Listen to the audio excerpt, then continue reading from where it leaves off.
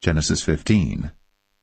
After these things, the word of the Lord came unto Abram in a vision, saying, Fear not, Abram, I am thy shield, and thy exceeding great reward. And Abram said, Lord God, what wilt thou give me, seeing I go childless? And the steward of my house is this Eliezer of Damascus. And Abram said, Behold, to me thou hast given no seed, and lo, one born in my house is mine heir. And behold, the word of the Lord came unto him, saying, This shall not be thine heir, but he that shall come forth out of thine own bowels shall be thine heir. And he brought him forth abroad, and said, Look now toward heaven, and tell the stars, if thou be able to number them. And he said unto him, So shall thy seed be. And he believed in the Lord, and he counted it to him for righteousness. And he said unto him, I am the Lord that brought thee out of Ur of the Chaldees, to give thee this land to inherit it. And he said, Lord God, whereby shall I know that I shall inherit it?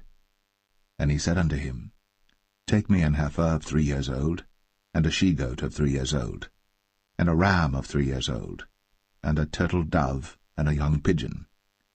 And he took unto him all these, and divided them in the midst, and laid each piece one against another. But the birds divided he not. And when the fowls came down upon the carcasses, Abram drove them away.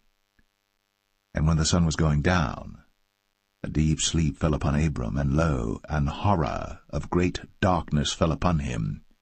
And he said unto Abram, Know of a surety that thy seed shall be a stranger in a land that is not theirs, and shall serve them, and they shall afflict them 400 years. And also that nation whom they shall serve will I judge, and afterward shall they come out with great substance. And thou shalt go to thy fathers in peace. Thou shalt be buried in a good old age. But in the 4th generation they shall come hither again, for the iniquity of the Amorites is not yet full. And it came to pass, that when the sun went down, and it was dark, behold, a smoking furnace, and a burning lamp that passed between those pieces. In the same day the Lord made a covenant with Abram, saying, Unto thy seed have I given this land, from the river of Egypt unto the great river, the river Euphrates, the Kenites, and the Kenizzites, and the Cadmonites, and the Hittites, and the Perizzites, and the Rephaims, and the Amorites, and the Canaanites, and the Girgashites, and the Jebusites.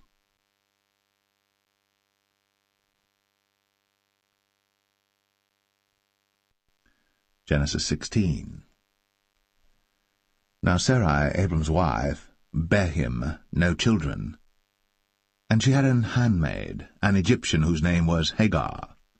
And Sarai said unto Abram, Behold now, the Lord hath restrained me from bearing. I pray thee, go in unto my maid. It may be that I may obtain children by her. And Abram hearkened to the voice of Sarai. And Sarai, Abram's wife, took Hagar her maid, the Egyptian, after Abram had dwelt 10 years in the land of Canaan, and gave her to her husband Abram to be his wife. And he went in unto Hagar, and she conceived. And when she saw that she had conceived, her mistress was despised in her eyes. And Sarai said unto Abram, My wrong be upon thee. I have given my maid into thy bosom, and when she saw that she had conceived, I was despised in her eyes. The Lord judge between me and thee. But Abram said unto Sarai, Behold, thy maid is in thy hand. Do to her as it pleaseth thee. And when Sarai dealt hardly with her, she fled from her face. And the angel of the Lord found her by a fountain of water in the wilderness, by the fountain in the way to Shur. And he said, Hagar, Sarai's maid, whence camest thou? And whither wilt thou go? And she said, I flee from the face of my mistress Sarai. And the angel of the Lord said unto her, Return to thy mistress, and submit thyself unto her hands. And the angel of the Lord said unto her, I will multiply thy seed exceedingly, that it shall not be numbered for multitude. And the angel of the Lord said unto her, Behold, thou art with child, and shalt bear a son, and shalt call his name Ishmael, because the Lord hath heard thy affliction. And he will be a wild man, his hand will be against every man, and every man's hand against him. And he shall dwell in the presence of all his brethren. And she called the name of the Lord that spake unto her, Thou God seest me.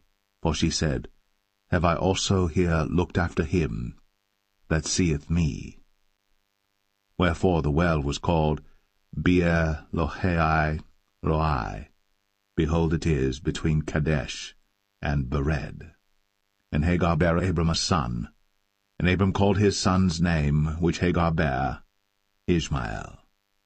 And Abram was 86 years old, when Hagar bare Ishmael to Abram.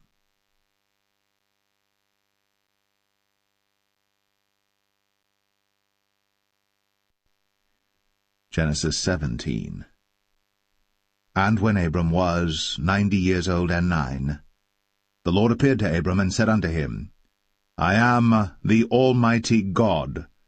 Walk before me, and be thou perfect. And I will make my covenant between me and thee, and will multiply thee exceedingly. And Abram fell on his face. And God talked with him, saying, As for me, behold, my covenant is with thee, and thou shalt be a father of many nations. Neither shall thy name any more be called Abram, but thy name shall be Abraham. For a father of many nations have I made thee. And I will make thee exceeding fruitful, and I will make nations of thee, and kings shall come out of thee. And I will establish my covenant between me and thee and thy seed after thee in their generations for an everlasting covenant, to be a God unto thee, and to thy seed after thee. And I will give unto thee and to thy seed after thee the land wherein thou art a stranger, all the land of Canaan, for an everlasting possession, and I will be their God. And God said unto Abraham, Thou shalt keep my covenant therefore, thou and thy seed after thee in their generations. This is my covenant which ye shall keep between me and you and thy seed after thee. Every man-child among you shall be circumcised, and ye shall circumcise the flesh of your foreskin, and it shall be a token of the covenant betwixt me and you. And he that is 8 days old shall be circumcised among you, every man-child in your generations, he that is born in the house, or bought with money of any stranger, which is not of thy seed. He that is born in thy house, and he that is bought with thy money, must needs be circumcised. And my covenant shall be in your flesh, for an everlasting covenant. And the uncircumcised man-child, whose flesh of his foreskin is not circumcised, that soul shall be cut off from his people. He hath broken my covenant. And God said unto Abraham, As for Sarai thy wife, thou shalt not call her name Sarai, but Sarah shall her name be. And I will bless her, and give thee a son also of her. Yea, I will bless her, and she shall be a mother of nations. Kings of people shall be of her. Then Abram fell upon his face, and laughed, and said in his heart, Shall a child be born unto him that is 100 years old? And shall Sarah that is 90 years old bear? And Abraham said unto God, O that Ishmael might live before thee. And God said, Sarah thy wife shall bear thee a son indeed, and thou shalt call his name Isaac. And I will establish my covenant with him for an everlasting covenant, and with his seed after him. And as for Ishmael, I have heard thee. Behold, I have blessed him, and will make him fruitful, and will multiply him exceedingly. 12 princes shall he beget, and I will make him a great nation. But my covenant will I establish with Isaac, which Sarah shall bear unto thee. at this set time in the next year. And he left off talking with him, and God went up from Abraham. And Abraham took Ishmael his son, and all that were born in his house, and all that were bought with his money, every male among the men of Abraham's house, and circumcised the flesh of their foreskin in the selfsame day, as God had said unto him. And Abraham was 90 years old and 9, when he was circumcised in the flesh of his foreskin. And Ishmael his son was 13 years old, when he was circumcised in the flesh of his foreskin. In the selfsame day was Abraham circumcised, and Ishmael his son. And all the men of his house, born in the house, and bought with money of the stranger, were circumcised with him.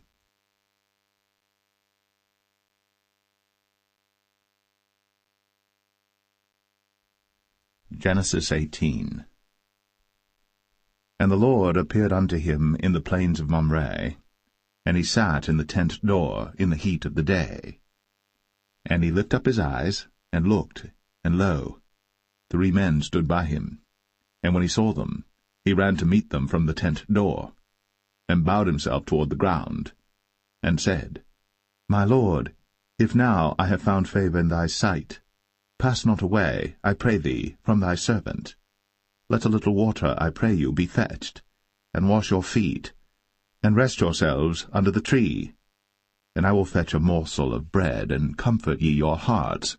After that ye shall pass on, for therefore are ye come to your servant. And they said, So do, as thou hast said. And Abraham hastened into the tent unto Sarah, and said, Make ready quickly 3 measures of fine meal, knead it, and make cakes upon the hearth. And Abraham ran unto the herd, and fetched a calf tender and good, and gave it unto a young man, and he hasted to dress it. And he took butter and milk, and the calf which he had dressed, and set it before them. And he stood by them under the tree, and they did eat. And they said unto him, Where is Sarah thy wife? And he said, Behold, in the tent. And he said, I will certainly return unto thee according to the time of life, and lo, Sarah thy wife shall have a son. And Sarah heard it in the tent door, which was behind him. Now Abraham and Sarah were old, and well stricken in age, and it ceased to be with Sarah, after the manner of women. Therefore Sarah laughed within herself, saying, After I am waxed old shall I have pleasure, my Lord being old also? And the Lord said unto Abraham, Wherefore did Sarah laugh, saying, Shall I of a surety bear a child, which am old? Is anything too hard for the Lord? At the time appointed I will return unto thee according to the time of life, and Sarah shall have a son. Then Sarah denied, saying, I laughed not, for she was afraid. And he said, Nay, but thou didst laugh. And the men rose up from thence, and looked toward Sodom. And Abraham went with them to bring them on the way. And the Lord said, Shall I hide from Abraham that thing which I do? Seeing that Abraham shall surely become a great and mighty nation, and all the nations of the earth shall be blessed in him. For I know him, that he will command his children and his household after him, and they shall keep the way of the Lord to do justice and judgment, that the Lord may bring upon Abraham that which he hath spoken of him. And the Lord said, Because the cry of Sodom and Gomorrah is great, and because their sin is very grievous, I will go down now, and see whether they have done altogether according to the cry of it, which is come unto me. And if not, I will know. And the men turned their faces from thence, and went toward Sodom. But Abraham stood yet before the Lord. And Abraham drew near, and said, Wilt thou also destroy the righteous with the wicked? Peradventure there be 50 righteous within the city. Wilt thou also destroy, and not spare the place, for the 50 righteous that are therein? That be far from thee to do after this manner, to slay the righteous with the wicked, and that the righteous should be as the wicked, that be far from thee? Shall not the judge of all the earth do right? And the Lord said, If I find in Sodom 50 righteous within the city, then I will spare all the place for their sakes. And Abraham answered and said, Behold now, I have taken upon me to speak unto the Lord, which am but dust and ashes. Peradventure, there shall lack 5 of the 50 righteous. Wilt thou destroy all the city for lack of 5? And he said, If I find there 40 and 5, I will not destroy it. And he spake unto him yet again, and said, Peradventure, there shall be 40 found there. And he said, I will not do it for 40's sake. And he said unto him, O, let not the Lord be angry, and I will speak. Peradventure, there shall 30 be found there. And he said, I will not do it, if I find 30 there. And he said, Behold now, I have taken upon me to speak unto the Lord. Peradventure there shall be 20 found there. And he said, I will not destroy it for 20's sake. And he said, O, let not the Lord be angry, and I will speak yet but this once. Peradventure 10 shall be found there. And he said, I will not destroy it for 10's sake. And the Lord went his way, as soon as he had left communing with Abraham. And Abraham returned unto his place.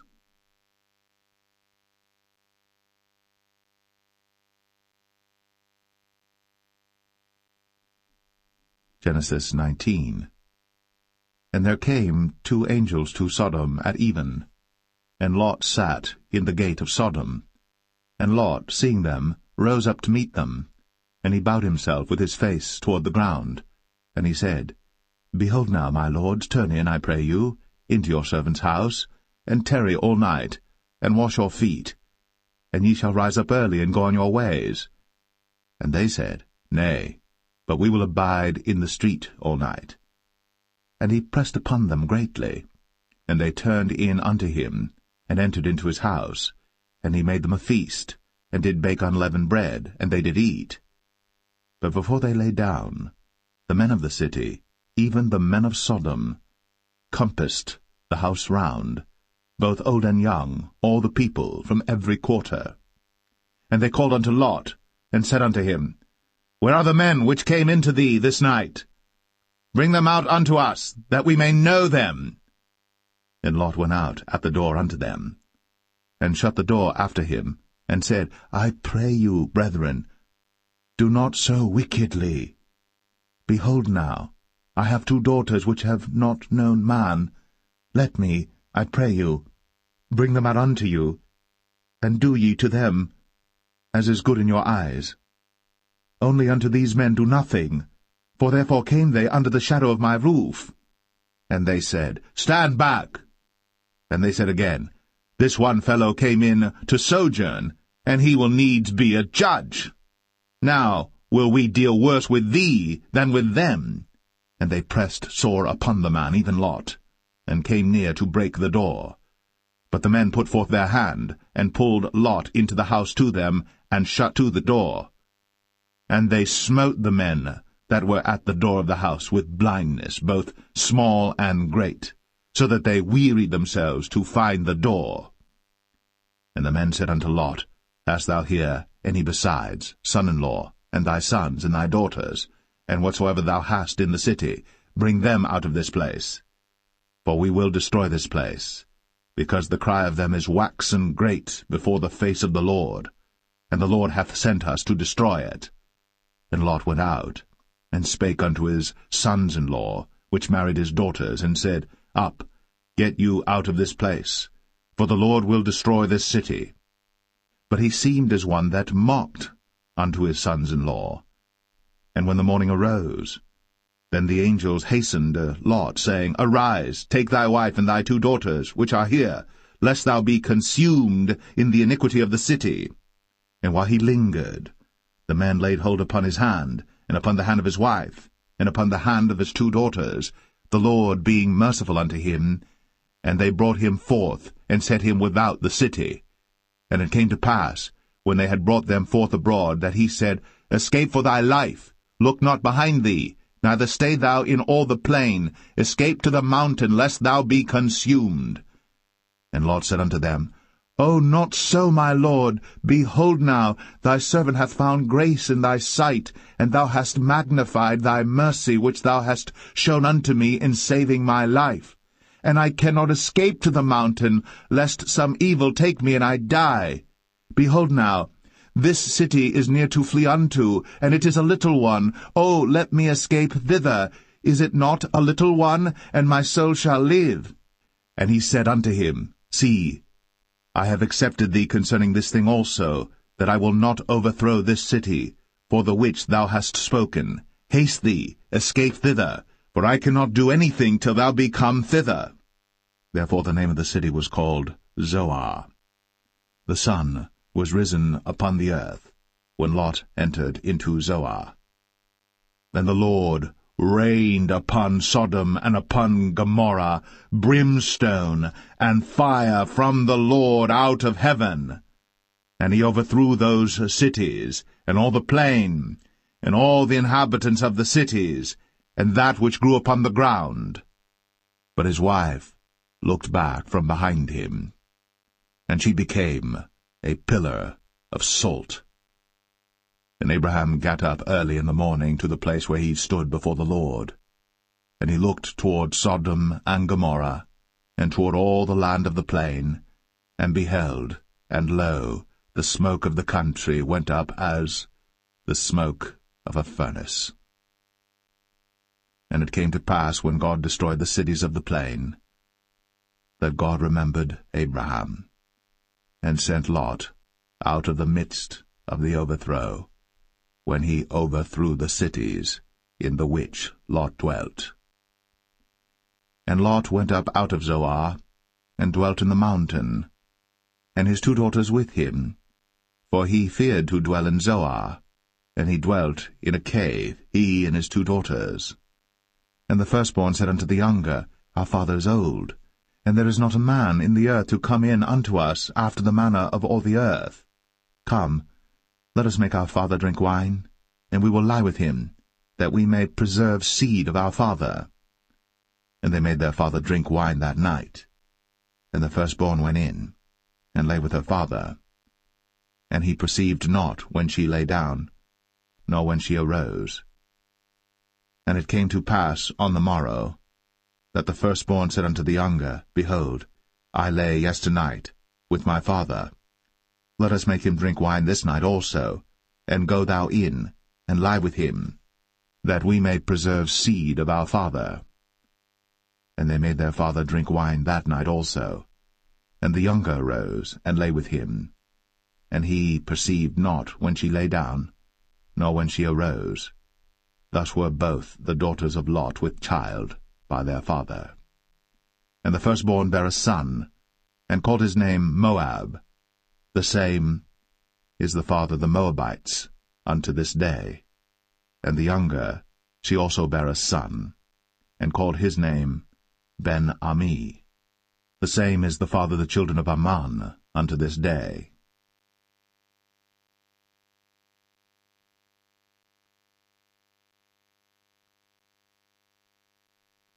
Genesis 20. And Abraham journeyed from thence toward the south country, and dwelled between Kadesh and Shur, and sojourned in Gerar. And Abraham said of Sarah his wife, She is my sister. And Abimelech king of Gerar sent and took Sarah. But God came to Abimelech in a dream by night, and said to him, Behold, thou art but a dead man, for the woman which thou hast taken, for she is a man's wife. But Abimelech had not come near her, and he said, Lord, wilt thou slay also a righteous nation? Said he not unto me, She is my sister? And she, even she herself, said, He is my brother? In the integrity of my heart, and innocency of my hands, have I done this. And God said unto him in a dream, Yea, I know that thou didst this in the integrity of thy heart. For I also withheld thee from sinning against me. Therefore suffered I thee not to touch her.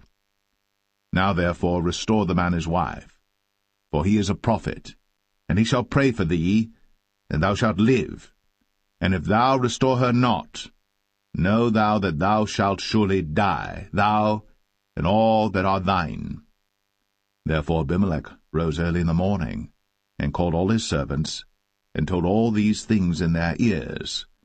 And the men were sore afraid.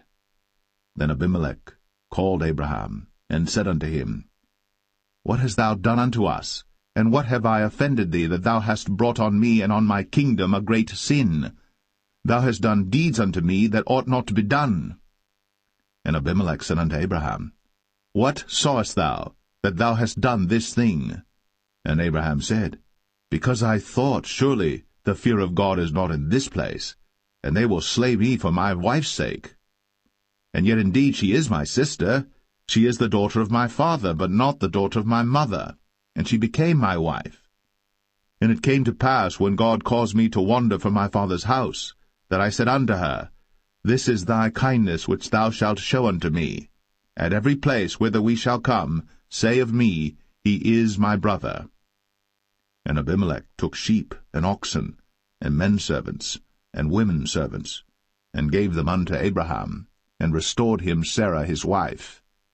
And Abimelech said, Behold, my land is before thee. Dwell where it pleaseth thee. And unto Sarah he said, Behold, I have given thy brother 1,000 pieces of silver. Behold, he is to thee a covering of the eyes, unto all that are with thee, and with all other. Thus she was reproved. So Abraham prayed unto God, and God healed Abimelech and his wife and his maidservants, and they bare children. For the Lord had fast closed up all the wombs of the house of Abimelech, because of Sarah, Abraham's wife.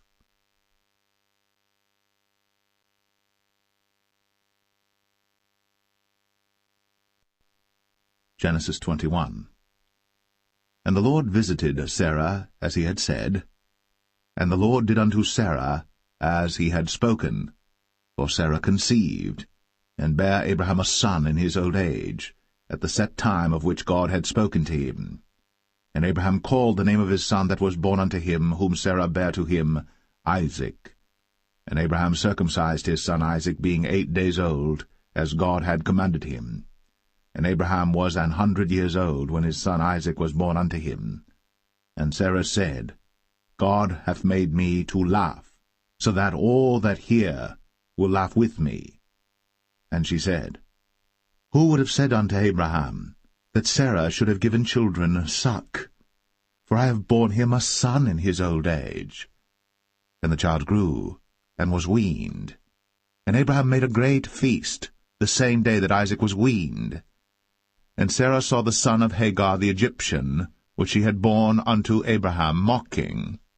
Wherefore she said unto Abraham, Cast out this bondwoman and her son, for the son of this bondwoman shall not be heir with my son, even with Isaac. And the thing was very grievous in Abraham's sight because of his son. And God said unto Abraham, Let it not be grievous in thy sight, because of the lad, and because of thy bondwoman. In all that Sarah hath said unto thee, hearken unto her voice, for in Isaac shall thy seed be called. And also of the son of the bondwoman will I make a nation, because he is thy seed. And Abraham rose up early in the morning, and took bread and a bottle of water, and gave it unto Hagar, putting it on her shoulder, and the child, and sent her away, and she departed and wandered in the wilderness of Beersheba. And the water was spent in the bottle, and she cast the child under one of the shrubs, and she went and sat her down over against him a good way off, as it were a bowshot, for she said, Let me not see the death of the child.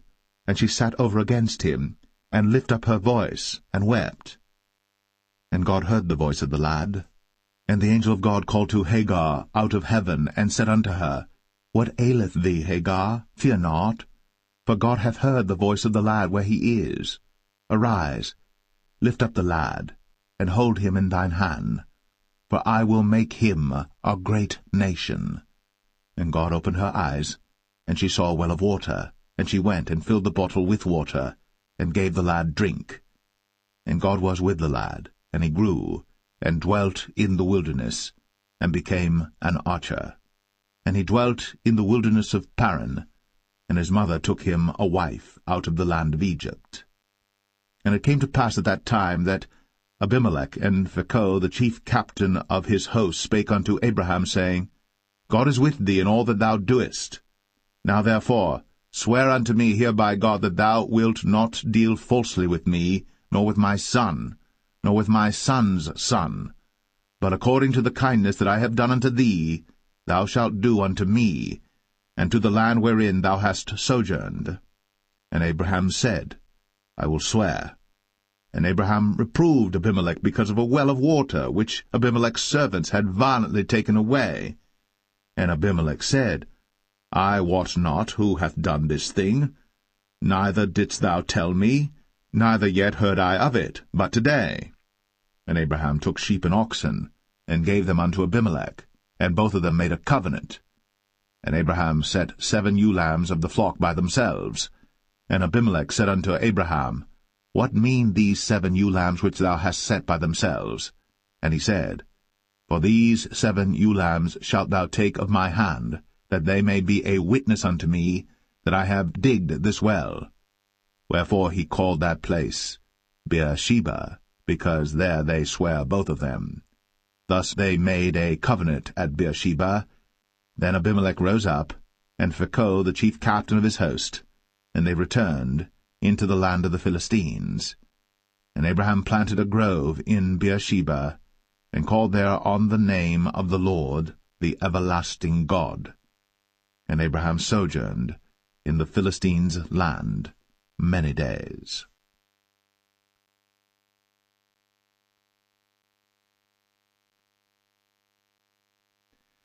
Genesis 22. And it came to pass, after these things, that God did tempt Abraham, and said unto him, Abraham! And he said, Behold, here I am. And he said, Take now thy son, thine only son Isaac, whom thou lovest, and get thee into the land of Moriah, and offer him there for a burnt offering upon one of the mountains which I will tell thee of. And Abraham rose up early in the morning, and saddled his ass, and took 2 of his young men with him, and Isaac his son, and clave the wood for the burnt offering, and rose up, and went unto the place of which God had told him. Then on the 3rd day Abraham lifted up his eyes, and saw the place afar off. And Abraham said unto his young men, Abide ye here with the ass, and I and the lad will go yonder and worship, and come again to you. And Abraham took the wood of the burnt offering, and laid it upon Isaac his son. And he took the fire in his hand, and a knife, and they went both of them together. And Isaac spake unto Abraham his father, and said, My father? And he said, Here am I, my son. And he said, Behold, the fire and the wood. But where is the lamb for a burnt offering? And Abraham said, My son, God will provide himself a lamb for a burnt offering. So they went both of them together. And they came to the place which God had told him of. And Abraham built an altar there, and laid the wood in order, and bound Isaac his son, and laid him on the altar upon the wood. And Abraham stretched forth his hand, and took the knife to slay his son. And the angel of the Lord called unto him out of heaven, and said, Abraham, Abraham! And he said, Here am I. And he said, Lay not thine hand upon the lad, neither do thou anything unto him. For now I know that thou fearest God, seeing thou hast not withheld thy son, thine only son, from me. And Abraham lifted up his eyes, and looked, and behold, behind him a ram caught in a thicket by his horns. And Abraham went, and took the ram, and offered him up for a burnt offering in the stead of his son. And Abraham called the name of that place Jehovah-Jireh, as it is said to this day, In the mount of the Lord it shall be seen. And the angel of the Lord called unto Abraham out of heaven the second time, and said, By myself have I sworn, saith the Lord, for because thou hast done this thing, and hast not withheld thy son, thine only son, that in blessing I will bless thee, and in multiplying I will multiply thy seed as the stars of the heaven, and as the sand which is upon the seashore, and thy seed shall possess the gate of his enemies. And in thy seed shall all the nations of the earth be blessed, because thou hast obeyed my voice. So Abraham returned unto his young men, and they rose up, and went together to Beersheba. And Abraham dwelt at Beersheba. And it came to pass after these things, that it was told Abraham, saying, Behold, Milcah, she hath also borne children unto thy brother Nahor, Huz his firstborn, and Buz his brother, and Kemuel the father of Aram, and Chesed, and Hazo, and Pildash, and Jidlaph, and Bethuel. And Bethuel begat Rebekah. These 8 Milcah did bear to Nahor, Abraham's brother. And his concubine, whose name was Rumah, she bare also Tebah, and Gaham, and Thahash, and Maacah.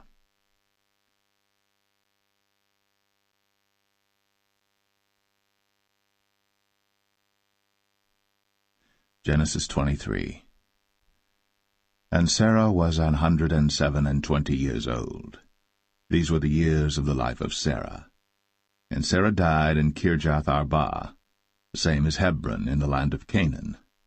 And Abraham came to mourn for Sarah, and to weep for her.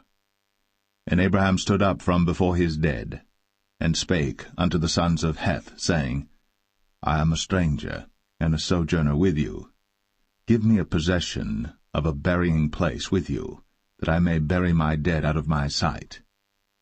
And the children of Heth answered Abraham, saying unto him, Hear us, my lord.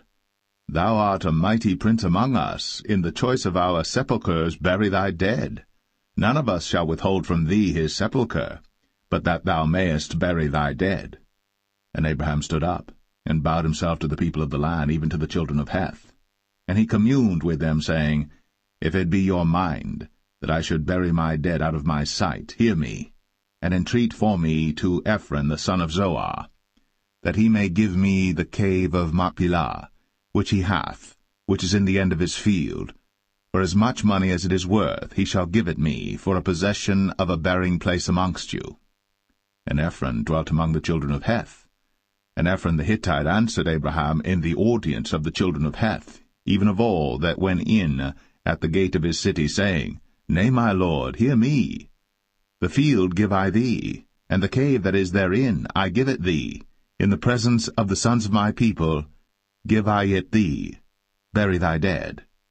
And Abraham bowed down himself before the people of the land. And he spake unto Ephron in the audience of the people of the land, saying, But if thou wilt give it, I pray thee, hear me. I will give thee money for the field. Take it of me, and I will bury my dead there. And Ephron answered Abraham, saying unto him, My lord, hearken unto me. The land is worth 400 shekels of silver. What is that betwixt me and thee? Bury therefore thy dead. And Abraham hearkened unto Ephron, and Abraham weighed to Ephron the silver, which he had named in the audience of the sons of Heth, 400 shekels of silver, current money, with the merchant. And the field of Ephron, which was in Machpelah, which was before Mamre, the field and the cave which was therein, and all the trees that were in the field, that were in all the borders round about, were made sure unto Abraham for a possession in the presence of the children of Heth, before all that went in at the gate of his city. And after this Abraham buried Sarah his wife, in the cave of the field of Machpelah before Mamre. The same is Hebron in the land of Canaan, and the field, and the cave that is therein, were made sure unto Abraham for a possession of a bearing place by the sons of Heth.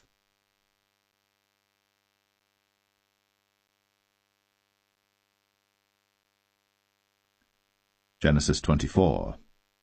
And Abraham was old, and well stricken in age. And the Lord had blessed Abraham in all things. And Abraham said unto his eldest servant of his house, that ruled over all that he had, Put, I pray thee, thy hand unto my thigh.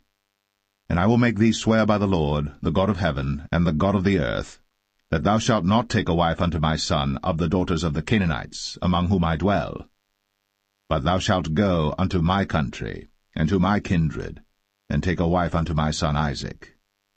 And the servant said unto him, Peradventure the woman will not be willing to follow me unto this land. Must I needs bring thy son again unto the land from whence thou camest?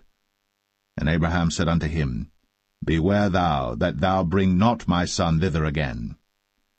The Lord God of heaven, which took me from my father's house, and from the land of my kindred, and which spake unto me, and that sware unto me, saying, Unto thy seed will I give this land, he shall send his angel before thee, and thou shalt take a wife unto my son from thence.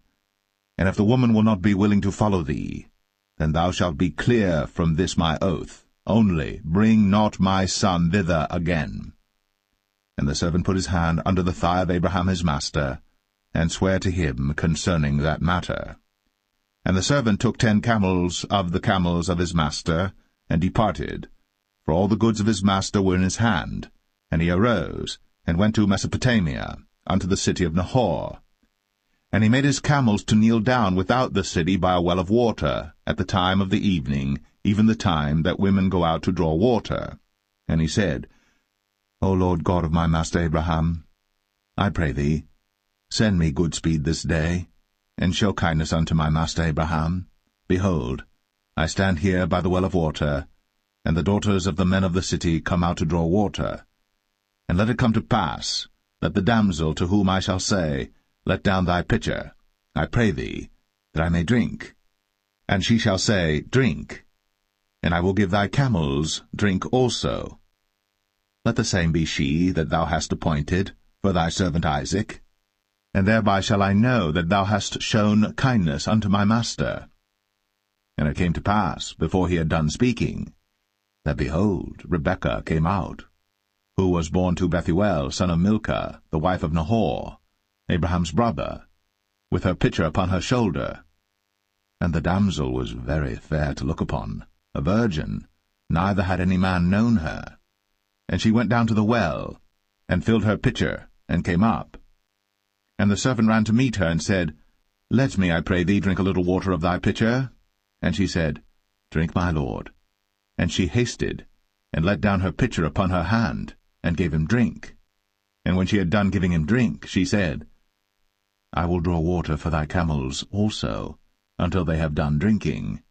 And she hasted, and emptied her pitcher into the trough, and ran again unto the well to draw water, and drew for all his camels. And the man, wondering at her, held his peace, to wit whether the Lord had made his journey prosperous or not. And it came to pass, as the camels had done drinking, that the man took a golden earring of 1/2 shekel weight, and 2 bracelets for her hands of 10 shekels weight of gold, and said, Whose daughter art thou? Tell me, I pray thee. Is there room in thy father's house for us to lodge in? And she said unto him, I am the daughter of Bethuel, the son of Milcah, which she bare unto Nahor. She said moreover unto him, We have both straw and provender enough, and room to lodge in. And the man bowed down his head, and worshipped the Lord. And he said, Blessed be the Lord God of my master Abraham, who hath not left destitute my master of his mercy and his truth. I being in the way, the Lord led me to the house of my master's brethren. And the damsel ran, and told them of her mother's house these things. And Rebekah had a brother, and his name was Laban. And Laban ran out unto the man, unto the well. And it came to pass, when he saw the earring and bracelets upon his sister's hands, and when he heard the words of Rebekah his sister, saying, Thus spake the man unto me, that he came unto the man, and behold, he stood by the camels at the well, and he said, Come in, thou blessed of the Lord. Wherefore standest thou without? For I have prepared the house and room for the camels. And the man came into the house, and he ungirded his camels, and gave straw and provender for the camels, and water to wash his feet, and the men's feet that were with him. And there was set meat before him to eat, but he said, I will not eat, until I have told mine errand. And he said, Speak on. And he said, I am Abraham's servant. And the Lord hath blessed my master greatly, and he is become great, and he hath given him flocks, and herds, and silver, and gold, and menservants, and maidservants, and camels, and asses. And Sarah my master's wife bare a son to my master when she was old, and unto him hath he given all that he hath. And my master made me swear, saying, Thou shalt not take a wife to my son of the daughters of the Canaanites in whose land I dwell, but thou shalt go unto my father's house, and to my kindred, and take a wife unto my son. And I said unto my master, Peradventure the woman will not follow me. And he said unto me, The Lord before whom I walk will send his angel with thee, and prosper thy way. And thou shalt take a wife for my son of my kindred, and of my father's house. Then shalt thou be clear from this my oath, when thou comest to my kindred. And if they give not thee one, thou shalt be clear from my oath. And I came this day unto the well, and said, O Lord God of my master Abraham, if now thou do prosper my way which I go, behold, I stand by the well of water. And it shall come to pass that when the virgin cometh forth to draw water, and I say to her, Give me, I pray thee, a little water of thy pitcher to drink, and she say to me, Both drink thou, and I will also draw for thy camels, let the same be the woman whom the Lord hath appointed out for my master's son. And before I had done speaking in mine heart, behold, Rebekah came forth with her pitcher on her shoulder, and she went down unto the well, and drew water. And I said unto her, Let me drink, I pray thee. And she made haste, and let down her pitcher from her shoulder, and said, Drink, and I will give thy camels drink also. So I drank, and she made the camels drink also. And I asked her, and said, Whose daughter art thou? And she said, The daughter of Bethuel, Nahor's son, whom Milcah bare unto him. And I put the earring upon her face, and the bracelets upon her hands. And I bowed down my head, and worshipped the Lord, and blessed the Lord God of my master Abraham, which had led me in the right way to take my master's brother's daughter unto his son. And now, if ye will deal kindly and truly with my master, tell me, and if not, tell me, that I may turn to the right hand or to the left. Then Laban and Bethuel answered and said, The thing proceedeth from the Lord. We cannot speak unto thee bad or good. Behold, Rebekah is before thee. Take her and go, and let her be thy master's son's wife, as the Lord hath spoken. And it came to pass that when Abraham's servant heard their words, he worshipped the Lord, bowing himself to the earth. And the servant brought forth jewels of silver and jewels of gold and raiment, and gave them to Rebekah. He gave also to her brother and to her mother precious things. And they did eat and drink, he and the men that were with him, and tarried all night. And they rose up in the morning, and he said, Send me away unto my master. And her brother and her mother said, Let the damsel abide with us a few days, at the least 10. After that she shall go. And he said unto them, Hinder me not, seeing the Lord hath prospered my way. Send me away that I may go to my master. And they said, We will call the damsel, and inquire at her mouth. And they called Rebekah, and said unto her, Wilt thou go with this man? And she said, I will go. And they sent away Rebekah, their sister, and her nurse, and Abraham's servant, and his men. And they blessed Rebekah, and said unto her, Thou art our sister. Be thou the mother of thousands of millions, and let thy seed possess the gate of those which hate them. And Rebekah arose, and her damsels, and they rode upon the camels, and followed the man. And the servant took Rebekah, and went his way. And Isaac came from the way of the well Lahai-roi, for he dwelt in the south country. And Isaac went out to meditate in the field at the eventide.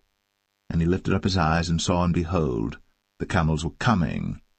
And Rebekah lifted up her eyes, and when she saw Isaac, she lighted off the camel. For she had said unto the servant, What man is this that walketh in the field to meet us? And the servant had said, It is my master. Therefore she took a veil, and covered herself. And the servant told Isaac all things that he had done. And Isaac brought her into his mother Sarah's tent, and took Rebekah, and she became his wife, and he loved her. And Isaac was comforted after his mother's death.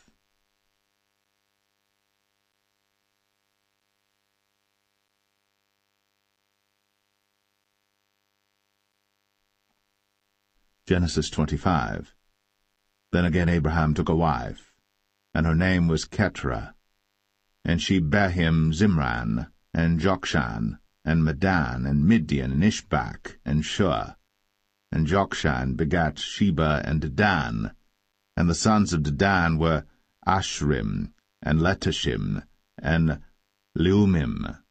And the sons of Midian, Ephah, and Epher, and Hanok, and Abidah, and Eldaah. All these were the children of Keturah. And Abraham gave all that he had unto Isaac. But unto the sons of the concubines which Abraham had, Abraham gave gifts, and sent them away from Isaac his son while he yet lived eastward unto the east country. And these are the days of the years of Abraham's life which he lived, 160 years. Then Abraham gave up the ghost, and died in a good old age, an old man, and full of years, and was gathered to his people. And his sons Isaac and Ishmael buried him in the cave of Machpelah in the field of Ephron the son of Zoar the Hittite, which is before Mamre, the field which Abraham purchased of the sons of Heth. There was Abraham buried, and Sarah his wife. And it came to pass after the death of Abraham that God blessed his son Isaac, and Isaac dwelt by the well, Lahai Roi. Now these are the generations of Ishmael, Abraham's son, whom Hagar the Egyptian, Sarah's handmaid, bare unto Abraham. And these are the names of the sons of Ishmael, by their names according to their generations: the firstborn of Ishmael, Nebajoth, and Kedar, and Abiel, and Mibsam, and Mishma, and Dumah, and Massa, Hadar, and Tema, Jetur, Naphish, and Kedemah. These are the sons of Ishmael, and these are their names by their towns and by their castles, 12 princes according to their nations. And these are the years of the life of Ishmael, 137 years. And he gave up the ghost, and died, and was gathered unto his people. And they dwelt from Havilah unto Shur, that is before Egypt, as thou goest toward Assyria. And he died in the presence of all his brethren. And these are the generations of Isaac, Abraham's son. Abraham begat Isaac. And Isaac was 40 years old when he took Rebekah to wife, the daughter of Bethuel the Syrian of Padan Aram, the sister to Laban the Syrian. And Isaac entreated the Lord for his wife, because she was barren.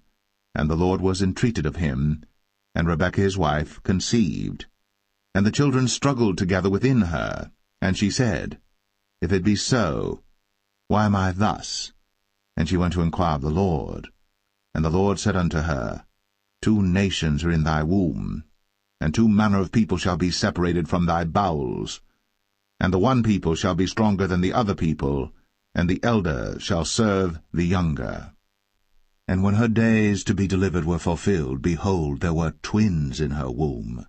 And the first came out red, all over, like an hairy garment. And they called his name Esau. And after that came his brother out, and his hand took hold on Esau's heel, and his name was called Jacob. And Isaac was 80 years old when she bare them. And the boys grew, and Esau was a cunning hunter, a man of the field, and Jacob was a plain man, dwelling in tents. And Isaac loved Esau because he did eat of his venison, but Rebekah loved Jacob. And Jacob sawed pottage, and Esau came from the field, and he was faint. And Esau said to Jacob, Feed me, I pray thee, with that same red pottage, for I am faint. Therefore was his name called Edom.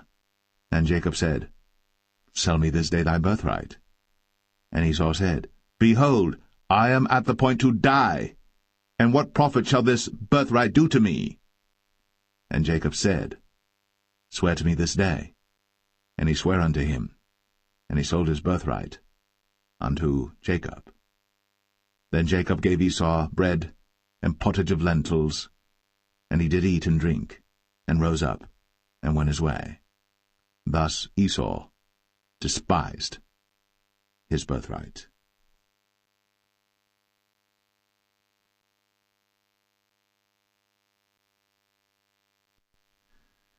Genesis 26. And there was a famine in the land beside the first famine that was in the days of Abraham. And Isaac went unto Abimelech king of the Philistines unto Gerar. And the Lord appeared unto him, and said, Go not down into Egypt. Dwell in the land which I shall tell thee of. Sojourn in this land, and I will be with thee, and will bless thee. For unto thee and unto thy seed I will give all these countries, and I will perform the oath which I sware unto Abraham thy father.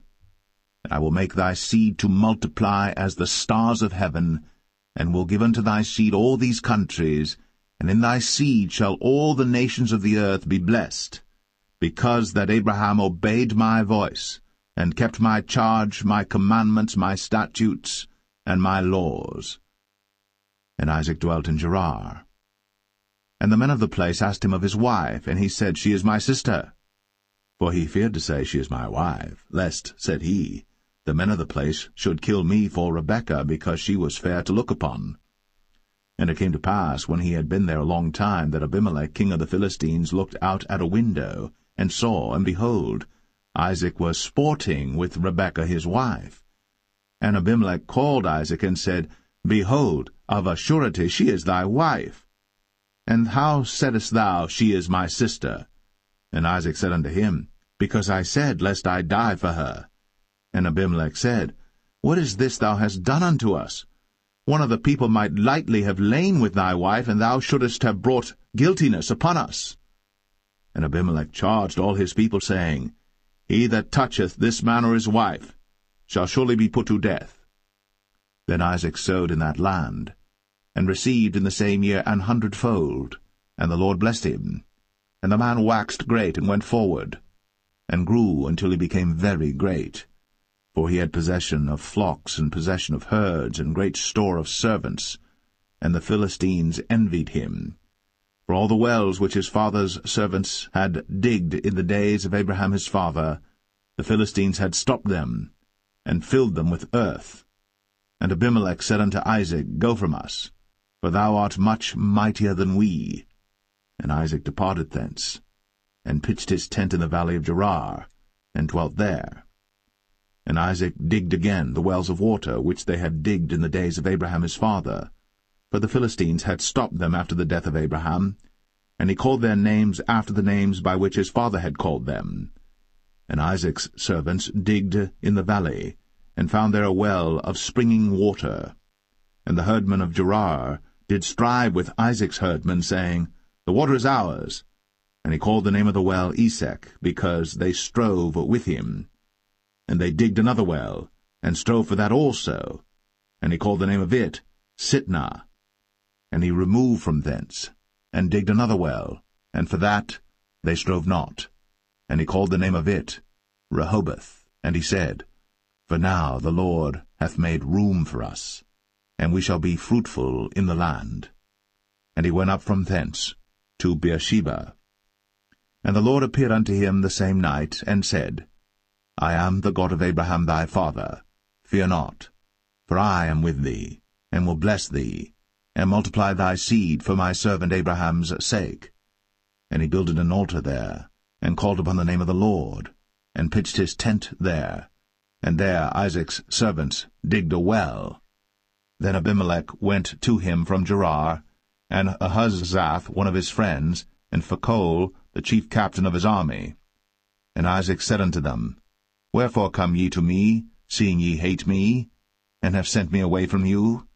And they said, We saw certainly that the Lord was with thee, and we said, Let there be now an oath betwixt us, even betwixt us and thee, and let us make a covenant with thee, that thou wilt do us no hurt, as we have not touched thee, and as we have done unto thee nothing but good, and have sent thee away in peace.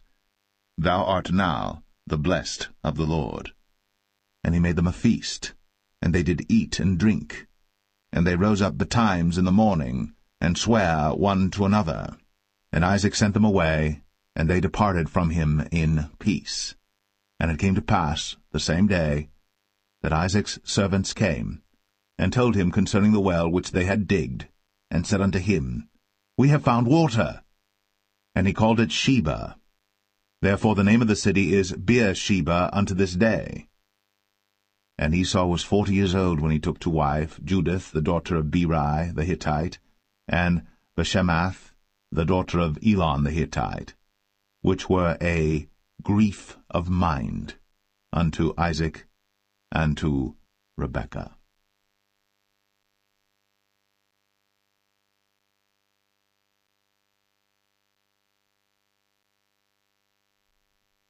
Genesis 27. And it came to pass that when Isaac was old, and his eyes were dim, so that he could not see, he called Esau his eldest son, and said unto him, My son. And he said unto him, Behold, here am I.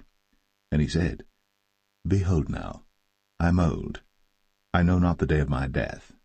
Now therefore take, I pray thee, thy weapons, thy quiver, and thy bow, and go out to the field, and take me some venison, and make me savory meat, such as I love, and bring it to me, that I may eat, that my soul may bless thee before I die. And Rebekah heard when Isaac spake to Esau his son. And Esau went to the field to hunt for venison, and to bring it. And Rebekah spake unto Jacob her son, saying, Behold, I heard thy father speak unto Esau thy brother, saying, Bring me venison, and make me savory meat, that I may eat, and bless thee before the Lord, before my death. Now therefore, my son, obey my voice according to that which I command thee. Go now to the flock, and fetch me from thence 2 good kids of the goats, and I will make them savory meat for thy father, such as he loveth. And thou shalt bring it to thy father, that he may eat, and that he may bless thee before his death. And Jacob said to Rebekah his mother, Behold, Esau my brother is a hairy man, and I am a smooth man. My father peradventure will feel me, and I shall seem to him as a deceiver, and I shall bring a curse upon me, and not a blessing. And his mother said unto him, Upon me be thy curse, my son, only obey my voice, and go fetch me them. And he went, and fetched, and brought them to his mother. And his mother made savory meat such as his father loved. And Rebekah took goodly raiment of her eldest son Esau, which were with her in the house, and put them upon Jacob her younger son. And she put the skins of the kids of the goats upon his hands, and upon the smooth of his neck. And she gave the savory meat, and the bread, which she had prepared, into the hand of her son Jacob. And he came unto his father, and said, My father. And he said, Here am I. Who art thou, my son? And Jacob said unto his father, I am Esau thy firstborn. I have done according as thou badest me. Arise, I pray thee, sit and eat of my venison, that thy soul may bless me. And Isaac said unto his son, How is it that thou hast found it so quickly, my son? And he said, Because the Lord thy God brought it to me. And Isaac said unto Jacob, Come near, I pray thee, that I may feel thee, my son, whether thou be my very son Esau, or not. And Jacob went near unto Isaac his father, and he felt him, and said, The voice is Jacob's voice, but the hands are the hands of Esau. And he discerned him not, because his hands were hairy, as his brother Esau's hands. So he blessed him. And he said, Art thou my very son Esau? And he said, I am. And he said, Bring it near to me, and I will eat of my son's venison, that my soul may bless thee. And he brought it near to him, and he did eat, and he brought him wine, and he drank. And his father Isaac said unto him, Come near now, and kiss me, my son. And he came near, and kissed him. And he smelled the smell of his raiment, and blessed him, and said, See, the smell of my son is as the smell of a field which the Lord hath blessed. Therefore God give thee of the dew of heaven, and the fatness of the earth, and plenty of corn and wine. Let people serve thee, and nations bow down to thee. Be Lord over thy brethren, and let thy mother's sons bow down to thee. Cursed be every one that curseth thee, and blessed be he that blesseth thee.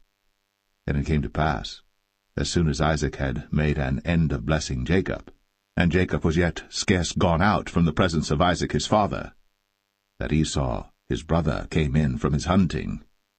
And he also had made savory meat, and brought it unto his father, and said unto his father, Let my father arise, and eat of his son's venison, that thy soul may bless me. And Isaac his father said unto him, Who art thou? And he said, I am thy son, thy firstborn, Esau. And Isaac trembled very exceedingly, and said, Who? Where is he that hath taken venison, and brought it me? And I have eaten of all before thou camest, and have blessed him, yea, and he shall be blessed.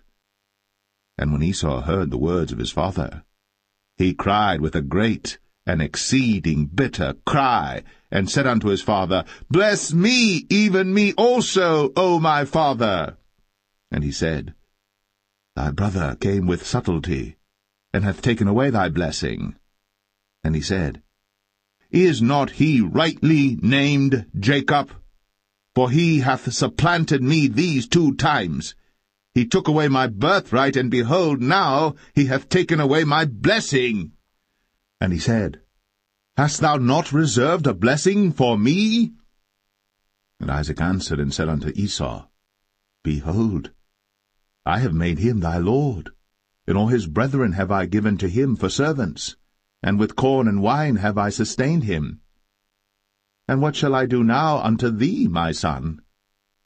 And Esau said unto his father, Hast thou but one blessing, my father? Bless me, even me also, O my father. And Esau lifted up his voice and wept. And Isaac his father answered and said unto him, Behold, thy dwelling shall be the fatness of the earth, and of the dew of heaven from above. And by thy sword shalt thou live, and shalt serve thy brother. And it shall come to pass that when thou shalt have the dominion, that thou shalt break his yoke from off thy neck. And Esau hated Jacob, because of the blessing wherewith his father blessed him. And Esau said in his heart, The days of mourning for my father are at hand. Then will I slay my brother Jacob. And these words of Esau her elder son were told to Rebekah, and she sent and called Jacob her younger son, and said unto him, Behold, thy brother Esau, as touching thee, doth comfort himself, purposing to kill thee. Now therefore, my son, obey my voice, and arise. Flee thou to Laban my brother, to Haran, and tarry with him a few days, until thy brother's fury turn away, until thy brother's anger turn away from thee, and he forget that which thou hast done to him. Then I will send and fetch thee from thence. Why should I be deprived also of you both in one day? And Rebekah said to Isaac, I am weary of my life because of the daughters of Heth. If Jacob take a wife of the daughters of Heth, such as these which are of the daughters of the land, what good shall my life do me?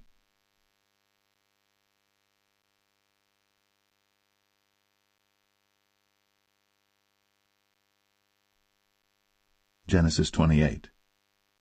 And Isaac called Jacob, and blessed him, and charged him, and said unto him, Thou shalt not take a wife of the daughters of Canaan. Arise, go to Padan Aram, to the house of Bethuel thy mother's father, and take thee a wife from thence of the daughters of Laban, thy mother's brother. And God Almighty bless thee, and make thee fruitful, and multiply thee, that thou mayest be a multitude of people, and give thee the blessing of Abraham to thee, and to thy seed with thee, that thou mayest inherit the land wherein thou art a stranger, which God gave unto Abraham. And Isaac sent away Jacob, and he went to Padan Aram unto Laban, son of Bethuel the Syrian, the brother of Rebekah, Jacob's and Esau's mother. When Esau saw that Isaac had blessed Jacob, and sent him away to Padan Aram, to take him a wife from thence, and that as he blessed him he gave him a charge, saying, Thou shalt not take a wife of the daughters of Canaan, and that Jacob obeyed his father and his mother, and was gone to Padan Aram. And Esau, seeing that the daughters of Canaan pleased not Isaac his father, then went Esau unto Ishmael, and took unto the wives which he had Mahalath, the daughter of Ishmael, Abraham's son, the sister of Nebajoth, to be his wife. And Jacob went out from Beersheba, and went toward Haran. And he lighted upon a certain place, and tarried there all night, because the sun was set. And he took of the stones of that place, and put them for his pillows, and lay down in that place to sleep. And he dreamed, and behold, a ladder set up on the earth, and the top of it reached to heaven, and behold, the angels of God ascending and descending on it. And behold, the Lord stood above it, and said, I am the Lord God of Abraham thy father, and the God of Isaac. The land whereon thou liest, to thee will I give it, and to thy seed. And thy seed shall be as the dust of the earth, and thou shalt spread abroad to the west, and to the east, and to the north, and to the south. And in thee and in thy seed shall all the families of the earth be blessed. And behold, I am with thee, and will keep thee in all places whither thou goest, and will bring thee again into this land. For I will not leave thee, until I have done that which I have spoken to thee of. And Jacob awaked out of his sleep, and he said, Surely the Lord is in this place, and I knew it not. And he was afraid, and said, How dreadful is this place! This is none other but the house of God, and this is the gate of heaven. And Jacob rose up early in the morning, and took the stone that he had put for his pillows, and set it up for a pillar, and poured oil upon the top of it. And he called the name of that place Bethel, but the name of that city was called Luz at the first.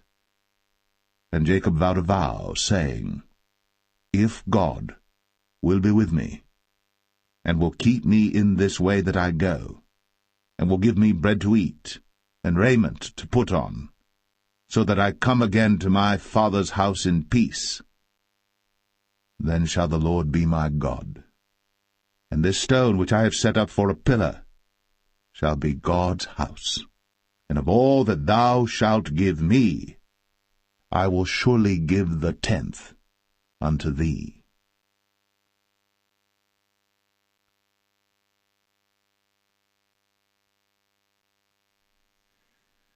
Genesis 29. Then Jacob went on his journey, and came into the land of the people of the east. And he looked, and behold, a well in the field, and lo, there were 3 flocks of sheep lying by it.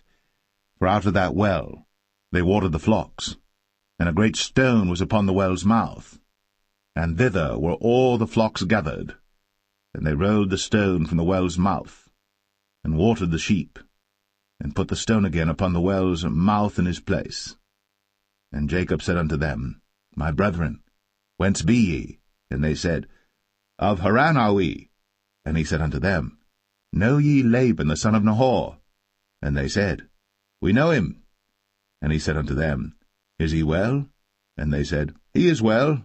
And behold, Rachel his daughter cometh with the sheep. And he said, Lo, it is yet high day, neither is it time that the cattle should be gathered together. Water ye the sheep, and go and feed them. And they said, We cannot until all the flocks be gathered together, until they roll the stone from the well's mouth. Then we water the sheep.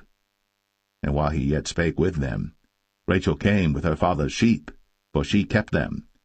And it came to pass, when Jacob saw Rachel the daughter of Laban his mother's brother, and the sheep of Laban his mother's brother, that Jacob went near, and rolled the stone from the well's mouth, and watered the flock of Laban his mother's brother. And Jacob kissed Rachel, and lifted up his voice and wept. And Jacob told Rachel that he was her father's brother, and that he was Rebekah's son. And she ran and told her father. And it came to pass, when Laban heard the tidings of Jacob his sister's son, that he ran to meet him, and embraced him, and kissed him, and brought him to his house. And he told Laban all these things. And Laban said to him, Surely thou art my bone and my flesh. And he abode with him the space of a month. And Laban said unto Jacob, Because thou art my brother, shouldest thou therefore serve me for naught? Tell me, what shall thy wages be? And Laban had 2 daughters.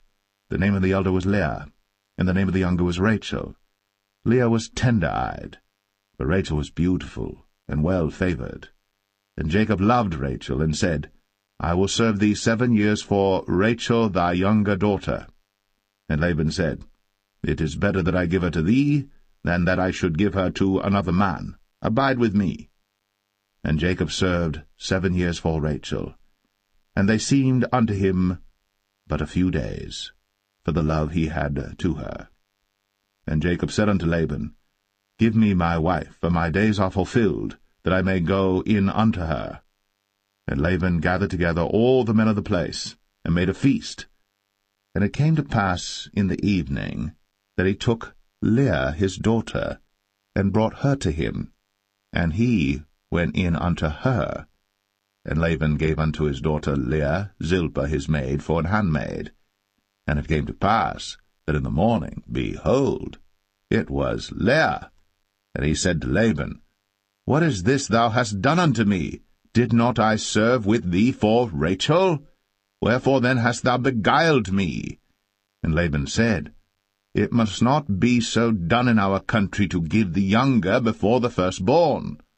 Fulfill her week, and we will give thee this also for the service which thou shalt serve with me yet 7 other years. And Jacob did so, and fulfilled her week, and he gave him Rachel his daughter to wife also. And Laban gave to Rachel his daughter Bilhah his handmaid to be her maid. And he went in also unto Rachel. And he loved also Rachel more than Leah, and served with him yet 7 other years. And when the Lord saw that Leah was hated, he opened her womb. But Rachel was barren, and Leah conceived, and bare a son. And she called his name Reuben, for she said, Surely the Lord hath looked upon my affliction, now therefore my husband will love me. And she conceived again, and bare a son, and said, Because the Lord hath heard that I was hated, he hath therefore given me this son also. And she called his name Simeon. And she conceived again, and bare a son, and said, Now this time will my husband be joined unto me, because I have borne him 3 sons. Therefore was his name called Levi. And she conceived again, and bare a son, and she said, Now will I praise the Lord. Therefore she called his name Judah, and left bearing.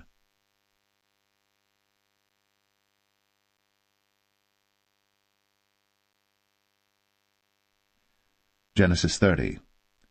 And when Rachel saw that she bare Jacob no children, Rachel envied her sister, and said unto Jacob, Give me children, or else I die.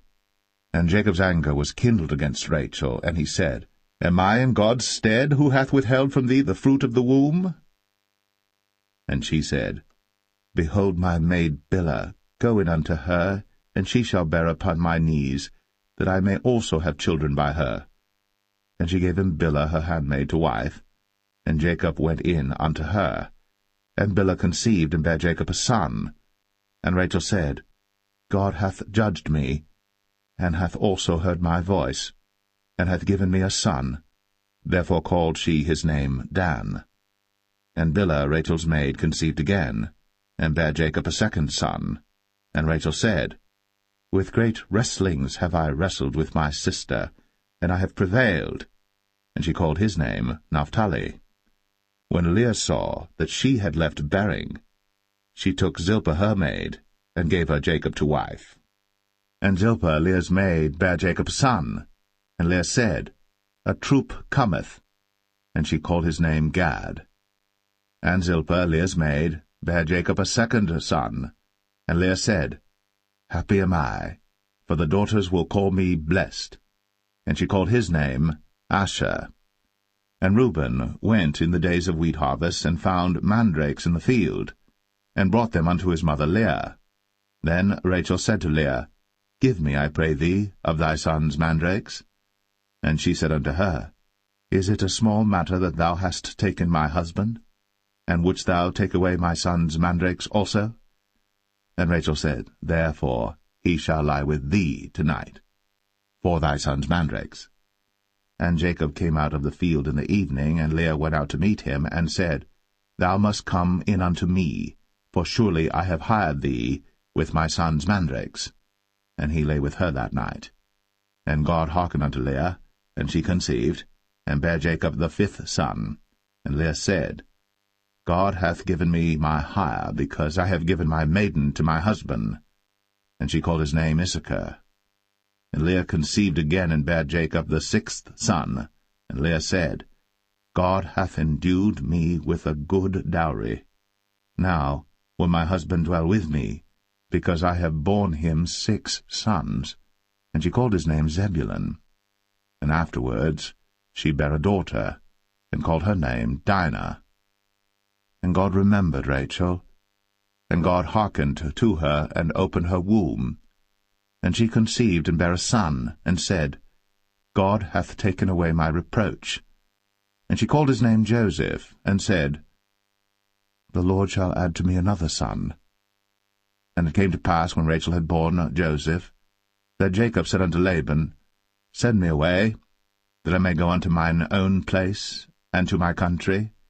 Give me my wives and my children, for whom I have served thee, and let me go, for thou knowest my service which I have done thee. And Laban said unto him, I pray thee, if I have found favour in thine eyes, tarry, for I have learned by experience that the Lord hath blessed me for thy sake. And he said, Appoint me thy wages, and I will give it.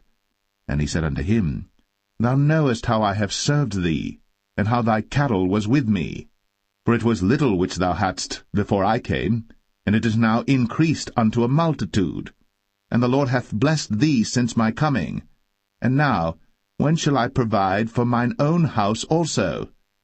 And he said, What shall I give thee? And Jacob said, Thou shalt not give me anything. If thou wilt do this thing for me, I will again feed and keep thy flock. I will pass through all thy flock today, removing from thence all the speckled and spotted cattle, and all the brown cattle among the sheep, and the spotted and speckled among the goats, and of such shall be my hire. So shall my righteousness answer for me in time to come, when it shall come for my hire before thy face, every one that is not speckled and spotted among the goats, and brown among the sheep, that shall be counted stolen with me. And Laban said, Behold, I would it might be according to thy word. And he removed that day the he-goats that were ring-straked and spotted, and all the she-goats that were speckled and spotted, and every one that had some white in it, and all the brown among the sheep, and gave them into the hand of his sons. And he set 3 days' journey betwixt himself and Jacob fed the rest of Laban's flocks.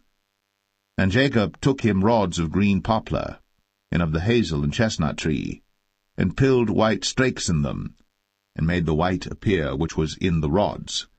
And he set the rods which he had pilled before the flocks in the gutters, in the watering troughs, when the flocks came to drink, that they should conceive when they came to drink. And the flocks conceived before the rods, and brought forth cattle ring-straked, speckled, and spotted. And Jacob did separate the lambs, and set the faces of the flocks toward the ring-straked, and all the brown in the flock of Laban. And he put his own flocks by themselves, and put them not unto Laban's cattle. And it came to pass, whensoever the stronger cattle did conceive, that Jacob laid the rods before the eyes of the cattle in the gutters, that they might conceive among the rods. But when the cattle were feeble, he put them not in.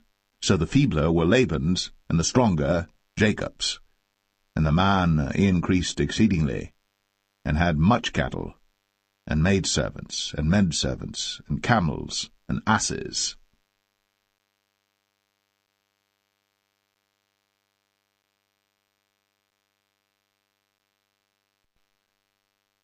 Genesis 31. And he heard the words of Laban's sons, saying, Jacob hath taken away all that was our father's, and of that which was our father's hath he gotten all this glory. And Jacob beheld the countenance of Laban, and behold, it was not toward him as before. And the Lord said unto Jacob, Return unto the land of thy fathers, and to thy kindred, and I will be with thee. And Jacob sent and called Rachel and Leah to the field unto his flock, and said unto them, I see your father's countenance, that it is not toward me as before, but the God of my father hath been with me. And ye know that with all my power I have served your father. And your father hath deceived me, and changed my wages 10 times. But God suffered him not to hurt me. If he said thus, The speckled shall be thy wages, then all the cattle bear speckled. And if he said thus, The ring-straked shall be thy hire, then bear all the cattle ring-straked. Thus God hath taken away the cattle of your father, and given them to me. And it came to pass at the time that the cattle conceived, that I lifted up mine eyes, and saw in a dream, and behold, the rams which leaped upon the cattle were ring-straked, speckled, and grizzled. And the angel of God spake unto me in a dream, saying, Jacob. And I said, Here am I.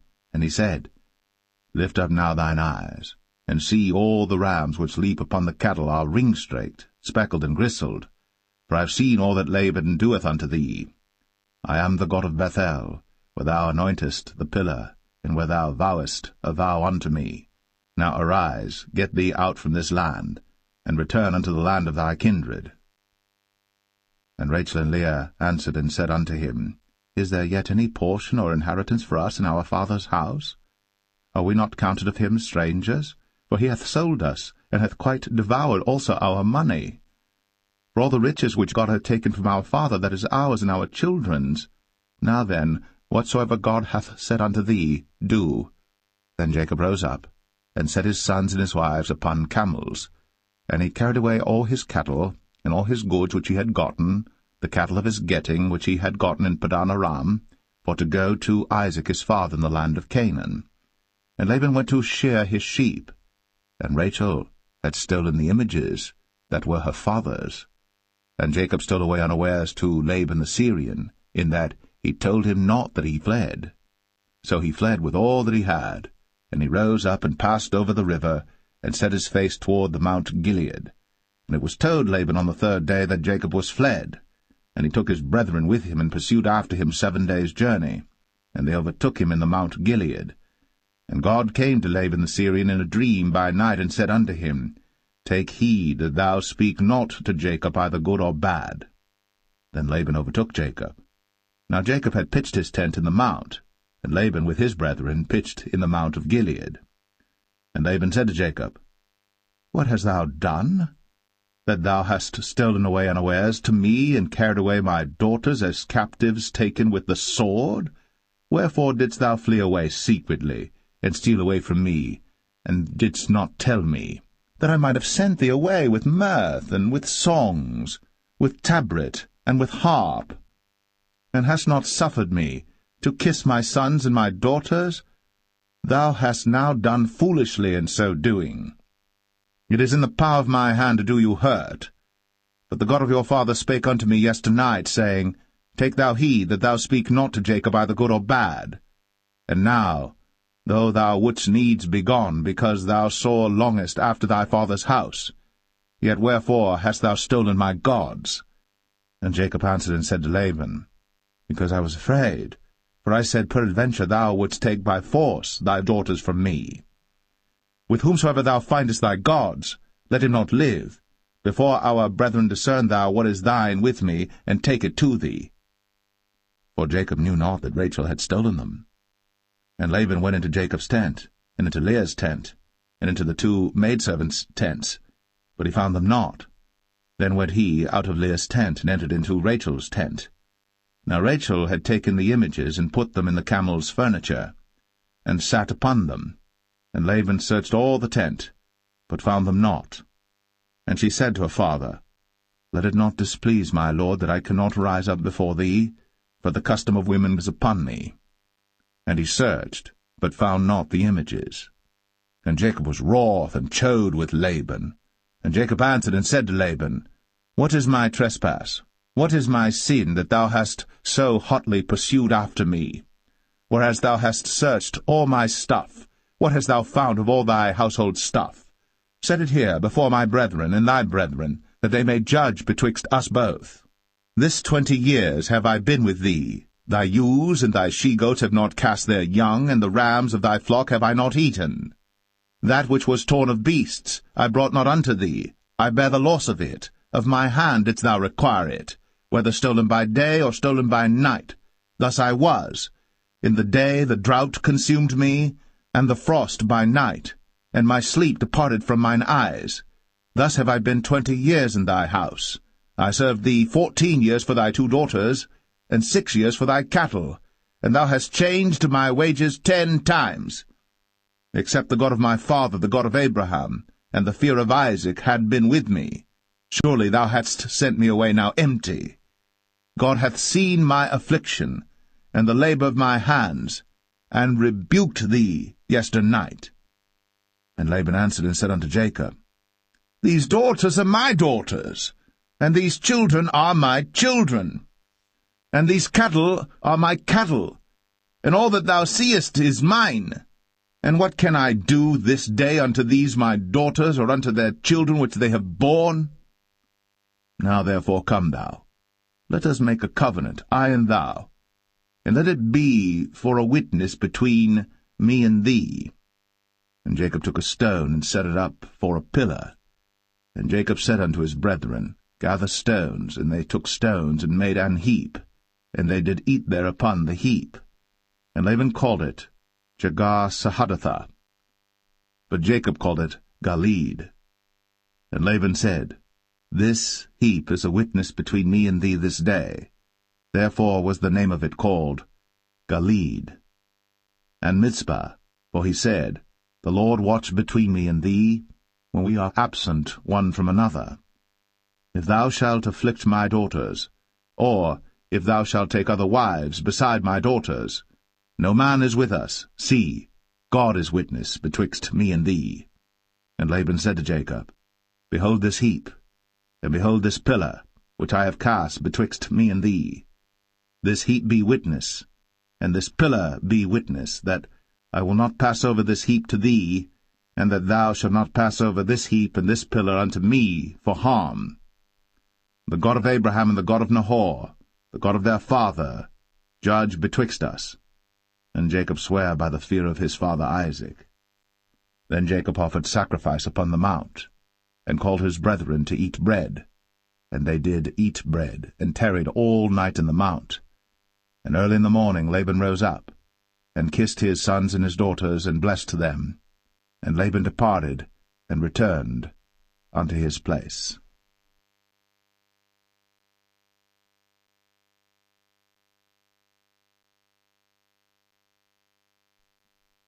Genesis 32. And Jacob went on his way, and the angels of God met him. And when Jacob saw them, he said, This is God's host. And he called the name of that place Mahanaim. And Jacob sent messengers before him to Esau his brother unto the land of Seir, the country of Edom. And he commanded them, saying, Thus shall ye speak unto my lord Esau. Thy servant Jacob saith thus, I have sojourned with Laban, and stayed there until now. And I have oxen and asses, flocks and men-servants and women-servants. And I have sent to tell my lord that I may find grace in thy sight. And the messengers returned to Jacob, saying, We came to thy brother Esau, and also he cometh to meet thee. and 400 men with him. Then Jacob was greatly afraid and distressed. And he divided the people that was with him, and the flocks and herds, and the camels, into 2 bands, and said, If Esau come to the one company and smite it, then the other company which is left shall escape. And Jacob said, O God of my father Abraham, and God of my father Isaac, the Lord which saidest unto me, Return unto thy country, and to thy kindred, and I will deal well with thee. I am not worthy of the least of all the mercies, and of all the truth which thou hast shown unto thy servant. For with my staff I passed over this Jordan, now I am become 2 bands. Deliver me, I pray thee, from the hand of my brother, from the hand of Esau, for I fear him, lest he will come and smite me, and the mother with the children. And thou saidest, I will surely do thee good, and make thy seed as the sand of the sea, which cannot be numbered for multitude. And he lodged there that same night, and took of that which came to his hand a present for Esau his brother, 200 she-goats, and 20 he-goats, 200 ewes, and 20 rams, 30 milch camels with their coats, 40 kine, and 10 bulls, 20 she-asses, and 10 foals. And he delivered them into the hand of his servants, every drove by themselves, and said unto his servants, Pass over before me, and put a space betwixt drove and drove. And he commanded the foremost, saying, When Esau my brother meeteth thee, and asketh thee, saying, Whose art thou? And whither goest thou? And whose are these before thee? Then thou shalt say, They be thy servant Jacob's. It is a present sent unto my lord Esau, and behold, also he is behind us. And so commanded he the second and the third, and all that followed the drove, saying, On this manner shall ye speak unto Esau, when ye find him. And say ye moreover, Behold, thy servant Jacob is behind us. For he said, I will appease him with the present that goeth before me, and afterward I will see his face. Peradventure he will accept of me. So went the present over before him, and himself lodged that night in the company. And he rose up that night, and took his 2 wives, and his 2 women servants, and his 11 sons, and passed over the ford Jabbok. And he took them, and sent them over the brook, and sent over that he had. And Jacob was left alone. And there wrestled a man with him until the breaking of the day. And when he saw that he prevailed not against him, he touched the hollow of his thigh, and the hollow of Jacob's thigh was out of joint as he wrestled with him. And he said, Let me go, for the day breaketh. And he said, I will not let thee go, except thou bless me. And he said unto him, What is thy name? And he said, Jacob. And he said, Thy name shall be called no more Jacob, but Israel. For as a prince hast thou power with God and with men, and hast prevailed. And Jacob asked him, and said, Tell me, I pray thee, thy name. And he said, Wherefore is it that thou dost ask after my name? And he blessed him there. And Jacob called the name of the place Peniel, for I have seen God face to face, and my life is preserved. And as he passed over Penuel, the sun rose upon him, and he halted upon his thigh. Therefore the children of Israel eat not of the sinew which shrank, which is upon the hollow of the thigh, unto this day, because he touched the hollow of Jacob's thigh in the sinew that shrank.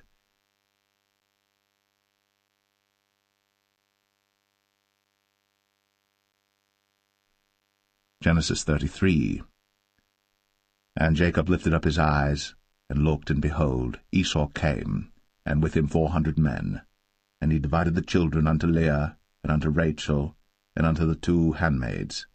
And he put the handmaids and their children foremost, and Leah and her children after, and Rachel and Joseph hindermost. And he passed over before them, and bowed himself to the ground 7 times, until he came near to his brother. And Esau ran to meet him, and embraced him, and fell on his neck, and kissed him, and they wept. And he lifted up his eyes, and saw the women and the children, and said, Who are those with thee? And he said, The children which God hath graciously given thy servant. Then the handmaidens came near, they and their children, and they bowed themselves. And Leah also with her children came near, and bowed themselves. And after came Joseph near, and Rachel, and they bowed themselves. And he said, What meanest thou by all this drove which I met? And he said, These are to find grace in the sight of my Lord. And Esau said, I have enough, my brother, keep that thou hast unto thyself. And Jacob said, Nay, I pray thee, if now I have found grace in thy sight, then receive my present at my hand, for therefore I have seen thy face as though I had seen the face of God, and thou wast pleased with me. Take, I pray thee, my blessing that is brought to thee, because God hath dealt graciously with me, and because I have enough. And he urged him, and he took it. And he said, Let us take our journey, and let us go, and I will go before thee. And he said unto him, My Lord knoweth that the children are tender, and the flocks and herds with young are with me. And if men should overdrive them one day, all the flock will die. Let my Lord, I pray thee, pass over before his servant, and I will lead on softly, according as the cattle that goeth before me, and the children be able to endure, until I come unto my Lord unto Seir. And Esau said, Let me now leave with thee some of the folk that are with me.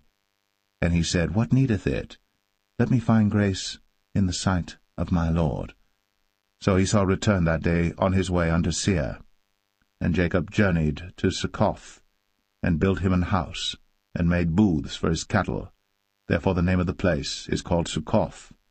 And Jacob came to Shalem, a city of Shechem, which is in the land of Canaan, when he came from Padan Aram, and pitched his tent before the city. And he bought a parcel of a field, where he had spread his tent, at the hand of the children of Hamor, Shechem's father, for 100 pieces of money. And he erected there an altar, and called it El Elohe Israel.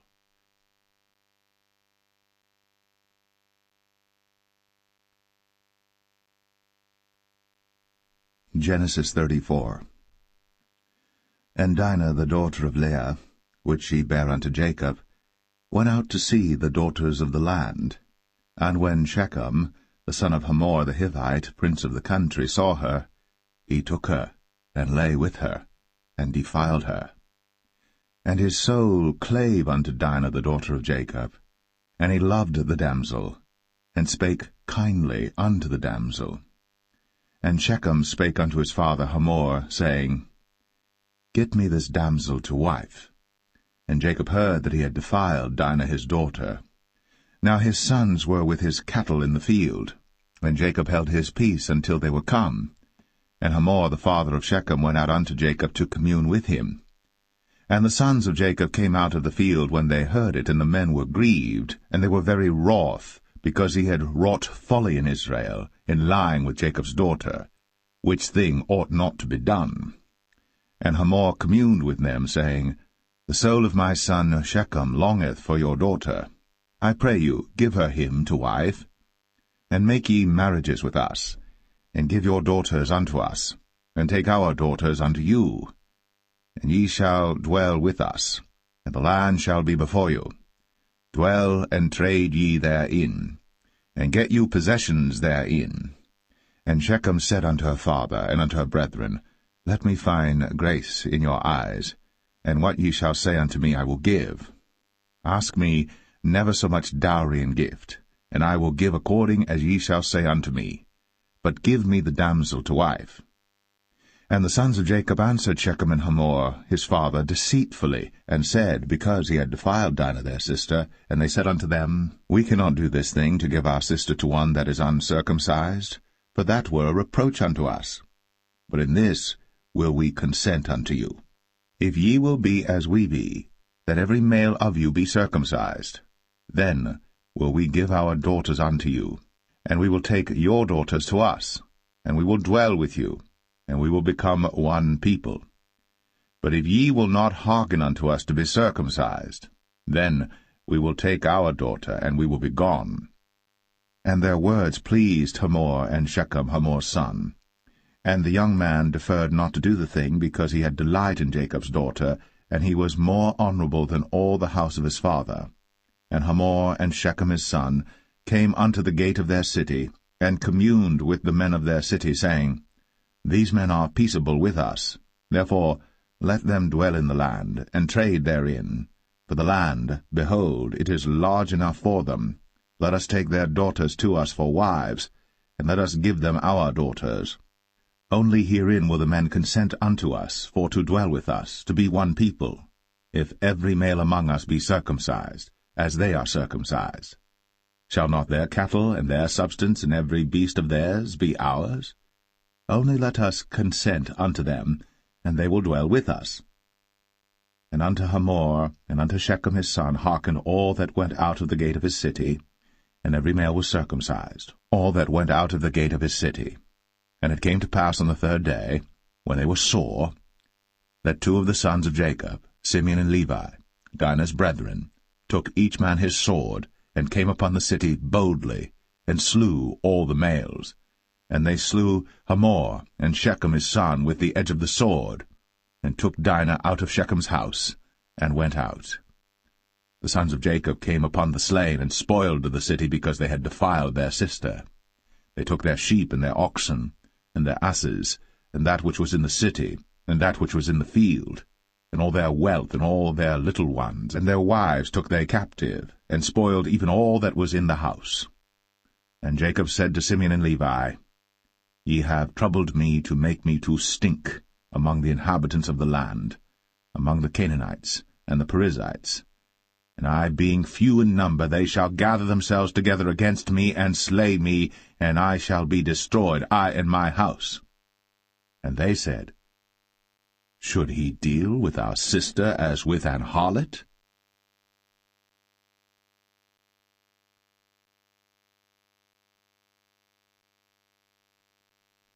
Genesis 35.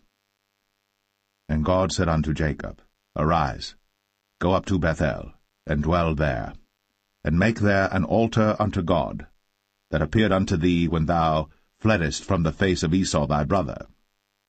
Then Jacob said unto his household, and to all that were with him, Put away the strange gods that are among you, and be clean, and change your garments, and let us arise, and go up to Bethel.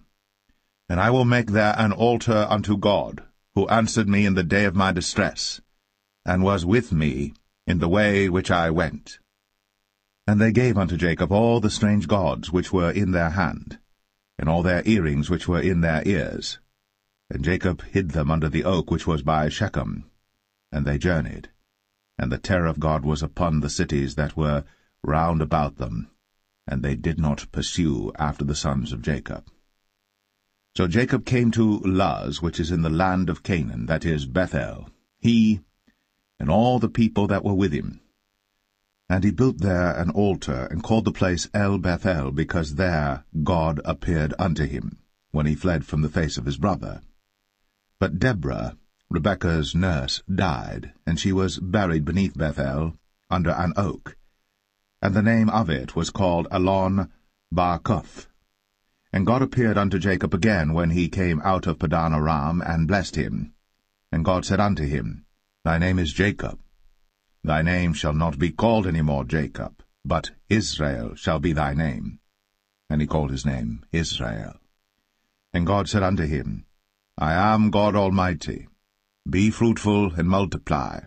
A nation and a company of nations shall be of thee, and kings shall come out of thy loins. And the land which I gave Abraham and Isaac, to thee I will give it, and to thy seed after thee will I give the land. And God went up from him in the place where he talked with him. And Jacob set up a pillar in the place where he talked with him, even a pillar of stone. And he poured a drink offering thereon, and he poured oil thereon. And Jacob called the name of the place where God spake with him, Bethel. And they journeyed from Bethel. And there was but a little way to come to Ephrath. And Rachel travailed, and she had hard labor. And it came to pass, when she was in hard labor, that the midwife said unto her, Fear not, thou shalt have this son also. And it came to pass, as her soul was in departing, for she died, that she called his name Ben-Oni, but his father called him Benjamin. And Rachel died, and was buried, in the way to Ephrath, which is Bethlehem. And Jacob set a pillar upon her grave, that is, the pillar of Rachel's grave, unto this day. And Israel journeyed, and spread his tent beyond the tower of Adar. And it came to pass, when Israel dwelt in that land, that Reuben went and lay with Bilhah his father's concubine, and Israel heard it. Now the sons of Jacob were 12, the sons of Leah, Reuben, Jacob's firstborn, and Simeon, and Levi, and Judah, and Issachar, and Zebulun. The sons of Rachel, Joseph and Benjamin. And the sons of Bilhah, Rachel's handmaid, Dan and Naphtali. And the sons of Zilpah, Leah's handmaid, Gad and Asher. These are the sons of Jacob, which were born to him in Padan Aram. And Jacob came unto Isaac his father unto Mamre, unto the city of Arba, which is Hebron, where Abraham and Isaac sojourned. And the days of Isaac were 180 years. And Isaac gave up the ghost, and died, and was gathered unto his people, being old and full of days. And his sons Esau and Jacob buried him.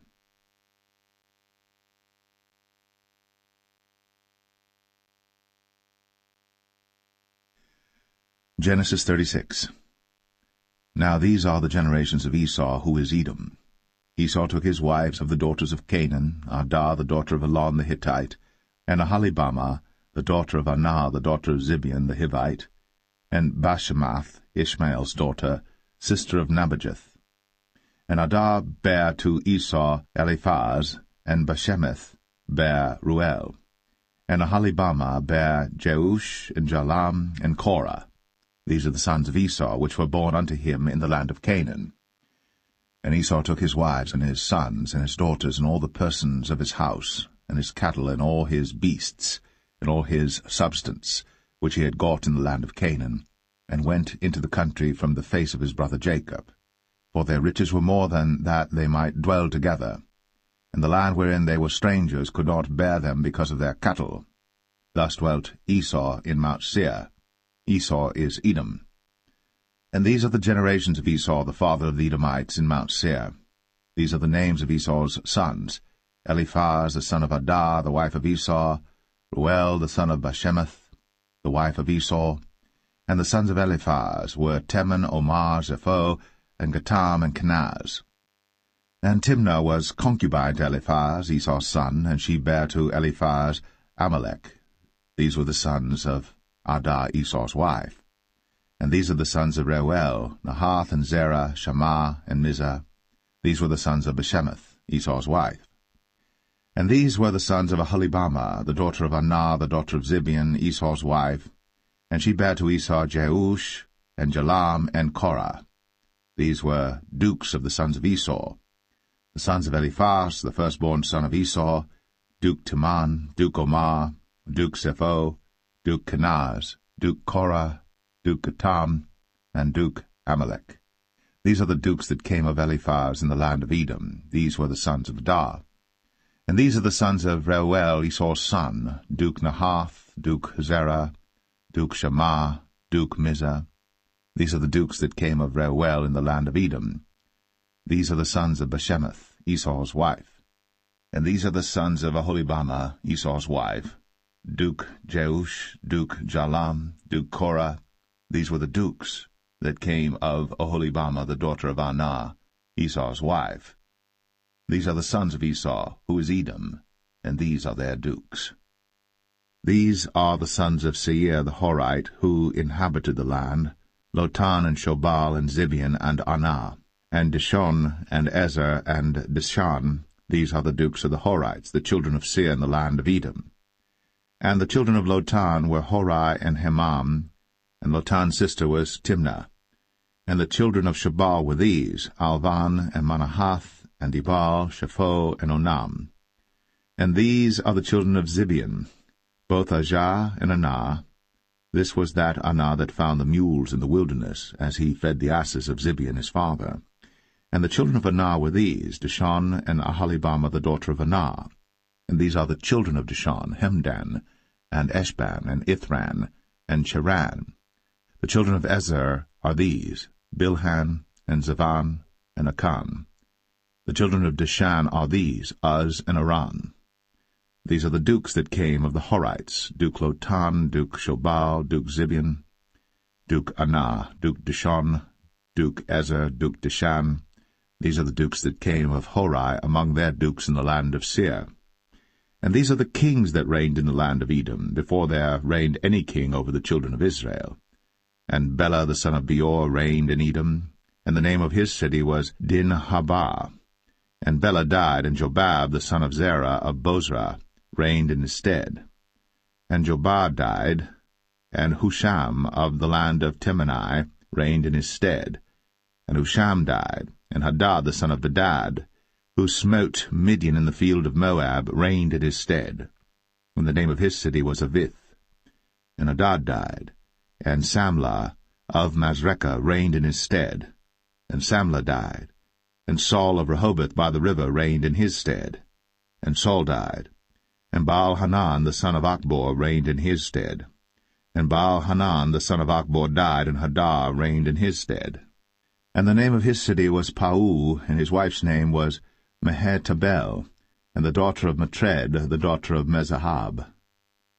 And these are the names of the dukes that came of Esau, according to their families after their places by their names: Duke Timnah, Duke Alvah, Duke Jetheth, Duke Aholibama, Duke Elah, Duke Pinon, Duke Kenaz, Duke Taman, Duke Mibsar, Duke Magdiel, Duke Aram. These be the dukes of Edom, according to their habitations in the land of their possession. He is Esau, the father of the Edomites.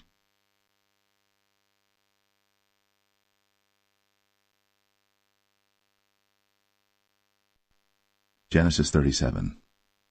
And Jacob dwelt in the land wherein his father was a stranger, in the land of Canaan. These are the generations of Jacob. Joseph, being 17 years old, was feeding the flock with his brethren, and the lad was with the sons of Bilhah, and with the sons of Zilpah, his father's wives. And Joseph brought unto his father their evil report. Now Israel loved Joseph more than all his children, because he was the son of his old age, and he made him a coat of many colors. And when his brethren saw that their father loved him more than all his brethren, they hated him, and could not speak peaceably unto him. And Joseph dreamed a dream, and he told it his brethren, and they hated him yet the more. And he said unto them, Hear, I pray you, this dream which I have dreamed. For behold, we were binding sheaves in the field, and lo, my sheaf arose, and also stood upright, and behold, your sheaves stood round about, and made obeisance to my sheaf. And his brethren said to him, Shalt thou indeed reign over us? Or shalt thou indeed have dominion over us? And they hated him yet the more for his dreams, and for his words. And he dreamed yet another dream, and told it his brethren, and said, Behold, I have dreamed a dream more, and behold, the sun, and the moon, and the 11 stars made obeisance to me. And he told it to his father, and to his brethren, and his father rebuked him, and said unto him, What is this dream that thou hast dreamed? Shall I and thy mother and thy brethren indeed come to bow down ourselves to thee to the earth? And his brethren envied him. But his father observed the saying. And his brethren went to feed their father's flock in Shechem. And Israel said unto Joseph, Do not thy brethren feed the flock in Shechem? Come, and I will send thee unto them. And he said to him, Here am I. And he said to him, Go, I pray thee, see whether it be well with thy brethren, and well with the flocks, and bring me word again. So he sent him out of the vale of Hebron, and he came to Shechem. And a certain man found him, and behold, he was wandering in the field. And the man asked him, saying, What seekest thou? And he said, I seek my brethren. Tell me, I pray thee, where they feed their flocks. And the man said, They are departed hence, for I heard them say, Let us go to Dothan. And Joseph went after his brethren, and found them in Dothan. And when they saw him afar off, even before he came near unto them, they conspired against him to slay him. And they said one to another, Behold, this dreamer cometh. Come now, therefore, and let us slay him, and cast him into some pit. And we will say, Some evil beast hath devoured him, and we shall see what will become of his dreams. And Reuben heard it, And he delivered him out of their hands, and said, Let us not kill him. And Reuben said unto them, Shed no blood, but cast him into this pit that is in the wilderness, and lay no hand upon him, that he might rid him out of their hands, to deliver him to his father again. And it came to pass, when Joseph was come unto his brethren, that they stripped Joseph out of his coat of many colours that was on him, and they took him, and cast him into a pit, and the pit was empty, there was no water in it. And they sat down to eat bread, and they lifted up their eyes and looked, and behold, a company of Ishmaelites came from Gilead with their camels bearing spicery and balm and myrrh, going to carry it down to Egypt. And Judah said unto his brethren, What profit is it if we slay our brother, and conceal his blood? Come, and let us sell him to the Ishmaelites, and let not our hand be upon him, for he is our brother, and our flesh. And his brethren were content. Then there passed by Midianites, merchantmen, and they drew and lifted up Joseph out of the pit, and sold Joseph to the Ishmaelites for 20 pieces of silver, and they brought Joseph into Egypt. And Reuben returned unto the pit, and behold, Joseph was not in the pit. And he rent his clothes. And he returned unto his brethren, and said, The child is not, and I, whither shall I go? And they took Joseph's coat, and killed a kid of the goats, and dipped the coat in the blood. And they sent the coat of many colours, and they brought it to their father, and said, This have we found. Know now whether it be thy son's coat or no. And he knew it, and said, It is my son's coat. An evil beast hath devoured him. Joseph is without doubt rent in pieces. And Jacob rent his clothes, and put sackcloth upon his loins, and mourned for his son many days. And all his sons and all his daughters rose up to comfort him. But he refused to be comforted, and he said, For I will go down into the grave unto my son mourning. Thus his father wept for him. And the Midianites sold him into Egypt unto Potiphar, an officer of Pharaoh's, and captain of the guard.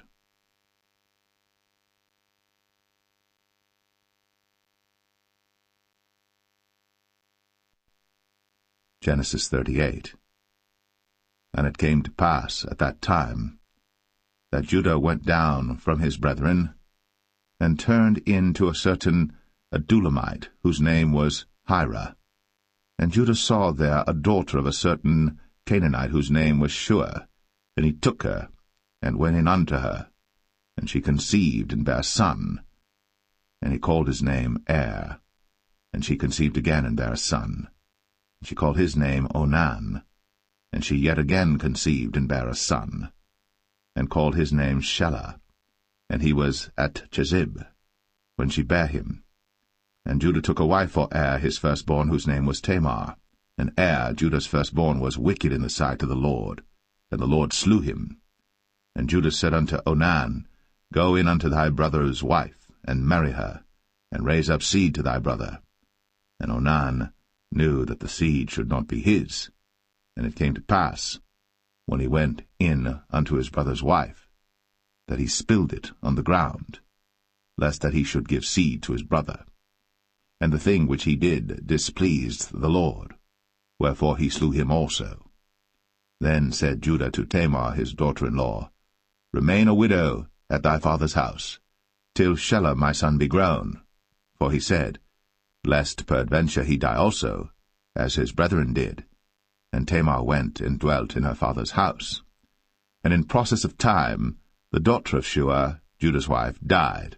And Judah was comforted, and went up unto his sheep-shearers to Timnath, he and his friend Hira, the Adulamite. And it was told Tamar, saying, Behold, thy father-in-law goeth up to Timnath to shear his sheep. And she put her widow's garments off from her, and covered her with a veil, and wrapped herself, and sat in an open place, which is by the way to Timnath. For she saw that Shelah was grown, and she was not given unto him to wife. When Judah saw her, he thought her to be an harlot, because she had covered her face. And he turned unto her by the way, and said, Go to, I pray thee, let me come in unto thee. for he knew not that she was his daughter-in-law. And she said, What wilt thou give me, that thou mayest come in unto me? And he said, I will send thee a kid from the flock. And she said, Wilt thou give me a pledge, till thou send it? And he said, What pledge shall I give thee? And she said, Thy signet, and thy bracelets, and thy staff that is in thine hand. And he gave it her, and came in unto her. And she conceived by him. And she arose and went away, and laid by her veil from her, and put on the garments of her widowhood. And Judah sent the kid by the hand of his friend the Adullamite, to receive his pledge from the woman's hand, but he found her not. Then he asked the men of that place, saying, Where is the harlot that was openly by the wayside? And they said, There was no harlot in this place. And he returned to Judah, and said, I cannot find her. And also the men of the place said that there was no harlot in this place. And Judah said, Let her take it to her, lest we be shamed. Behold, I sent this kid, and thou hast not found her. And it came to pass about 3 months after that it was told Judah, saying, Tamar, thy daughter-in-law, hath played the harlot, and also, behold, she is with child by whoredom. And Judah said, Bring her forth, and let her be burnt. When she was brought forth, she sent to her father-in-law, saying, By the man whose these are am I with child. And she said, Discern, I pray thee. Whose are these? The signet, and bracelets, and staff. And Judah acknowledged them, and said, She hath been more righteous than I, because that I gave her not to Shelah my son. And he knew her again no more. And it came to pass in the time of her travail, that, behold, twins were in her womb. And it came to pass, when she travailed, that the one put out his hand, and the midwife took and bound upon his hand a scarlet thread, saying, This came out first. And it came to pass, as he drew back his hand, that, behold, his brother came out. And she said, How hast thou broken forth? This breach be upon thee. Therefore his name was called Pharez. And afterward came out his brother, that had the scarlet thread upon his hand, and his name was called Zerah.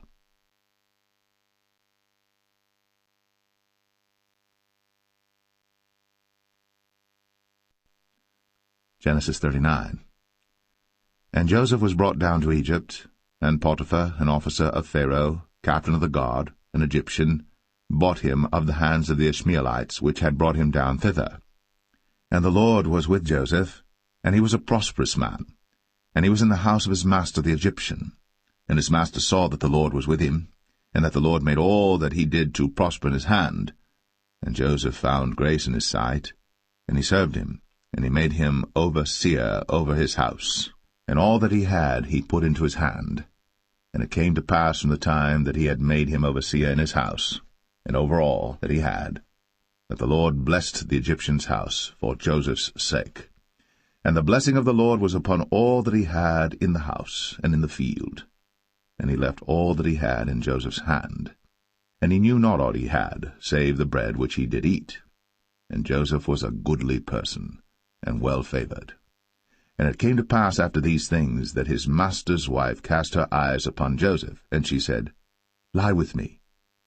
But he refused, and said unto his master's wife, Behold, my master wotteth not what is with me in the house, and he hath committed all that he hath to my hand. There is none greater in this house than I, neither hath he kept back anything from me but thee, because thou art his wife. How then can I do this great wickedness and sin against God? And it came to pass, as she spake to Joseph day by day, that he hearkened not unto her, to lie by her, or to be with her. And it came to pass about this time, that Joseph went into the house to do his business, and there was none of the men of the house there within. And she caught him by his garment, saying, Lie with me. And he left his garment in her hand, and fled, and got him out. And it came to pass, when she saw that he had left his garment in her hand, and was fled forth, that she called unto the men of her house, and spake unto them, saying, See, he hath brought in an Hebrew unto us to mock us. He came in unto me to lie with me, and I cried with a loud voice. And it came to pass, when he heard that I lifted up my voice and cried, that he left his garment with me, and fled, and got him out. And she laid up his garment by her, until his lord came home. And she spake unto him according to these words, saying, The Hebrew servant which thou hast brought unto us came in unto me to mock me. And it came to pass, as I lifted up my voice and cried, that he left his garment with me and fled out. And it came to pass, when his master heard the words of his wife, which she spake unto him, saying, After this manner did thy servant to me, that his wrath was kindled. And Joseph's master took him, and put him into the prison, a place where the king's prisoners were bound. And he was there in the prison. But the Lord was with Joseph, and showed him mercy, and gave him favor in the sight of the keeper of the prison. And the keeper of the prison committed to Joseph's hand all the prisoners that were in the prison. And whatsoever they did there, he was the doer of it. The keeper of the prison looked not to anything that was under his hand, because the Lord was with him. And that which he did, the Lord made it to prosper.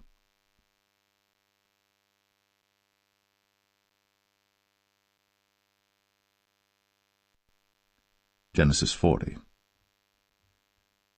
And it came to pass, after these things, that the butler of the king of Egypt and his baker had offended their lord the king of Egypt. And Pharaoh was wroth against two of his officers, against the chief of the butlers and against the chief of the bakers. And he put them in ward in the house of the captain of the guard into the prison, the place where Joseph was bound. And the captain of the guard charged Joseph with them, and he served them. And they continued a season in ward. And they dreamed a dream, both of them, each man his dream in one night, each man according to the interpretation of his dream, the butler and the baker of the king of Egypt, which were bound in the prison. And Joseph came in unto them in the morning, and looked upon them, and behold, they were sad. And he asked Pharaoh's officers that were with him in the ward of his lord's house, saying, Wherefore look ye so sadly today? And they said unto him, We have dreamed a dream, and there is no interpreter of it. And Joseph said unto them, Do not interpretations belong to God? Tell me them, I pray you. And the chief butler told his dream to Joseph, and said to him, In my dream, behold, a vine was before me, and in the vine were 3 branches, and it was as though it budded, and her blossoms shot forth, and the clusters thereof brought forth ripe grapes. And Pharaoh's cup was in my hand, and I took the grapes, and pressed them into Pharaoh's cup, and I gave the cup into Pharaoh's hand. And Joseph said unto him, This is the interpretation of it. The 3 branches are 3 days. Yet within 3 days shall Pharaoh lift up thine head, and restore thee unto thy place, and thou shalt deliver Pharaoh's cup into his hand, after the former manner when thou wast his butler. But think on me when it shall be well with thee, and show kindness, I pray thee, unto me, and make mention of me unto Pharaoh, and bring me out of this house. For indeed I was stolen away out of the land of the Hebrews, and here also have I done nothing that they should put me into the dungeon. When the chief baker saw that the interpretation was good, he said unto Joseph, I also was in my dream, and behold, I had 3 white baskets on my head, and in the uppermost basket there was of all manner of baked meats for Pharaoh, and the birds did eat them out of the basket upon my head. And Joseph answered and said, This is the interpretation thereof. The 3 baskets are 3 days, yet within 3 days shall Pharaoh lift up thy head from off thee, and shall hang thee on a tree, and the birds shall eat thy flesh from off thee.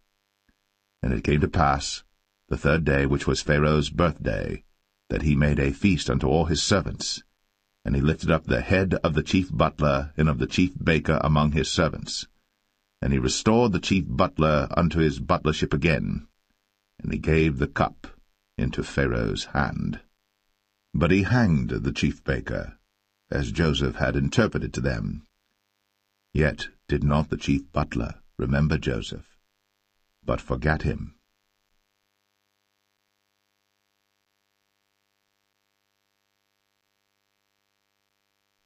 Genesis 41. And it came to pass at the end of 2 full years, that Pharaoh dreamed, and behold, he stood by the river. And behold, there came up out of the river 7 well-favoured kine, and fat-fleshed, and they fed in a meadow. And behold, 7 other kine came up after them out of the river, ill-favoured, and lean-fleshed, and stood by the other kine upon the brink of the river. And the ill-favoured and lean-fleshed kine did eat up the 7 well-favoured and fat kine. So Pharaoh awoke. And he slept and dreamed the second time, and behold, 7 ears of corn came up upon one stalk, rank and good. And behold, 7 thin ears, and blasted with the east wind, sprung up after them. And the 7 thin ears devoured the 7 rank and full ears. And Pharaoh awoke, and behold, it was a dream. And it came to pass in the morning that his spirit was troubled, and he sent and called for all the magicians of Egypt, and all the wise men thereof. And Pharaoh told them his dream, but there was none that could interpret them unto Pharaoh. Then spake the chief butler unto Pharaoh, saying, I do remember my faults this day. Pharaoh was wroth with his servants, and put me in ward of the captain of the guard's house, both me and the chief baker. And we dreamed a dream in one night, I and he. We dreamed each man according to the interpretation of his dream. And there was there with us a young man, an Hebrew, servant to the captain of the guard. And we told him, and he interpreted to us our dreams. To each man according to his dream he did interpret. And it came to pass, as he interpreted to us, so it was. Me he restored unto mine office, and him he hanged. Then Pharaoh sent and called Joseph, and they brought him hastily out of the dungeon. And he shaved himself, and changed his raiment, and came in unto Pharaoh. And Pharaoh said unto Joseph, I have dreamed a dream, and there is none that can interpret it. And I have heard say of thee, that thou canst understand a dream to interpret it. And Joseph answered Pharaoh, saying, It is not in me. God shall give Pharaoh an answer of peace.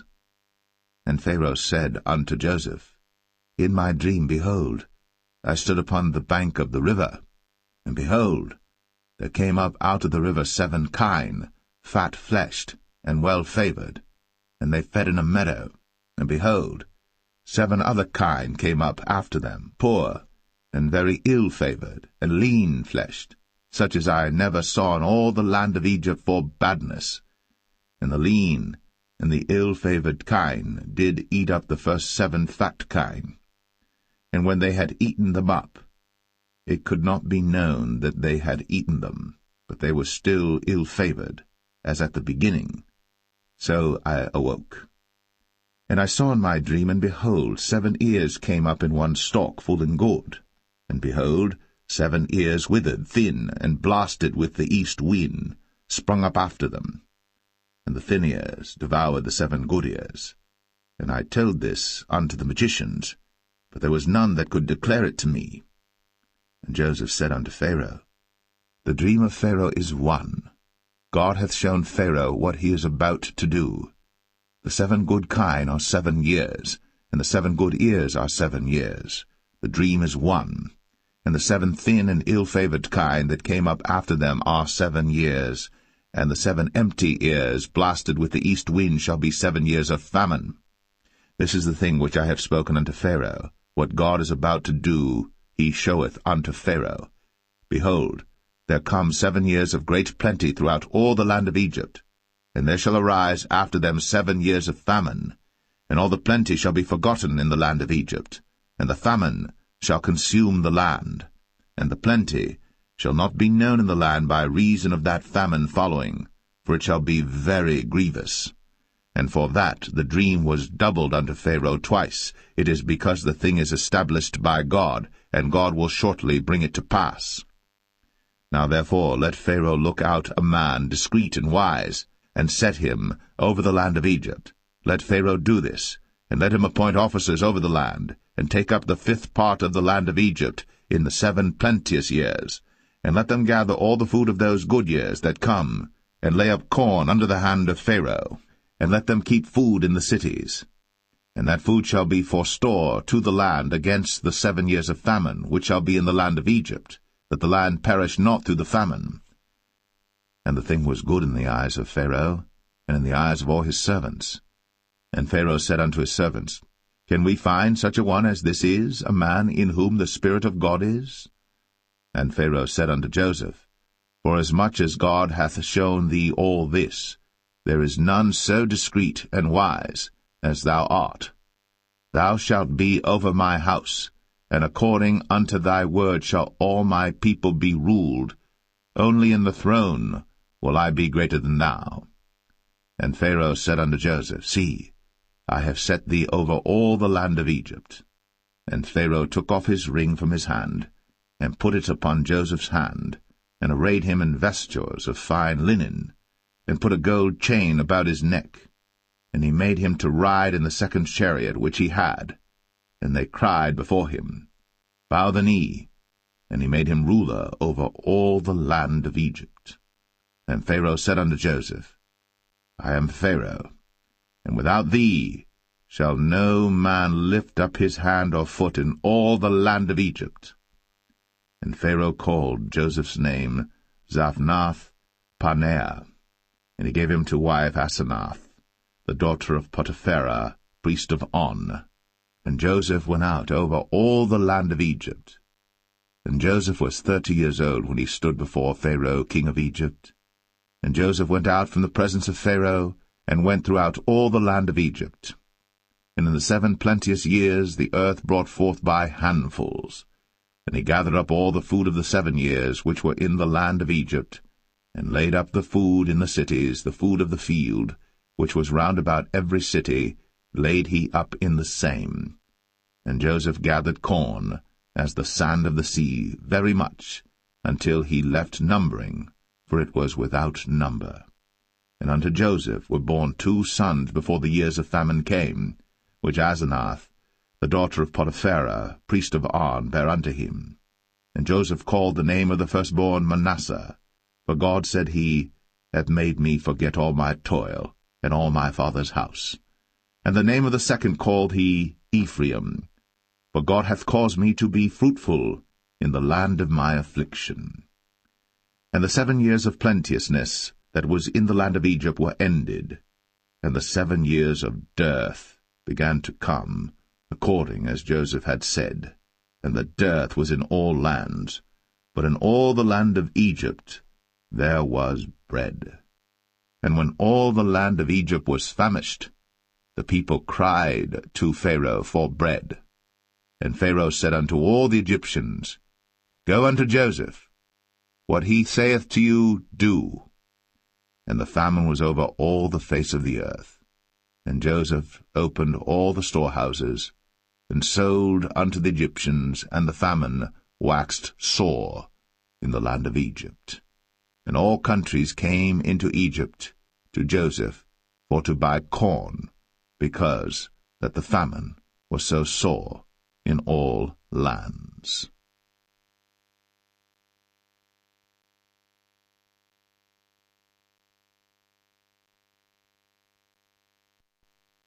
Genesis 42. Now when Jacob saw that there was corn in Egypt, Jacob said unto his sons, Why do you look one upon another? And he said, Behold, I have heard that there is corn in Egypt. Get you down thither, and buy for us from thence, that we may live and not die. And Joseph's 10 brethren went down to buy corn in Egypt. But Benjamin, Joseph's brother, Jacob sent not with his brethren, for he said, Lest peradventure mischief befall him.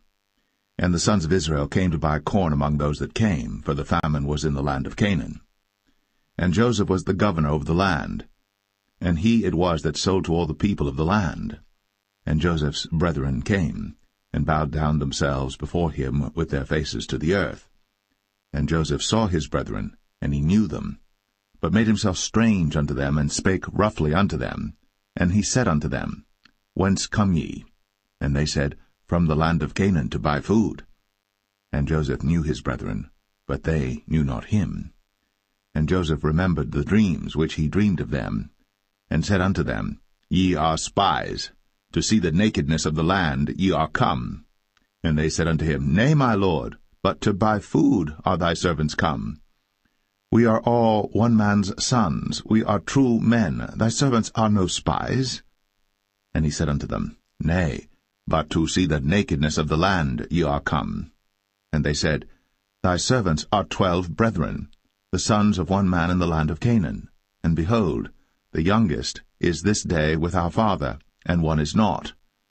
And Joseph said unto them, That is it that I spake unto you, saying, Ye are spies. Hereby ye shall be proved. By the life of Pharaoh ye shall not go forth hence, except your youngest brother come hither. Send one of you, and let him fetch your brother, and ye shall be kept in prison, that your words may be proved, whether there be any truth in you, or else by the life of Pharaoh surely ye are spies. And he put them all together into ward 3 days. And Joseph said unto them the 3rd day, This do and live, for I fear God. If ye be true men, let one of your brethren be bound in the house of your prison. Go ye, carry corn for the famine of your houses. But bring your youngest brother unto me. So shall your words be verified, and ye shall not die. And they did so. And they said one to another, We are verily guilty concerning our brother, in that we saw the anguish of his soul when he besought us, and we would not hear. Therefore is this distress come upon us. And Reuben answered them, saying, Spake I not unto you, saying, Do not sin against the child? And ye would not hear. Therefore, behold, also his blood is required. And they knew not that Joseph understood them, for he spake unto them by an interpreter. And he turned himself about from them, and wept, and returned to them again, and communed with them, and took from them Simeon, and bound him before their eyes. Then Joseph commanded to fill their sacks with corn, and to restore every man's money into his sack, and to give them provision for the way. And thus did he unto them. And they laded their asses with the corn, and departed thence. And as one of them opened his sack, to give his ass provender in the inn, he espied his money, for behold, it was in his sack's mouth. And he said unto his brethren, My money is restored, and lo, it is even in my sack. And their heart failed them, and they were afraid, saying one to another, What is this that God hath done unto us? And they came unto Jacob their father unto the land of Canaan, and told him all that befell unto them, saying, The man who is the Lord of the land spake roughly to us, and took us for spies of the country. And we said unto him, We are true men, we are no spies. We be 12 brethren, sons of our father, one is not, and the youngest is this day with our father in the land of Canaan. And the man, the Lord of the country, said unto us, Hereby shall I know that ye are true men.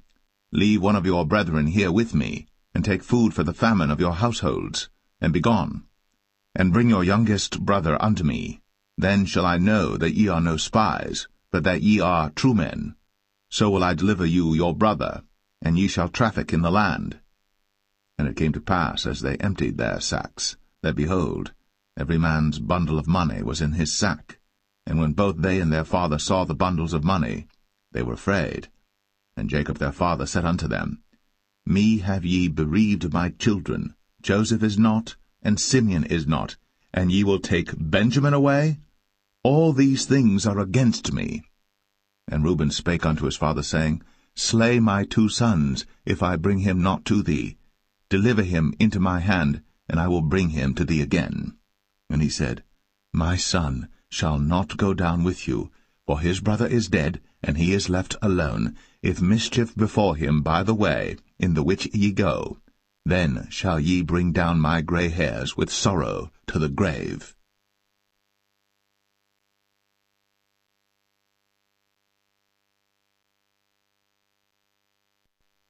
Genesis 43.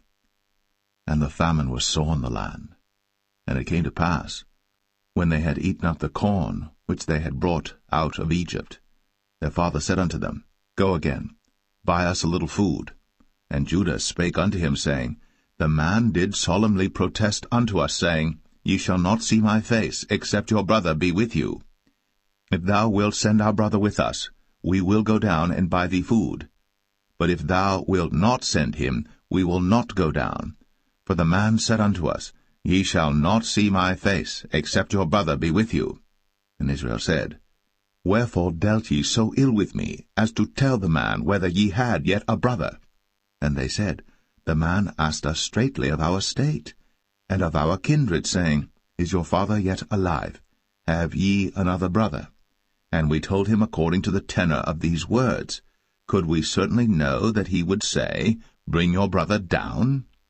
And Judah said unto Israel his father, Send the lad with me, and we will arise and go, that we may live and not die, both we and thou, and also our little ones.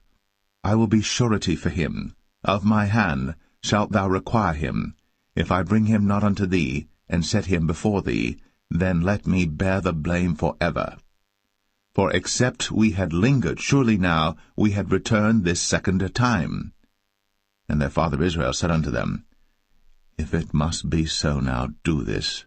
Take of the best fruits in the land in your vessels, and carry down the man a present, a little balm, and a little honey, spices, and myrrh, nuts, and almonds. And take double money in your hand. And the money that was brought again in the mouth of your sacks, carry it again in your hand. Peradventure it was an oversight. Take also your brother, and arise, go again unto the man. And God Almighty give you mercy before the man, that he may send away your other brother and Benjamin. If I be bereaved of my children, I am bereaved. And the men took that present, and they took double money in their hand, and Benjamin, and rose up, and went down to Egypt, and stood before Joseph. And when Joseph saw Benjamin with them, he said to the ruler of his house, Bring these men home, and slay, and make ready, for these men shall dine with me at noon. And the man did as Joseph bade, and the man brought the men into Joseph's house. And the men were afraid, because they were brought into Joseph's house. And they said, Because of the money that was returned in our sacks at the first time are we brought in, that he may seek occasion against us, and fall upon us, and take us for bondmen and our asses. And they came near to the steward of Joseph's house, and they communed with him at the door of the house, and said, O sir, we came indeed down at the first time to buy food, and it came to pass, when we came to the inn, that we opened our sacks, and behold, every man's money was in the mouth of his sack, our money in full weight, and we have brought it again in our hand.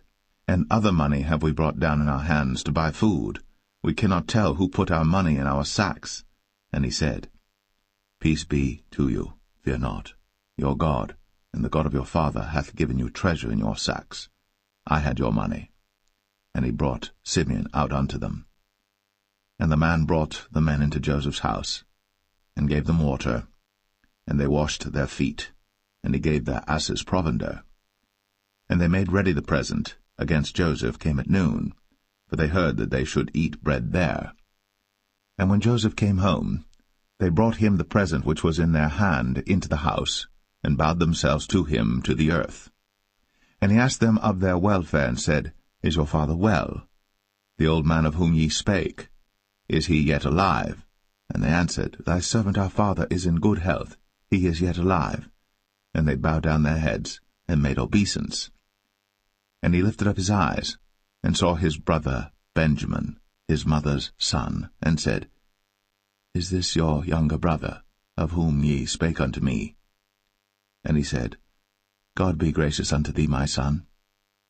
And Joseph made haste, for his bowels did yearn upon his brother, and he sought where to weep.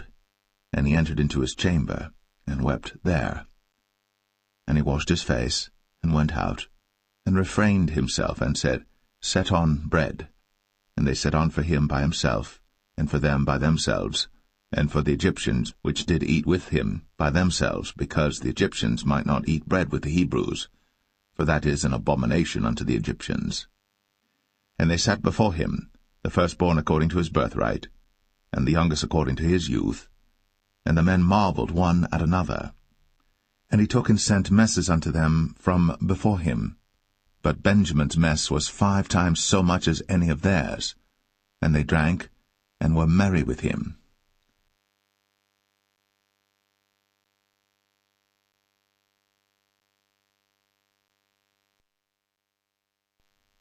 Genesis 44.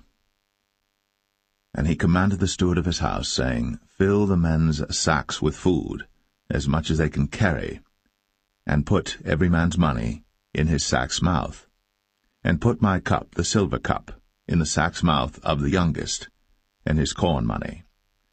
And he did according to the word that Joseph had spoken. As soon as the morning was light, the men were sent away, they and their asses. And when they were gone out of the city, and not yet far off, Joseph said unto his steward, Up, follow after the men, and when thou dost overtake them, say unto them, Wherefore have ye rewarded evil for good? Is not this it in which my Lord drinketh, and whereby indeed he divineth? Ye have done evil in so doing. And he overtook them, and he spake unto them these same words.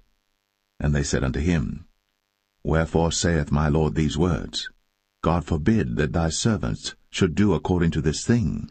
Behold, the money which we found in our sacks' mouths we brought again unto thee out of the land of Canaan. How then should we steal out of thy Lord's house silver or gold? With whomsoever of thy servants it be found, both let him die, and we also will be my Lord's bondmen. And he said, Now also let it be according unto your words. He with whom it is found shall be my servant, and ye shall be blameless. Then they speedily took down every man his sack to the ground, and opened every man his sack. And he searched, and began at the eldest, and left at the youngest, and the cup was found in Benjamin's sack. Then they rent their clothes, and laded every man his ass, and returned to the city. And Judah and his brethren came to Joseph's house, for he was yet there, and they fell before him on the ground. And Joseph said unto them, What deed is this that ye have done? Wot ye not that such a man as I can certainly divine? And Judah said, What shall we say unto my Lord? What shall we speak? Or how shall we clear ourselves? God hath found out the iniquity of thy servants. Behold, we are my Lord's servants, both we, and he also with whom the cup is found. And he said, God forbid that I should do so. But the man in whose hand the cup is found, he shall be my servant. And as for you, get you up in peace unto your father. Then Judah came near unto him, and said, O my Lord, let thy servant, I pray thee, speak a word in my Lord's ears, and let not thine anger burn against thy servant, for thou art even as Pharaoh. My Lord asked his servants, saying, Have ye a father or a brother? And we said unto my Lord, We have a father, an old man, and a child of his old age, a little one. And his brother is dead, and he alone is left of his mother, and his father loveth him. And thou saidst unto thy servants, Bring him down unto me, that I may set mine eyes upon him. And we said unto my Lord, The lad cannot leave his father, for if he should leave his father would die. And thou saidst unto thy servants, Except your youngest brother come down with you, ye shall see my face no more. And it came to pass, when we came up unto thy servant my father, we told him the words of my Lord. And our father said, Go again, and buy us a little food. And we said, We cannot go down. If our youngest brother be with us, then we will go down. For we may not see the man's face, except our youngest brother be with us. And thy servant my father said unto us, Ye know that my wife bare me 2 sons, and the one went out from me, and I said, Surely he is torn in pieces, and I saw him not since. And if ye take this also from me, and mischief before him, ye shall bring down my gray hairs with sorrow to the grave. Now therefore, when I come to thy servant my father, and the lad be not with us, seeing that his life is bound up in the lad's life, it shall come to pass, when he seeth that the lad is not with us, that he will die. And thy servants shall bring down the gray hairs of thy servant our father with sorrow to the grave. For thy servant became surety for the lad unto my father, saying, If I bring him not unto thee, then I shall bear the blame to my father for ever. Now therefore, I pray thee, let thy servant abide instead of the lad, a bondman to my lord, and let the lad go up with his brethren. For how shall I go up to my father, and the lad be not with me, lest peradventure I see the evil that shall come on my father?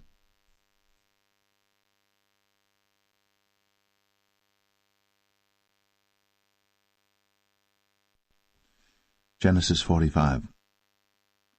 Then Joseph could not refrain himself before all them that stood by him. And he cried, Cause every man to go out from me. And there stood no man with him, while Joseph made himself known unto his brethren. And he wept aloud, and the Egyptians in the house of Pharaoh heard. And Joseph said unto his brethren, I am Joseph. Doth my father yet live? And his brethren could not answer him, for they were troubled at his presence. And Joseph said unto his brethren, Come near to me, I pray you. And they came near, and he said, I am Joseph your brother, whom ye sold into Egypt.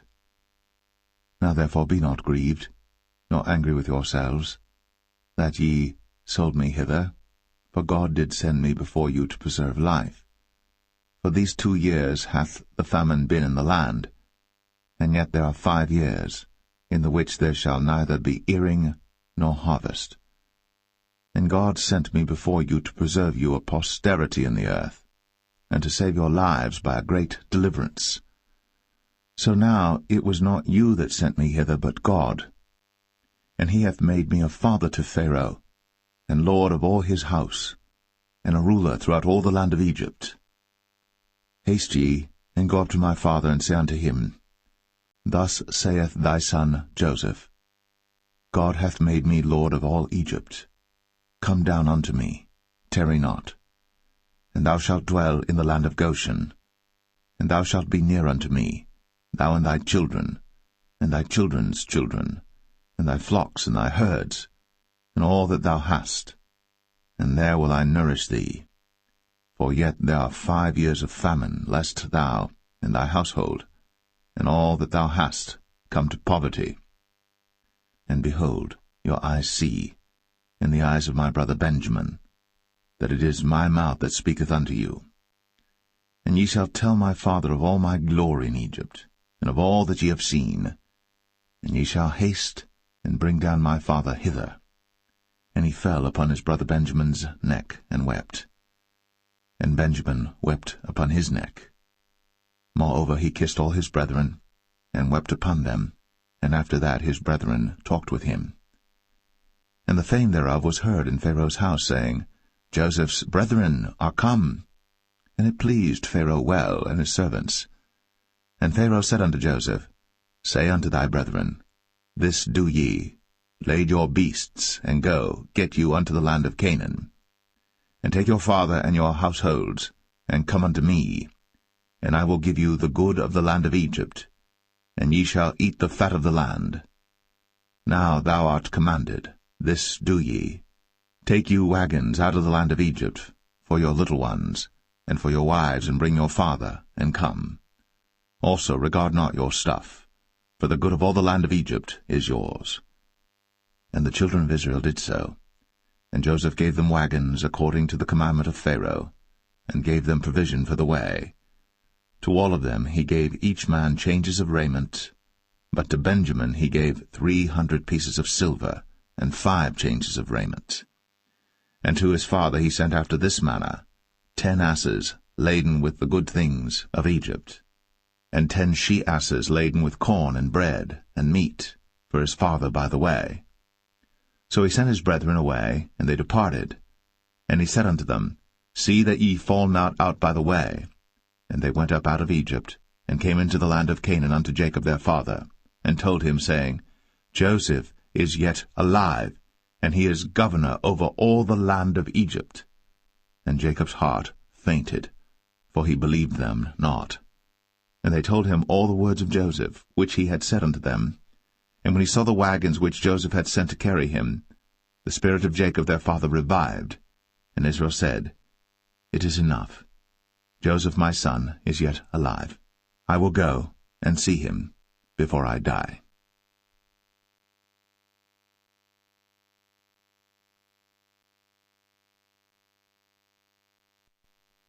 Genesis 46. And Israel took his journey with all that he had, and came to Beersheba, and offered sacrifices unto the God of his father Isaac. And God spake unto Israel in the visions of the night, and said, Jacob, Jacob. And he said, Here am I. And he said, I am God, the God of thy father. Fear not to go down into Egypt, for I will there make of thee a great nation. I will go down with thee into Egypt, and I will also surely bring thee up again, and Joseph shall put his hand upon thine eyes. And Jacob rose up from Beersheba, and the sons of Israel carried Jacob their father, and their little ones, and their wives, in the wagons which Pharaoh had sent to carry him. And they took their cattle and their goods which they had gotten in the land of Canaan, and came into Egypt, Jacob and all his seed with him, his sons, and his sons' sons with him, his daughters, and his sons' daughters, and all his seed brought he with him into Egypt.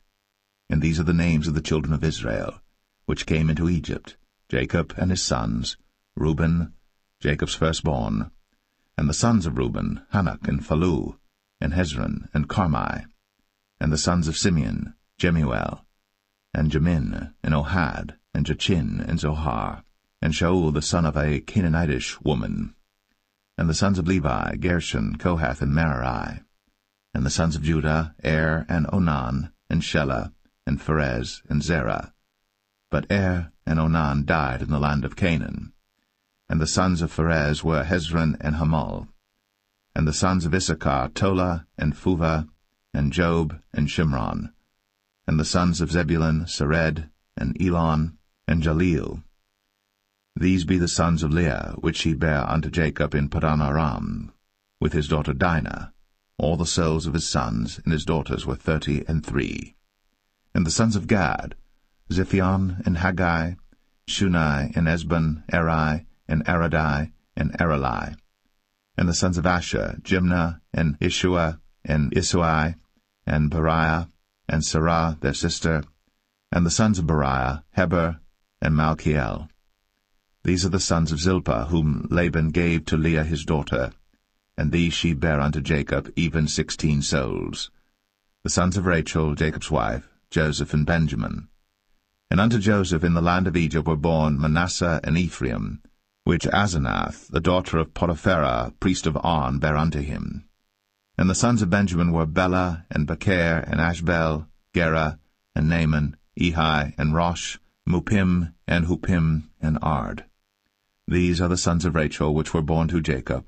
All the souls were 14. And the sons of Dan, Hushim. And the sons of Naphtali, Jaziel, and Gunai, and Jezer, and Shillem.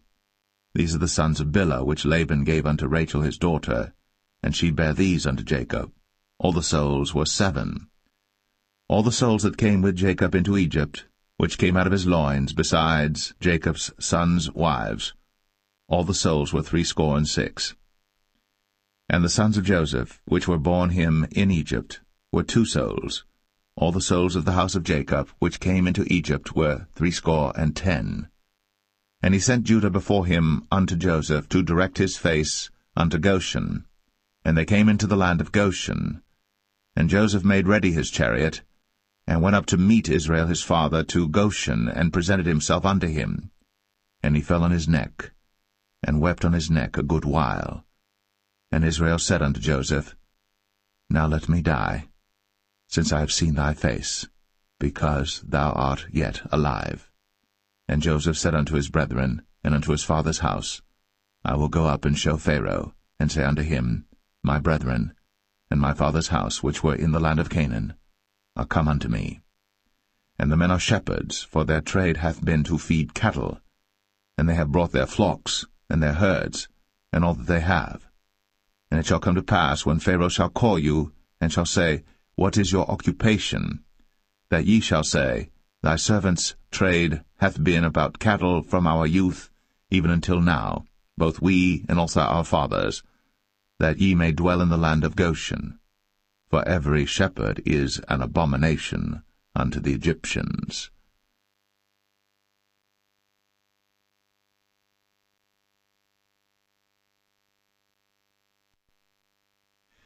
Genesis 47.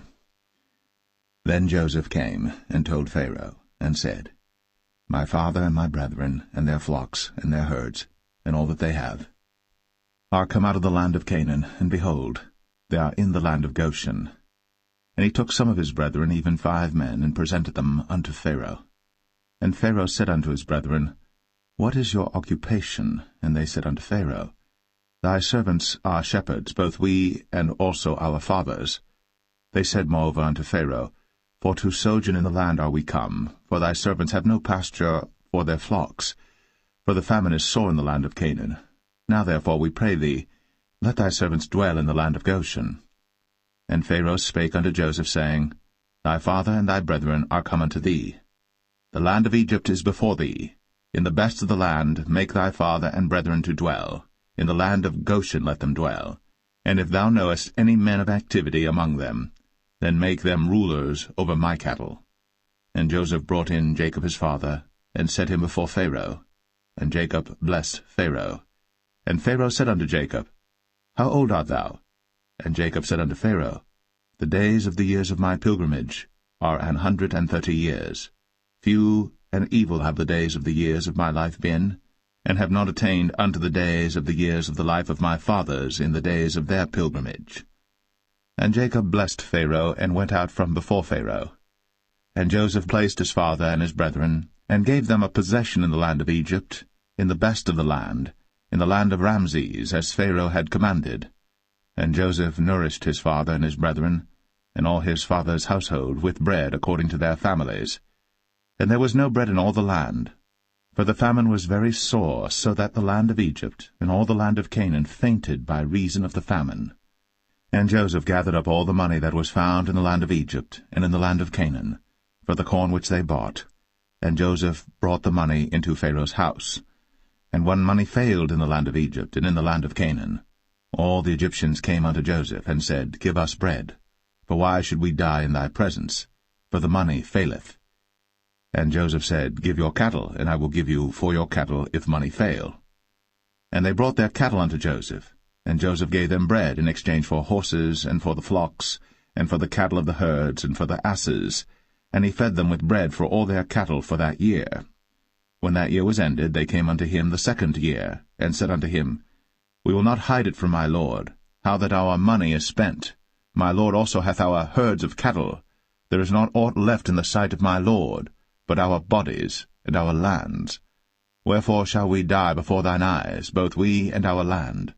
Buy us now land for bread, and we and our land will be servants unto Pharaoh, and give us seed, that we may live and not die, that the land be not desolate. And Joseph bought all the land of Egypt for Pharaoh. For the Egyptians sold every man his field, because the famine prevailed over them. So the land became Pharaoh's. And as for the people, he removed them to cities from one end of the borders of Egypt even to the other end thereof. Only the land of the priests bought he not, for the priests had a portion assigned them of Pharaoh, and did eat their portion which Pharaoh gave them, wherefore they sold not their lands. Then Joseph said unto the people, Behold, I have bought you this day, and your land for Pharaoh. Lo, here is seed for you, and ye shall sow the land. And it shall come to pass in the increase, that ye shall give the 5th part unto Pharaoh, and 4 parts shall be your own, for seed of the field, and for your food, and for them of your households, and for food for your little ones. And they said, Thou hast saved our lives. Let us find grace in the sight of my lord, and we will be Pharaoh's servants. And Joseph made it a law over the land of Egypt unto this day, that Pharaoh should have the 5th part, except the land of the priests only, which became not Pharaoh's. And Israel dwelt in the land of Egypt, in the country of Goshen, and they had possessions therein, and grew and multiplied exceedingly. And Jacob lived in the land of Egypt 17 years. So the whole age of Jacob was 147 years. And the time drew nigh that Israel must die. And he called his son Joseph, and said unto him, If now I have found grace in thy sight, put, I pray thee, thy hand under my thigh, and deal kindly and truly with me. Bury me not, I pray thee, in Egypt, but I will lie with my fathers, and thou shalt carry me out of Egypt, and bury me in their burying place. And he said, I will do as thou hast said. And he said, swear unto me. And he sware unto him. And Israel bowed himself upon the bed's head.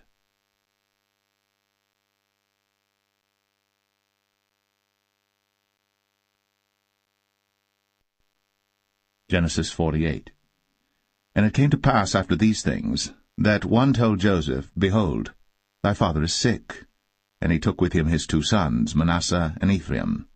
And one told Jacob, and said, Behold, thy son Joseph cometh unto thee. And Israel strengthened himself, and sat upon the bed. And Jacob said unto Joseph, God Almighty appeared unto me at Luz in the land of Canaan, and blessed me, and said unto me, Behold, I will make thee fruitful, and multiply thee, and I will make of thee a multitude of people, and will give this land to thy seed after thee for an everlasting possession. And now thy 2 sons, Ephraim and Manasseh, which were born unto thee in the land of Egypt, before I came unto thee into Egypt, are mine. As Reuben and Simeon they shall be mine. And thy issue which thou begettest after them shall be thine, and shall be called after the name of their brethren in their inheritance. And as for me, when I came from Padan, Rachel died by me in the land of Canaan in the way, when yet there was but a little way to come unto Ephrath. And I buried her there in the way of Ephrath, the same as Bethlehem. And Israel beheld Joseph's sons, and said, Who are these? And Joseph said unto his father, They are my sons, whom God hath given me in this place. And he said, Bring them, I pray thee, unto me, and I will bless them. Now the eyes of Israel were dim for age, so that he could not see. And he brought them near unto him. And he kissed them, and embraced them. And Israel said unto Joseph, I had not thought to see thy face, and lo, God hath shown me also thy seed. And Joseph brought them out from between his knees, and he bowed himself with his face to the earth. And Joseph took them both, Ephraim in his right hand toward Israel's left hand, and Manasseh in his left hand toward Israel's right hand, and brought them near unto him. And Israel stretched out his right hand, and laid it upon Ephraim's head, who was the younger, and his left hand upon Manasseh's head, guiding his hands wittingly, for Manasseh was the firstborn. And he blessed Joseph, and said, God, before whom my fathers Abraham and Isaac did walk, the God which fed me all my life long unto this day, the angel which redeemed me from all evil, bless the lads, and let my name be named on them, and the name of my fathers Abraham and Isaac, and let them grow into a multitude in the midst of the earth. And when Joseph saw that his father laid his right hand upon the head of Ephraim, it displeased him, and he held up his father's hand to remove it from Ephraim's head unto Manasseh's head. And Joseph said unto his father, Not so, my father, for this is the firstborn. Put thy right hand upon his head. And his father refused, and said, I know it, my son, I know it. He also shall become a people, and he also shall be great. But truly his younger brother shall be greater than he, and his seed shall become a multitude of nations. And he blessed them that day, saying, In thee shall Israel bless, saying, God make thee as Ephraim and as Manasseh. And he set Ephraim before Manasseh. And Israel said unto Joseph, Behold, I die, but God shall be with you, and bring you again unto the land of your fathers. Moreover, I have given to thee one portion above thy brethren, which I took out of the hand of the Amorite with my sword and with my bow.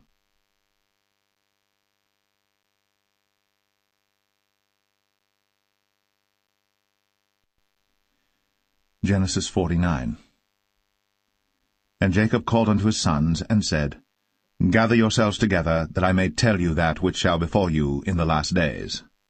Gather yourselves together, and hear, ye sons of Jacob, and hearken unto Israel your father.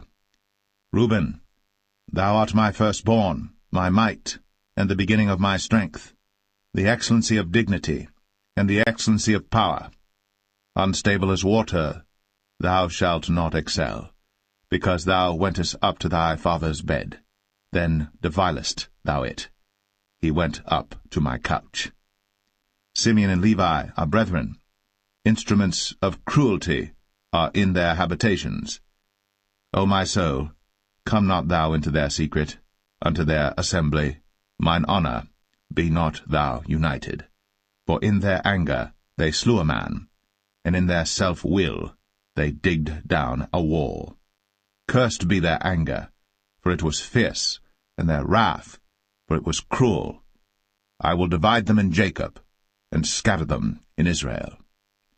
Judah, thou art he whom thy brethren shall praise. Thy hand shall be in the neck of thine enemies. Thy father's children shall bow down before thee. Judah is a lion's whelp. From the prey, my son, thou art gone up. He stooped down. He couched as a lion, and as an old lion, who shall rouse him up?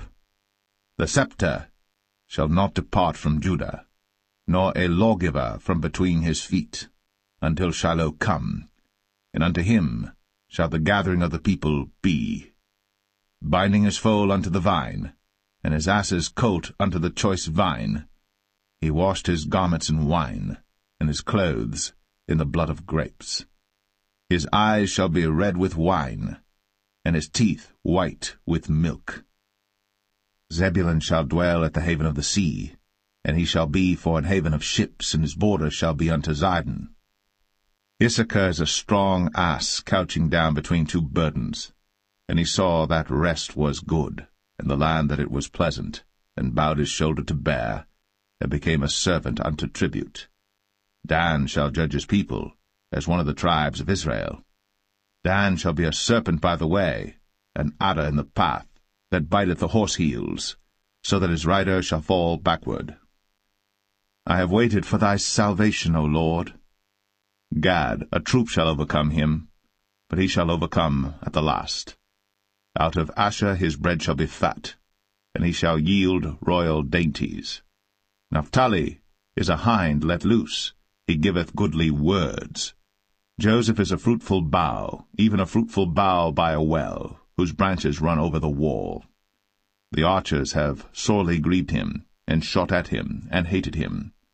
But his bow abode in strength, and the arms of his hands were made strong by the hands of the mighty God of Jacob. From thence is the shepherd, the stone of Israel. Even by the God of thy father, who shall help thee, and by the Almighty, who shall bless thee with blessings of heaven above, blessings of the deep that lieth under, blessings of the breasts, and of the womb. The blessings of thy father have prevailed above the blessings of my progenitors, unto the utmost bound of the everlasting hills. They shall be on the head of Joseph, and on the crown of the head of him that was separate from his brethren. Benjamin shall raven as a wolf. In the morning he shall devour the prey, and at night he shall divide the spoil. All these are the 12 tribes of Israel. And this is it that their father spake unto them, and blessed them, every one, according to his blessing, he blessed them. And he charged them, and said unto them, I am to be gathered unto my people. Bury me with my fathers in the cave that is in the field of Ephron the Hittite, in the cave that is in the field of Machpelah, which is before Mamre, in the land of Canaan, which Abraham bought with the field of Ephron the Hittite, for a possession of a burying place. There they buried Abraham and Sarah his wife.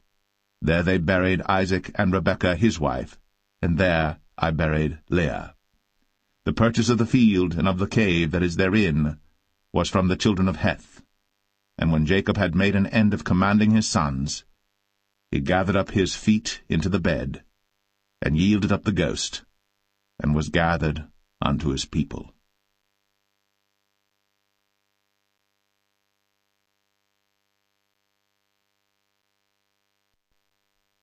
Genesis 50. And Joseph fell upon his father's face, and wept upon him, and kissed him. And Joseph commanded his servants, the physicians, to embalm his father, and the physicians embalmed Israel. And 40 days were fulfilled for him, for so are fulfilled the days of those which are embalmed. And the Egyptians mourned for him 60 days. And when the days of his mourning were past, Joseph spake unto the house of Pharaoh, saying, If now I have found grace in your eyes, speak, I pray you, in the ears of Pharaoh, saying, My father made me swear, saying, Lo, I die, in my grave which I have digged for me in the land of Canaan. There shalt thou bury me. Now therefore let me go up, I pray thee, and bury my father, and I will come again. And Pharaoh said, Go up, and bury thy father, according as he made thee swear. And Joseph went up to bury his father, And with him went up all the servants of Pharaoh, the elders of his house, and all the elders of the land of Egypt, and all the house of Joseph, and his brethren, and his father's house. Only their little ones, and their flocks, and their herds, they left in the land of Goshen. And there went up with him both chariots and horsemen, and it was a very great company. And they came to the threshing floor of Atad, which is beyond Jordan, and there they mourned with a great and very sore lamentation. And he made a mourning for his father 7 days. And when the inhabitants of the land, the Canaanites, saw the mourning in the floor of Atad, they said, This is a grievous mourning to the Egyptians. Wherefore the name of it was called Abel-Mizraim, which is beyond Jordan. And his sons did unto him according as he commanded them. For his sons carried him into the land of Canaan, and buried him in the cave of the field of Machpelah, which Abraham bought with the field for possession of a burying place of Ephron the Hittite before Mamre. And Joseph returned into Egypt, he and his brethren, and all that went up with him to bury his father, after he had buried his father. And when Joseph's brethren saw that their father was dead, they said, Joseph will peradventure hate us, and will certainly requite us all the evil which we did unto him. And they sent a messenger unto Joseph, saying, Thy father did command before he died, saying, So shall ye say unto Joseph, Forgive, I pray thee now, the trespass of thy brethren, and their sin. For they did unto thee evil, and now, we pray thee, forgive the trespass of the servants of the God of thy father. And Joseph wept, when they spake unto him. And his brethren also went and fell down before his face, and they said, Behold, we be thy servants. And Joseph said unto them, Fear not, for am I in the place of God? But as for you, ye thought evil against me. But God meant it unto good, to bring to pass, as it is this day, to save much people alive. Now therefore fear ye not, I will nourish you, and your little ones. And he comforted them, and spake kindly unto them. And Joseph dwelt in Egypt, he and his father's house.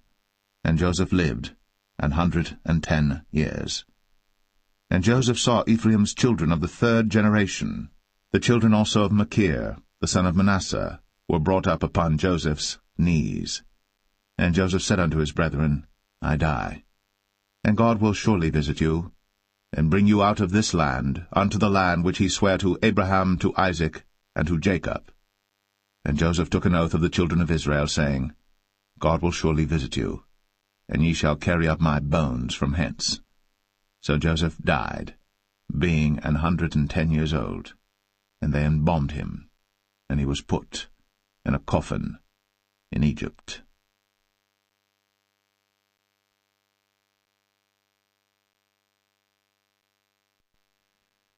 The Book of Exodus, Chapter 1. Now these are the names of the children of Israel, which came into Egypt. Every man in his household came with Jacob: Reuben, Simeon, Levi, and Judah, Issachar, Zebulun, and Benjamin, Dan and Naphtali, Gad and Asher. And all the souls that came out of the loins of Jacob were 70 souls, for Joseph was in Egypt already. And Joseph died, and all his brethren, and all that generation. And the children of Israel were fruitful, and increased abundantly, and multiplied, and waxed exceeding mighty, and the land was filled with them. Now there arose up a new king over Egypt, which knew not Joseph. And he said unto his people, Behold, the people of the children of Israel are more and mightier than we. Come on, let us deal wisely with them, lest they multiply. And it come to pass, that when there falleth out any war, they join also unto our enemies, and fight against us, and so get them up out of the land. Therefore they did set over them taskmasters, to afflict them with their burdens, and they built for Pharaoh treasure cities, Pithom and Ramses. But the more they afflicted them, the more they multiplied and grew, and they were grieved because of the children of Israel. And the Egyptians made the children of Israel to serve with rigor, and they made their lives bitter with hard bondage in mortar and in brick and in all manner of service in the field. All their service wherein they made them serve was with rigor. And the king of Egypt spake to the Hebrew midwives, of which the name of the one was Shiphrah, and the name of the other Puah. And he said, When ye do the office of a midwife to the Hebrew women, and see them upon the stools, if it be a son, then ye shall kill him, but if it be a daughter, then she shall live. But the midwives feared God, and did not as the king of Egypt commanded them, but saved the men-children alive. And the king of Egypt called for the midwives, and said unto them, Why have ye done this thing, and have saved the men-children alive? And the midwives said unto Pharaoh, Because the Hebrew women are not as the Egyptian women, for they are lively, and are delivered ere the midwives come in unto them. Therefore God dealt well with the midwives, and the people multiplied, and waxed very mighty. And it came to pass, because the midwives feared God, that he made them houses. And Pharaoh charged all his people, saying, Every son that is born ye shall cast into the river, and every daughter ye shall save alive.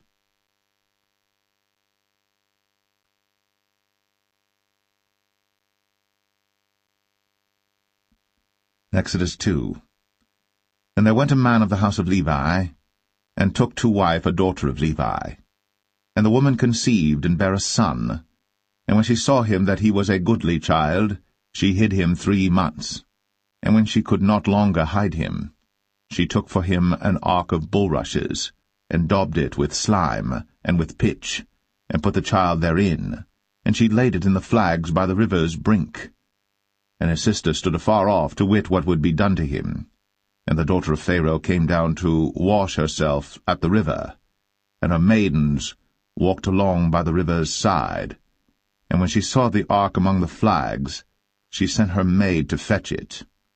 And when she had opened it, she saw the child, and behold, the babe wept. And she had compassion on him, and said, This is one of the Hebrews' children. Then said his sister to Pharaoh's daughter, Shall I go and call to thee a nurse of the Hebrew women, that she may nurse the child for thee? And Pharaoh's daughter said to her, Go. And the maid went, and called the child's mother. And Pharaoh's daughter said unto her, Take this child away, and nurse it for me, and I will give thee thy wages. And the woman took the child, and nursed it. And the child grew, and she brought him unto Pharaoh's daughter, and he became her son. And she called his name Moses. And she said, Because I drew him out of the water. And it came to pass in those days, when Moses was grown, that he went out unto his brethren, and looked on their burdens. And he spied an Egyptian smiting an Hebrew, one of his brethren. And he looked this way and that way. And when he saw that there was no man, he slew the Egyptian, and hid him in the sand. And when he went out the second day, behold, 2 men of the Hebrews strove together. And he said to him that did the wrong, Wherefore smitest thou thy fellow? And he said, Who made thee a prince and a judge over us? Intendest thou to kill me, as thou killedst the Egyptian? And Moses feared, and said, Surely this thing is known. Now when Pharaoh heard this thing, he sought to slay Moses. But Moses fled from the face of Pharaoh, and dwelt in the land of Midian, and he sat down by a well. Now the priest of Midian had 7 daughters, and they came and drew water, and filled the troughs to water their father's flock. And the shepherds came and drove them away, but Moses stood up and helped them, and watered their flock. And when they came to Reuel their father, he said, How is it that ye are come so soon today? And they said, An Egyptian delivered us out of the hand of the shepherds, and also drew water enough for us, and watered the flock. And he said unto his daughters, And where is he? Why is it that ye have left the man? Call him, that he may eat bread. And Moses was content to dwell with the man. And he gave Moses Zipporah his daughter. And she bare him a son. And he called his name Gershom, for he said, I have been a stranger in a strange land. And it came to pass, in process of time, that the king of Egypt died. And the children of Israel sighed by reason of the bondage, and they cried, and their cry came up unto God by reason of the bondage. And God heard their groaning, and God remembered his covenant with Abraham, with Isaac, and with Jacob. And God looked upon the children of Israel. and God had respect unto them.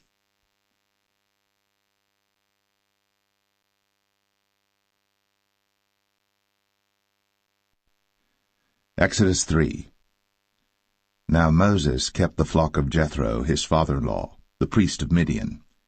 And he led the flock to the backside of the desert, and came to the mountain of God, even to Horeb. And the angel of the Lord appeared unto him in a flame of fire out of the midst of a bush. And he looked, and behold, the bush burned with fire, and the bush was not consumed. And Moses said, I will now turn aside and see this great sight, why the bush is not burnt. And when the Lord saw that he turned aside to see, God called unto him out of the midst of the bush, and said, Moses, Moses. And he said, Here am I. And he said, Draw not nigh hither.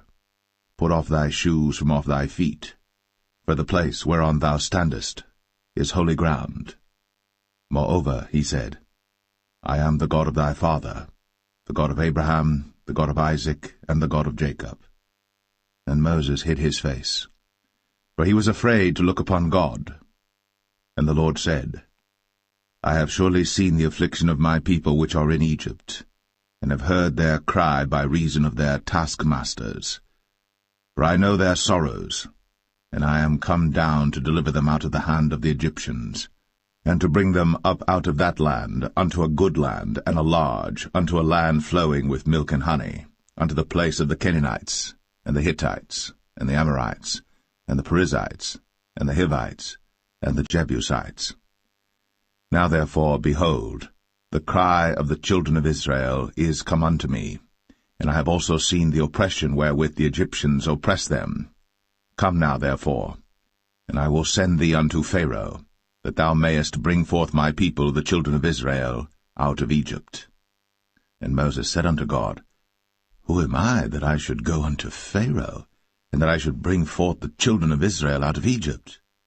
And he said, Certainly I will be with thee, and this shall be a token unto thee, that I have sent thee.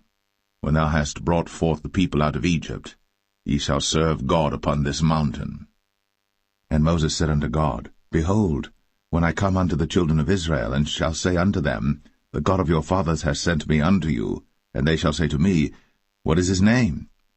What shall I say unto them? And God said unto Moses, I am that I am. And he said, Thus shalt thou say unto the children of Israel, I am hath sent me unto you. And God said moreover unto Moses, Thus shalt thou say unto the children of Israel, The Lord God of your fathers, the God of Abraham, the God of Isaac, and the God of Jacob, hath sent me unto you.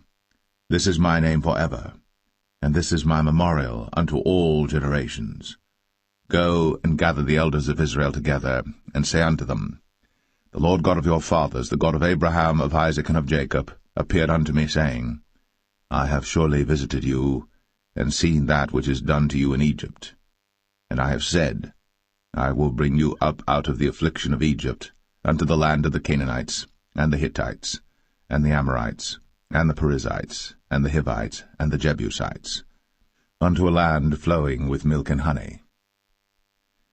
And they shall hearken to thy voice, and thou shalt come, thou and the elders of Israel, unto the king of Egypt, and ye shall say unto him, The Lord God of the Hebrews hath met with us. And now let us go, we beseech thee, 3 days' journey into the wilderness, that we may sacrifice to the Lord our God. And I am sure that the king of Egypt will not let you go, no, not by a mighty hand. And I will stretch out my hand, and smite Egypt with all my wonders which I will do in the midst thereof, and after that he will let you go. And I will give this people favor in the sight of the Egyptians, and it shall come to pass that, when ye go, ye shall not go empty. But every woman shall borrow of her neighbor, and of her that sojourneth in her house, jewels of silver, and jewels of gold, and raiment, and ye shall put them upon your sons, and upon your daughters, and ye shall spoil the Egyptians.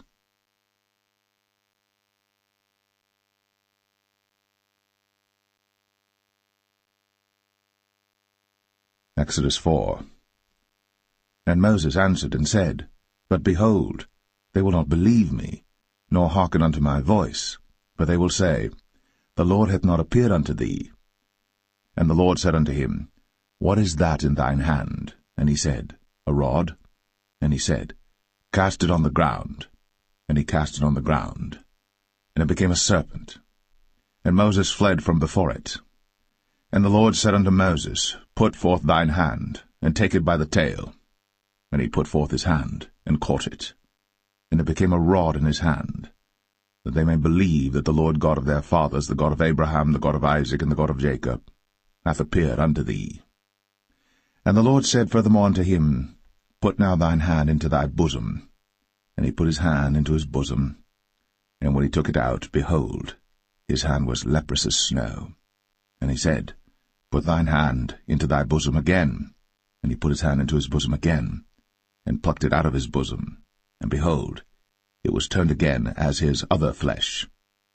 And it shall come to pass, if they will not believe thee, neither hearken to the voice of the first sign, that they will believe the voice of the latter sign. And it shall come to pass, if they will not believe also these two signs, neither hearken unto thy voice, that thou shalt take of the water of the river, and pour it upon the dry land, and the water which thou takest out of the river shall become blood upon the dry land. And Moses said unto the Lord, O my Lord, I am not eloquent, neither heretofore nor since thou hast spoken unto thy servant, but I am slow of speech and of a slow tongue. And the Lord said unto him, Who hath made man's mouth? Or who maketh the dumb, or deaf, or the seeing, or the blind? Have not I the Lord? Now therefore go, and I will be with thy mouth, and teach thee what thou shalt say. And he said, O my Lord, send, I pray thee, by the hand of him whom thou wilt send. And the anger of the Lord was kindled against Moses. And he said, Is not Aaron the Levite thy brother? I know that he can speak well, and also, behold, he cometh forth to meet thee. And when he seeth thee, he will be glad in his heart. And thou shalt speak unto him, and put words in his mouth. And I will be with thy mouth, and with his mouth, and will teach you what ye shall do. And he shall be thy spokesman unto the people, and he shall be, even he, shall be to thee instead of a mouth, and thou shalt be to him instead of God. And thou shalt take this rod in thine hand, wherewith thou shalt do signs.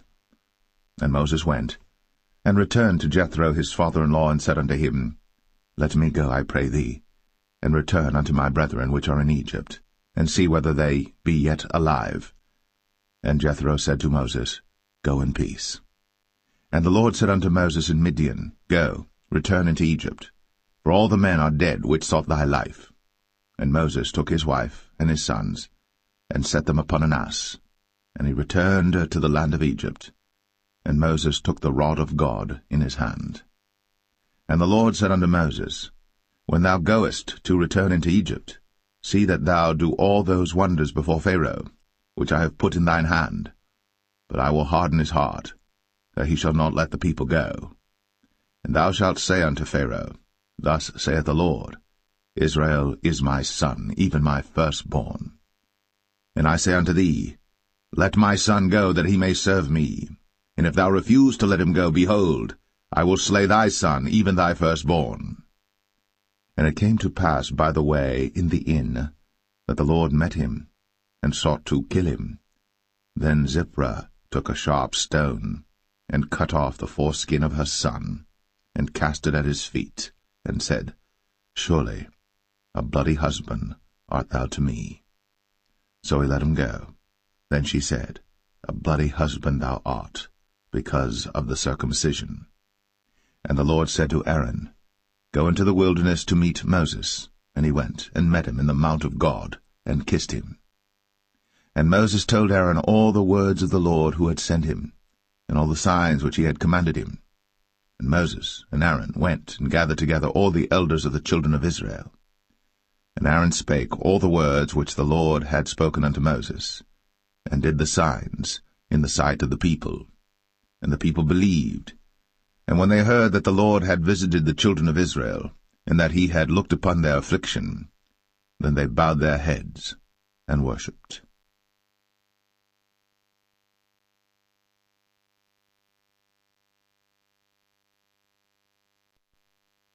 Exodus 5. And afterward Moses and Aaron went in, and told Pharaoh, Thus saith the Lord God of Israel, Let my people go, that they may hold a feast unto me in the wilderness. And Pharaoh said, Who is the Lord that I should obey his voice to let Israel go? I know not the Lord, neither will I let Israel go. And they said, The God of the Hebrews hath met with us. Let us go, we pray thee, 3 days' journey into the desert, and sacrifice unto the Lord our God, lest he fall upon us with pestilence, or with the sword. And the king of Egypt said unto them, Wherefore do ye, Moses and Aaron? Let the people from their works get you unto your burdens. And Pharaoh said, Behold, the people of the land now are many, and ye make them rest from their burdens. And Pharaoh commanded the same day the taskmasters of the people and their officers, saying, Ye shall no more give the people straw to make brick, as heretofore. Let them go and gather straw for themselves. And the tale of the bricks which they did make heretofore ye shall lay upon them. Ye shall not diminish aught thereof. For they be idle. Therefore they cry, saying, Let us go and sacrifice to our God. Let their more work be laid upon the men, that they may labor therein, and let them not regard vain words. And the taskmasters of the people went out, and their officers, and they spake to the people, saying, Thus saith Pharaoh, I will not give you straw. Go ye, get you straw where you can find it, yet not aught of your work shall be diminished. So the people were scattered abroad throughout all the land of Egypt to gather stubble instead of straw. And the taskmasters hasted them, saying, Fulfill your works, your daily tasks, as when there was straw. And the officers of the children of Israel, which Pharaoh's taskmasters had set over them, were beaten, and demanded, Wherefore have ye not fulfilled your task in making brick both yesterday and today, as heretofore? Then the officers of the children of Israel came and cried unto Pharaoh, saying, Wherefore dealest thou thus with thy servants? There is no straw given unto thy servants. And they say to us, Make brick. And behold, thy servants are beaten, but the fault is in thine own people. But he said, Ye are idle, ye are idle. Therefore ye say, Let us go and do sacrifice to the Lord. Go therefore now and work, for there shall no straw be given you. Yet shall ye deliver the tale of bricks. And the officers of the children of Israel did see that they were in evil case, after it was said, Ye shall not minish aught from your bricks of your daily task. And they met Moses and Aaron, who stood in the way, as they came forth from Pharaoh.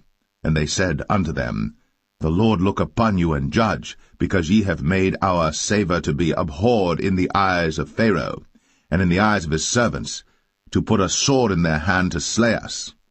And Moses returned unto the Lord, and said, Lord, wherefore hast thou so evil entreated this people? Why is it that thou hast sent me? For since I came to Pharaoh to speak in thy name, he hath done evil to this people, neither hast thou delivered thy people at all.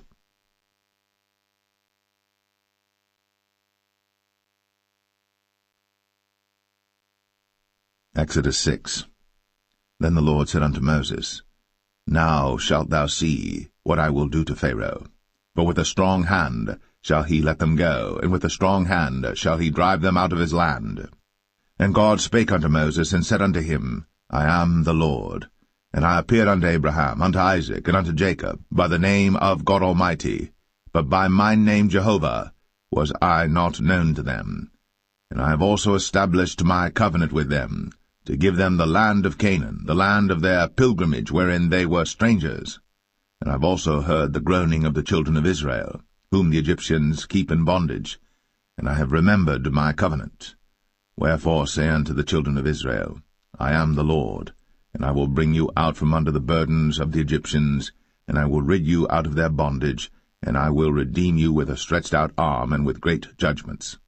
And I will take you to me for a people, and I will be to you a God, and ye shall know that I am the Lord your God, which bringeth you out from under the burdens of the Egyptians. And I will bring you in unto the land, concerning the which I did swear to give it to Abraham, to Isaac, and to Jacob, and I will give it you for an heritage. I am the Lord.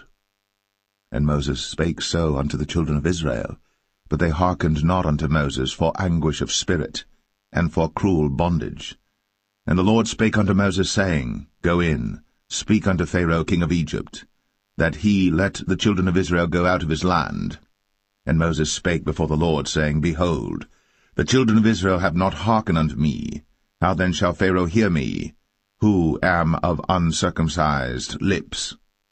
And the Lord spake unto Moses and unto Aaron, and gave them a charge unto the children of Israel, and unto Pharaoh king of Egypt, to bring the children of Israel out of the land of Egypt. These be the heads of their fathers' houses, the sons of Reuben, the firstborn of Israel, Hanok and Palu, Hezron and Carmi. These be the families of Reuben. And the sons of Simeon, Jemuel and Jamin, and Ohad and Jachin, and Zohar and Shaul the son of the Canaanitish woman. These are the families of Simeon. And these are the names of the sons of Levi according to their generations, Gershon and Kohath and Merari. And the years of the life of Levi were 137 years. The sons of Gershon, Libni and Shimei, according to their families. And the sons of Kohath, Amram and Izhar, and Hebron and Uzziel. And the years of the life of Kohath were 133 years. And the sons of Merari, Mahalai and Mushai. These are the families of Levi according to their generations. And Amram took him Jochebed, his father's sister, to wife, and she bare him, Aaron and Moses. And the years of the life of Amram were 137 years. And the sons of Izhar, Korah and Nepheg and Zichri. And the sons of Uzziel, Mishael and Elzaphan and Zithri. And Aaron took him Elisheba, daughter of Aminadab, sister of Nahshon, to wife, and she bare him Nadab and Abihu, Eleazar and Ithamar. And the sons of Korah, Asir and Elkanah and Abiasaph. These are the families of the Korhites. And Eleazar, Aaron's son, took him one of the daughters of Putiel to wife, and she bare him Phinehas. These are the heads of the fathers of the Levites according to their families. These are that Aaron and Moses, to whom the Lord said, Bring out the children of Israel from the land of Egypt, according to their armies. These are they which spake to Pharaoh king of Egypt, to bring out the children of Israel from Egypt. These are that Moses and Aaron. And it came to pass on the day when the Lord spake unto Moses in the land of Egypt, that the Lord spake unto Moses, saying, I am the Lord. Speak thou unto Pharaoh king of Egypt all that I say unto thee. And Moses said before the Lord, Behold, I am of uncircumcised lips, and how shall Pharaoh hearken unto me?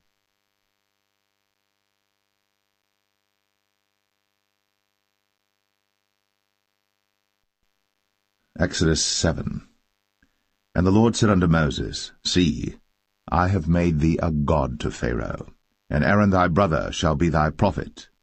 Thou shalt speak all that I command thee, and Aaron thy brother shall speak unto Pharaoh, that he send the children of Israel out of his land. And I will harden Pharaoh's heart, and multiply my signs and my wonders in the land of Egypt. But Pharaoh shall not hearken unto you, that I may lay my hand upon Egypt, and bring forth mine armies and my people the children of Israel out of the land of Egypt by great judgments. And the Egyptians shall know that I am the Lord, when I stretch forth mine hand upon Egypt, and bring out the children of Israel from among them. And Moses and Aaron did as the Lord commanded them, so did they. And Moses was 80 years old, and Aaron 83 years old, when they spake unto Pharaoh. And the Lord spake unto Moses and unto Aaron, saying, When Pharaoh shall speak unto you, saying, Show a miracle for you, then thou shalt say unto Aaron, Take thy rod, and cast it before Pharaoh, and it shall become a serpent. And Moses and Aaron went in unto Pharaoh, and they did so as the Lord had commanded.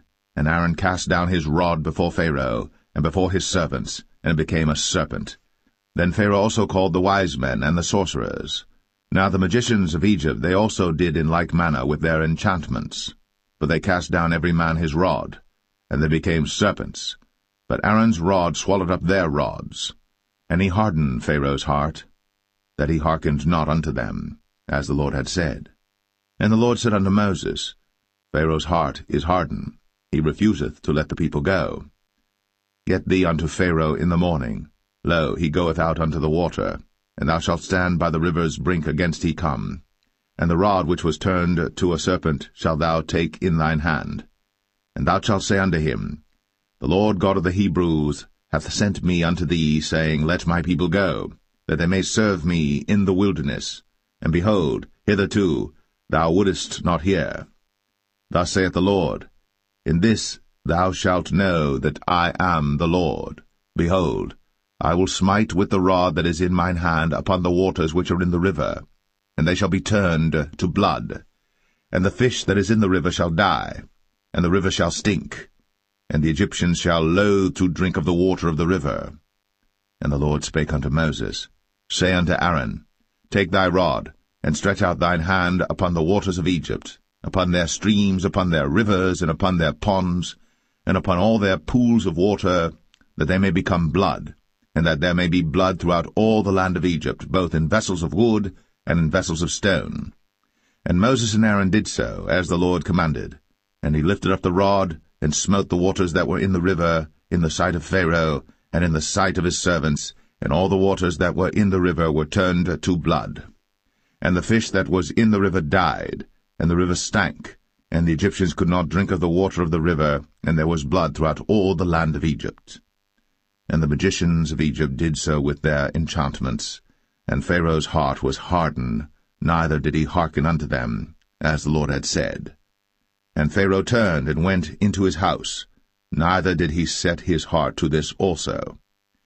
And all the Egyptians digged around about the river for water to drink, but they could not drink of the water of the river. And 7 days were fulfilled. After that the Lord had smitten the river.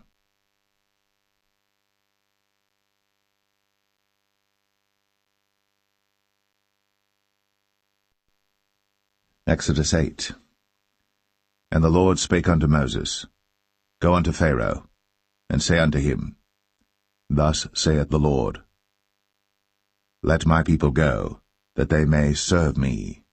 And if thou refuse to let them go, behold, I will smite all thy borders with frogs, and the river shall bring forth frogs abundantly, which shall go up and come into thine house, and into thy bedchamber, and upon thy bed, and into the house of thy servants, and upon thy people, and into thine ovens, and into thy kneading troughs. And the frogs shall come up both on thee, and upon thy people, and upon all thy servants. And the Lord spake unto Moses, Say unto Aaron, Stretch forth thine hand with thy rod over the streams, over the rivers, and over the ponds, and cause frogs to come up upon the land of Egypt. And Aaron stretched out his hand over the waters of Egypt, and the frogs came up, and covered the land of Egypt. And the magicians did so with their enchantments, and brought up frogs upon the land of Egypt. Then Pharaoh called for Moses and Aaron, and said, Entreat the Lord, that he may take away the frogs from me, and from my people, and I will let the people go, that they may do sacrifice unto the Lord. And Moses said unto Pharaoh, Glory over me. When shall I entreat for thee, and for thy servants, and for thy people, to destroy the frogs from thee, and thy houses, that they may remain in the river only? And he said, Tomorrow. And he said, Be it according to thy word, that thou mayest know that there is none like unto the Lord our God. And the frogs shall depart from thee, and from thy houses, and from thy servants, and from thy people, they shall remain in the river only. And Moses and Aaron went out from Pharaoh, and Moses cried unto the Lord because of the frogs, which he had brought against Pharaoh. And the Lord did according to the word of Moses, and the frogs died out of the houses, out of the villages, and out of the fields. And they gathered them together upon heaps, and the land stank. But when Pharaoh saw that there was respite, he hardened his heart, and hearkened not unto them, as the Lord had said. And the Lord said unto Moses, Say unto Aaron, Stretch out thy rod, and smite the dust of the land, that it may become lice throughout all the land of Egypt. And they did so. For Aaron stretched out his hand with his rod, and smote the dust of the earth, and it became lice in man and in beast. All the dust of the land became lice throughout all the land of Egypt. And the magicians did so with their enchantments to bring forth lice, but they could not, so there were lice upon man and upon beast. Then the magicians said unto Pharaoh, This is the finger of God. And Pharaoh's heart was hardened, and he hearkened not unto them. as the Lord had said. And the Lord said unto Moses, Rise up early in the morning, and stand before Pharaoh. Lo, he cometh forth to the water. And say unto him, Thus saith the Lord, Let my people go, that they may serve me. Else, if thou wilt not let my people go, behold, I will send swarms of flies upon thee, and upon thy servants, and upon thy people, and into thy houses, and the houses of the Egyptians shall be full of swarms of flies, and also the ground whereon they are. And I will sever in that day the land of Goshen, in which my people dwell, that no swarms of flies shall be there, to the end thou mayest know that I am the Lord in the midst of the earth. And I will put a division between my people and thy people. Tomorrow shall this sign be. And the Lord did so. And there came a grievous swarm of flies into the house of Pharaoh, and into his servants' houses, and into all the land of Egypt. The land was corrupted by reason of the swarm of flies. And Pharaoh called for Moses and for Aaron, and said, Go ye, sacrifice to your God in the land. And Moses said, It is not meet so to do, for we shall sacrifice the abomination of the Egyptians to the Lord our God. Lo, shall we sacrifice the abomination of the Egyptians before their eyes? And will they not stone us? We will go 3 days' journey into the wilderness, and sacrifice to the Lord our God, as he shall command us. And Pharaoh said, I will let you go, that ye may sacrifice to the Lord your God in the wilderness. Only ye shall not go very far away. Entreat for me. And Moses said, Behold, I go out from thee, and I will entreat the Lord that the swarms of flies may depart from Pharaoh, from his servants, and from his people tomorrow. But let not Pharaoh deal deceitfully any more, not letting the people go to sacrifice to the Lord. And Moses went out from Pharaoh, and entreated the Lord. And the Lord did according to the word of Moses, and he removed the swarms of flies from Pharaoh, from his servants, and from his people. There remained not one. And Pharaoh hardened his heart at this time also, neither would he let the people go.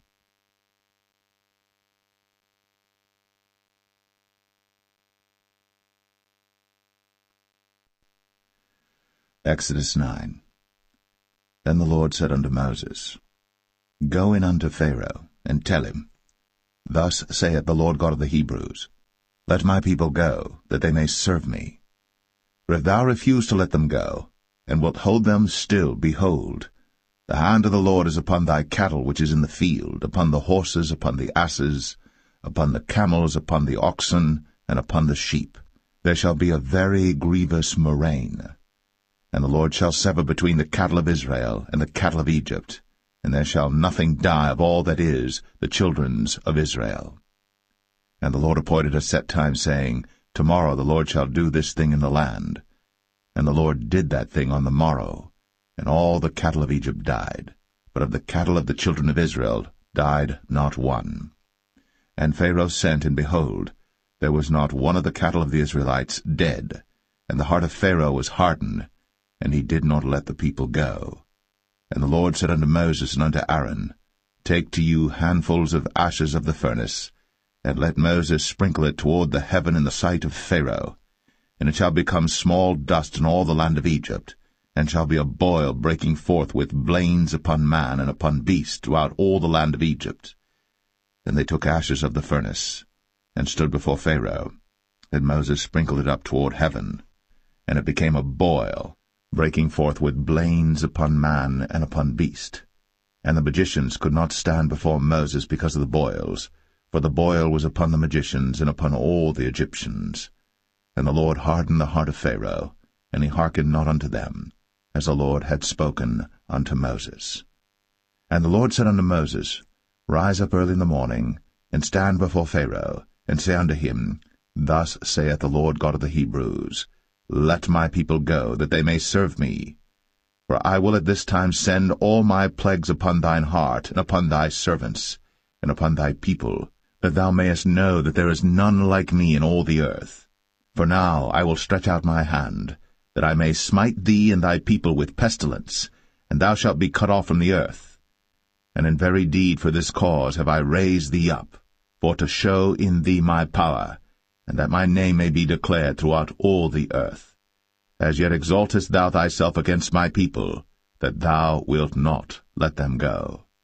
Behold, tomorrow about this time I will cause it to rain a very grievous hail, such as hath not been in Egypt since the foundation thereof even until now. Send therefore now, and gather thy cattle, and all that thou hast in the field. For upon every man and beast which shall be found in the field, and shall not be brought home, the hail shall come down upon them, and they shall die. He that feared the word of the Lord among the servants of Pharaoh made his servants and his cattle flee into the houses. And he that regarded not the word of the Lord left his servants and his cattle in the field. And the Lord said unto Moses, Stretch forth thine hand toward heaven, that there may be hail in all the land of Egypt, upon man, and upon beast, and upon every herb of the field, throughout the land of Egypt. And Moses stretched forth his rod toward heaven, and the Lord sent thunder and hail, and the fire ran along upon the ground, and the Lord rained hail upon the land of Egypt. So there was hail, and fire mingled with the hail, very grievous, such as there was none like it in all the land of Egypt since it became a nation. And the hail smote throughout all the land of Egypt all that was in the field, both man and beast. And the hail smote every herb of the field, and brake every tree of the field. Only in the land of Goshen, where the children of Israel were, was there no hail. And Pharaoh sent and called for Moses and Aaron, and said unto them, I have sinned this time. The Lord is righteous, and I and my people are wicked. Entreat the Lord, for it is enough that there be no more mighty thunderings and hail, and I will let you go, and ye shall stay no longer. And Moses said unto him, As soon as I am gone out of the city, I will spread abroad my hands unto the Lord, and the thunder shall cease, neither shall there be any more hail, that thou mayest know how that the earth is the Lord's. But as for thee and thy servants, I know that ye will not yet fear the Lord God. And the flax and the barley was smitten, for the barley was in the ear, and the flax was bold. But the wheat and the rye were not smitten, for they were not grown up. And Moses went out of the city from Pharaoh, and spread abroad his hands unto the Lord, and the thunders and hail ceased, and the rain was not poured upon the earth. And when Pharaoh saw that the rain and the hail and the thunders were ceased, he sinned yet more, and hardened his heart, he and his servants. And the heart of Pharaoh was hardened, neither would he let the children of Israel go, as the Lord had spoken by Moses.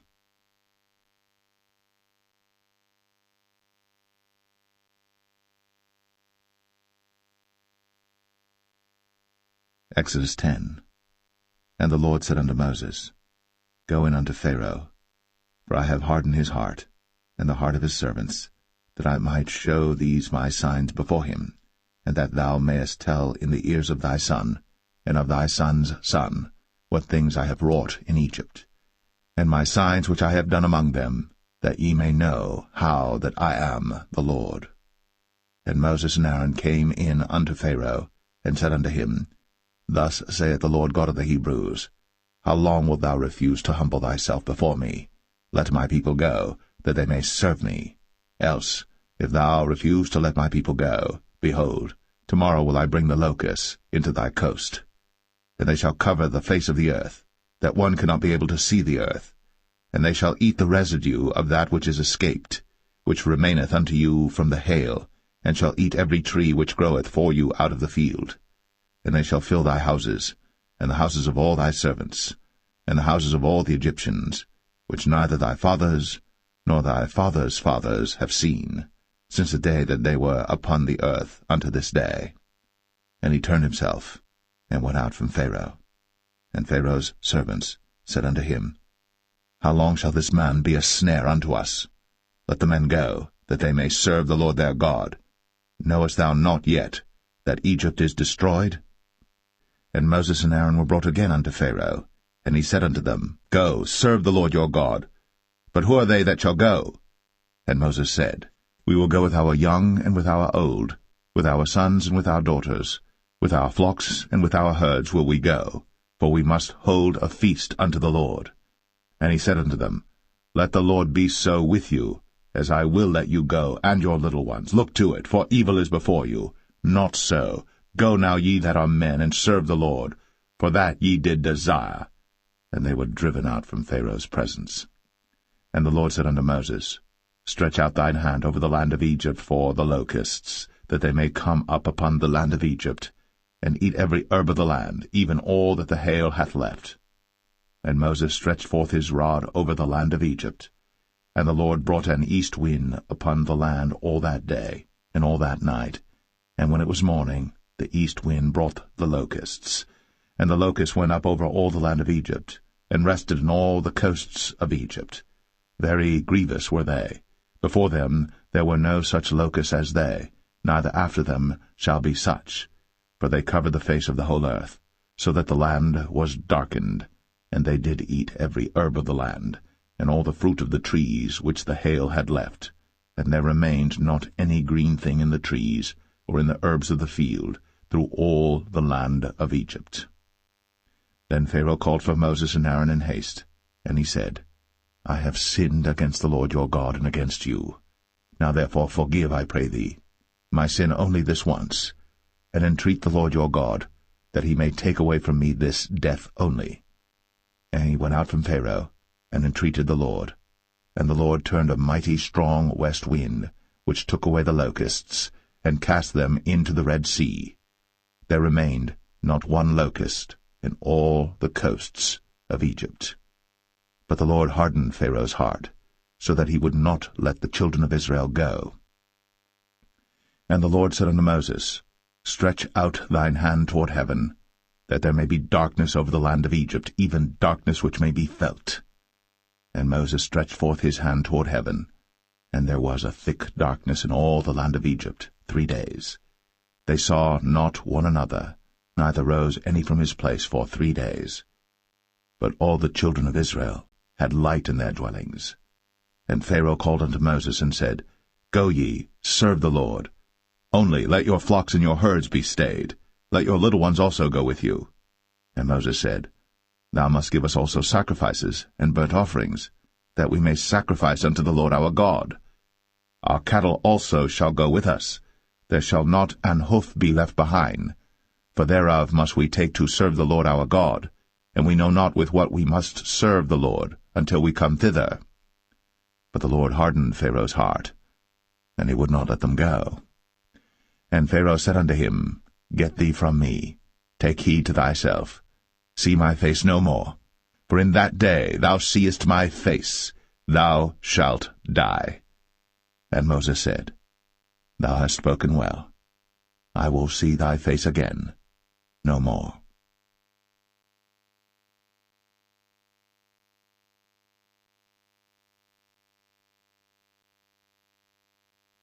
Exodus 11. And the Lord said unto Moses, Yet will I bring one plague more upon Pharaoh and upon Egypt. Afterwards he will let you go hence. When he shall let you go, he shall surely thrust you out hence altogether. Speak now in the ears of the people, and let every man borrow of his neighbor, and every woman of her neighbor, jewels of silver and jewels of gold. And the Lord gave the people favor in the sight of the Egyptians. Moreover, the man Moses was very great in the land of Egypt, in the sight of Pharaoh's servants, and in the sight of the people. And Moses said, Thus saith the Lord, About midnight will I go out into the midst of Egypt, and all the firstborn in the land of Egypt shall die, from the firstborn of Pharaoh that sitteth upon his throne, even unto the firstborn of the maidservant that is behind the mill, and all the firstborn of beasts. And there shall be a great cry throughout all the land of Egypt, such as there was none like it, nor shall be like it any more. But against any of the children of Israel shall not a dog move his tongue, against man or beast, that ye may know how that the Lord doth put a difference between the Egyptians and Israel. And all these thy servants shall come down unto me, and bow down themselves unto me, saying, Get thee out, and all the people that follow thee, and after that I will go out. And he went out from Pharaoh in a great anger. And the Lord said unto Moses, Pharaoh shall not hearken unto you, that my wonders may be multiplied in the land of Egypt. And Moses and Aaron did all these wonders before Pharaoh. And the Lord hardened Pharaoh's heart, so that he would not let the children of Israel go out of his land.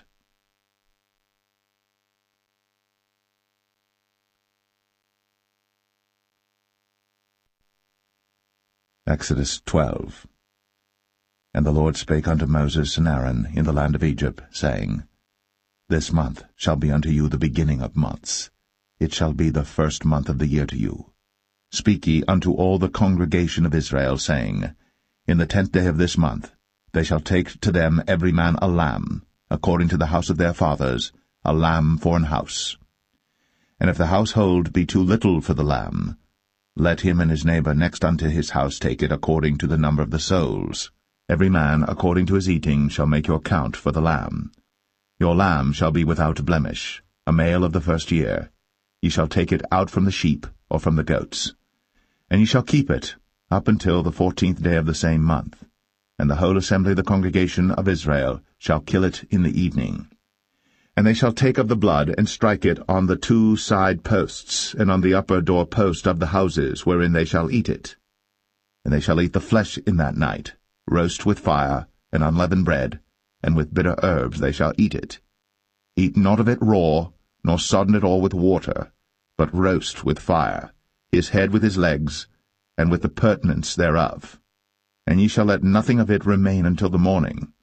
And that which remaineth of it until the morning ye shall burn with fire. And thus shall ye eat it, with your loins girded, your shoes on your feet, and your staff in your hand, and ye shall eat it in haste. It is the Lord's Passover. For I will pass through the land of Egypt this night, and will smite all the firstborn in the land of Egypt, both man and beast, and against all the gods of Egypt I will execute judgment. I am the Lord. And the blood shall be to you for a token upon the houses where ye are. And when I see the blood, I will pass over you, and the plague shall not be upon you to destroy you, when I smite the land of Egypt. And this day shall be unto you for a memorial, and ye shall keep it a feast to the Lord throughout your generations. Ye shall keep it a feast by an ordinance for ever. 7 days shall ye eat unleavened bread. Even the first day ye shall put away leaven out of your houses. For whosoever eateth leavened bread from the first day until the 7th day, that soul shall be cut off from Israel. And in the first day there shall be an holy convocation, and in the 7th day there shall be an holy convocation to you. No manner of work shall be done in them, save that which every man must eat, that only may be done of you.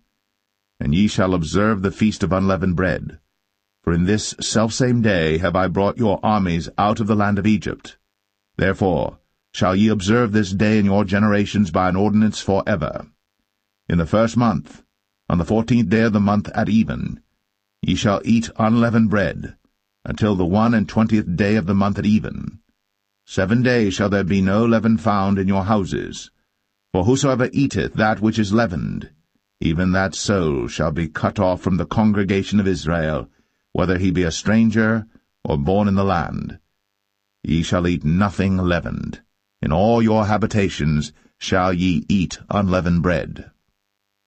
Then Moses called for all the elders of Israel, and said unto them, Draw out, and take you a lamb according to your families, and kill the Passover. And ye shall take a bunch of hyssop, and dip it in the blood that is in the basin, and strike the lintel and the 2 side posts with the blood that is in the basin, and none of you shall go out at the door of his house until the morning. For the Lord will pass through to smite the Egyptians. And when he seeth the blood upon the lintel, and on the 2 side posts, the Lord will pass over the door, and will not suffer the destroyer to come in unto your houses to smite you. And ye shall observe this thing for an ordinance to thee, and to thy sons, for ever.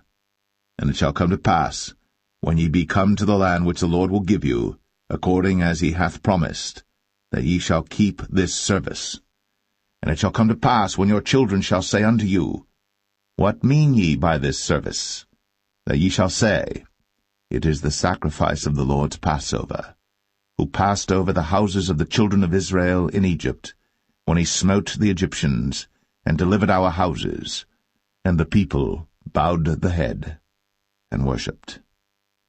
And the children of Israel went away, and did, as the Lord had commanded Moses and Aaron, so did they. And it came to pass that at midnight the Lord smote all the firstborn in the land of Egypt, from the firstborn of Pharaoh that sat on his throne unto the firstborn of the captive that was in the dungeon, and all the firstborn of cattle. And Pharaoh rose up in the night, he and all his servants and all the Egyptians. And there was a great cry in Egypt, for there was not a house where there was not one dead. And he called for Moses and Aaron by night, and said, Rise up, and get you forth from among my people, both ye and the children of Israel, and go, serve the Lord, as ye have said. Also take your flocks and your herds, as ye have said, and be gone, and bless me also. And the Egyptians were urgent upon the people, that they might send them out of the land in haste. For they said, We be all dead men. And the people took their dough before it was leavened, their kneading troughs being bound up in their clothes upon their shoulders. And the children of Israel did according to the word of Moses, and they borrowed of the Egyptians jewels of silver, and jewels of gold and raiment. And the Lord gave the people favor in the sight of the Egyptians, so that they lent unto them such things as they required, and they spoiled the Egyptians. And the children of Israel journeyed from Ramses to Succoth, about 600,000 on foot, that were men, beside children. And a mixed multitude went up also with them, and flocks and herds, even very much cattle. And they baked unleavened cakes of the dough which they brought forth out of Egypt, for it was not leavened, because they were thrust out of Egypt, and could not tarry, neither had they prepared for themselves any victual. Now the sojourning of the children of Israel, who dwelt in Egypt, was 430 years. And it came to pass at the end of the 430 years, even the selfsame day it came to pass, that all the hosts of the Lord went out from the land of Egypt. It is a night to be much observed unto the Lord for bringing them out from the land of Egypt. This is that night of the Lord to be observed of all the children of Israel in their generations. And the Lord said unto Moses and Aaron, This is the ordinance of the Passover. There shall no stranger eat thereof. But every man's servant that is bought for money, when thou hast circumcised him, then shall he eat thereof. A foreigner and an hired servant shall not eat thereof. In one house shall it be eaten.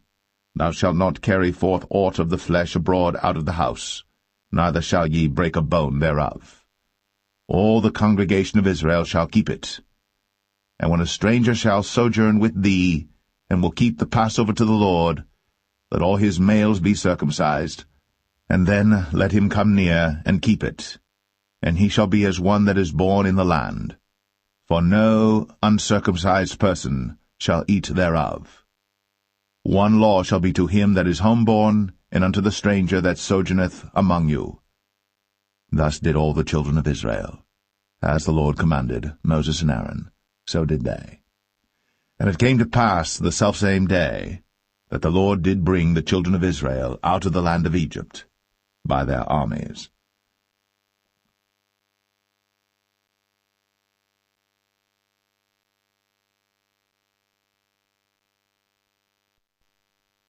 Exodus 13. And the Lord spake unto Moses, saying, Sanctify unto me all the firstborn, whatsoever openeth the womb among the children of Israel, both of man and of beast, it is mine. And Moses said unto the people, Remember this day in which ye came out from Egypt, out of the house of bondage, for by strength of hand the Lord brought you out from this place. There shall no leavened bread be eaten. This day came ye out in the month Abib. And it shall be, when the Lord shall bring thee into the land of the Canaanites, and the Hittites, and the Amorites, and the Hivites, and the Jebusites, which he sware unto thy fathers to give thee, a land flowing with milk and honey, that thou shalt keep this service in this month. 7 days thou shalt eat unleavened bread, and in the 7th day shall be a feast to the Lord. Unleavened bread shall be eaten 7 days, and there shall no leavened bread be seen with thee, neither shall there be leaven seen with thee in all thy quarters. And thou shalt show thy son in that day, saying, This is done, because of that which the Lord did unto me, when I came forth out of Egypt. And it shall be for a sign unto thee upon thine hand, and for a memorial between thine eyes, that the Lord's law may be in thy mouth. For with a strong hand hath the Lord brought thee out of Egypt. Thou shalt therefore keep this ordinance in his season from year to year. And it shall be, when the Lord shall bring thee into the land of the Canaanites, as he sware unto thee and to thy fathers, and shall give it thee, that thou shalt set apart unto the Lord all that openeth the matrix, and every firstling that cometh of a beast which thou hast, the males shall be the Lord's.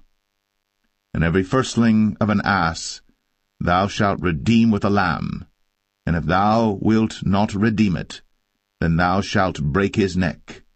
And all the firstborn of man among thy children shalt thou redeem. And it shall be, when thy son asketh thee in time to come, saying, What is this? That thou shalt say unto him, By strength of hand the Lord brought us out from Egypt, from the house of bondage. And it came to pass, when Pharaoh would hardly let us go, that the Lord slew all the firstborn in the land of Egypt, both the firstborn of man and the firstborn of beast. Therefore I sacrifice to the Lord all that openeth the matrix, being males, but all the firstborn of my children I redeem. And it shall be for a token upon thine hand, and for frontlets between thine eyes, for by strength of hand the Lord brought us forth out of Egypt. And it came to pass, when Pharaoh had let the people go, that God led them not through the way of the land of the Philistines, although that was near, for God said, Lest peradventure the people repent when they see war, and they return to Egypt. But God led the people about through the way of the wilderness of the Red Sea, and the children of Israel went up harnessed out of the land of Egypt. And Moses took the bones of Joseph with him, for he had straitly sworn the children of Israel, saying, God will surely visit you, and ye shall carry up my bones away hence with you. And they took their journey from Succoth, and encamped in Etham, in the edge of the wilderness. And the Lord went before them by day in a pillar of a cloud, to lead them the way, and by night in a pillar of fire, to give them light, to go by day and night. He took not away the pillar of the cloud by day, nor the pillar of fire by night, from before the people.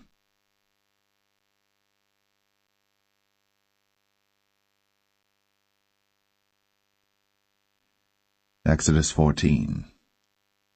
And the Lord spake unto Moses, saying, Speak unto the children of Israel, that they turn and encamp before Pi-hahiroth, between Migdol and the sea, over against Baal-zephon. Before it shall ye encamp by the sea. For Pharaoh will say of the children of Israel, They are entangled in the land, the wilderness hath shut them in, and I will harden Pharaoh's heart, that he shall follow after them, and I will be honored upon Pharaoh, and upon all his host, that the Egyptians may know that I am the Lord. And they did so. And it was told the king of Egypt that the people fled, and the heart of Pharaoh and of his servants was turned against the people, and they said, Why have we done this, that we have let Israel go from serving us? And he made ready his chariot, and took his people with him. And he took 600 chosen chariots, and all the chariots of Egypt, and captains over every one of them. And the Lord hardened the heart of Pharaoh king of Egypt, and he pursued after the children of Israel. And the children of Israel went out with an high hand. But the Egyptians pursued after them all the horses and chariots of Pharaoh, and his horsemen and his army, and overtook them encamping by the sea, beside Pi-hahiroth, before Baal-zephon.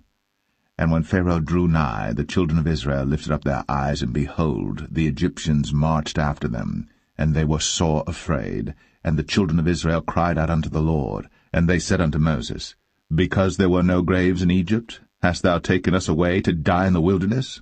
Wherefore hast thou dealt thus with us, to carry us forth out of Egypt?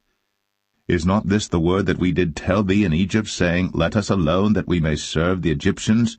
For it had been better for us to serve the Egyptians, than that we should die in the wilderness. And Moses said unto the people, Fear ye not, stand still, and see the salvation of the Lord, which he will show to you today. For the Egyptians whom ye have seen today, ye shall see them again no more for ever. The Lord shall fight for you, and ye shall hold your peace. And the Lord said unto Moses, Wherefore criest thou unto me? Speak unto the children of Israel, that they go forward. But lift thou up thy rod, and stretch out thine hand over the sea, and divide it. And the children of Israel shall go on dry ground through the midst of the sea. And I, behold, I will harden the hearts of the Egyptians, and they shall follow them. And I will get me honor upon Pharaoh, and upon all his host, upon his chariots, and upon his horsemen. And the Egyptians shall know that I am the Lord, when I have gotten me honor upon Pharaoh, upon his chariots, and upon his horsemen. And the angel of God, which went before the camp of Israel, removed, and went behind them. And the pillar of the cloud went from before their face, and stood behind them. And it came between the camp of the Egyptians and the camp of Israel. And it was a cloud and darkness to them, but it gave light by night to these, so that the one came not near the other all the night. And Moses stretched out his hand over the sea, and the Lord caused the sea to go back by a strong east wind all that night, and made the sea dry land, and the waters were divided. And the children of Israel went into the midst of the sea upon the dry ground, and the waters were a wall unto them on their right hand and on their left. And the Egyptians pursued, and went in after them to the midst of the sea, even all Pharaoh's horses, his chariots, and his horsemen. And it came to pass that in the morning watch the Lord looked unto the host of the Egyptians through the pillar of fire and of the cloud, and troubled the host of the Egyptians, and took off their chariot wheels, that they drave them heavily, so that the Egyptians said, Let us flee from the face of Israel, for the Lord fighteth for them against the Egyptians. And the Lord said unto Moses, Stretch out thine hand over the sea, that the waters may come again upon the Egyptians, upon their chariots, and upon their horsemen. And Moses stretched forth his hand over the sea, and the sea returned to his strength when the morning appeared, and the Egyptians fled against it. And the Lord overthrew the Egyptians in the midst of the sea. And the waters returned and covered the chariots, and the horsemen, and all the host of Pharaoh that came into the sea after them. There remained not so much as one of them. But the children of Israel walked upon dry land in the midst of the sea, and the waters were a wall unto them on their right hand and on their left. Thus the Lord saved Israel that day out of the hand of the Egyptians, and Israel saw the Egyptians dead upon the seashore. And Israel saw that great work which the Lord did upon the Egyptians, and the people feared the Lord, and believed the Lord and his servant Moses.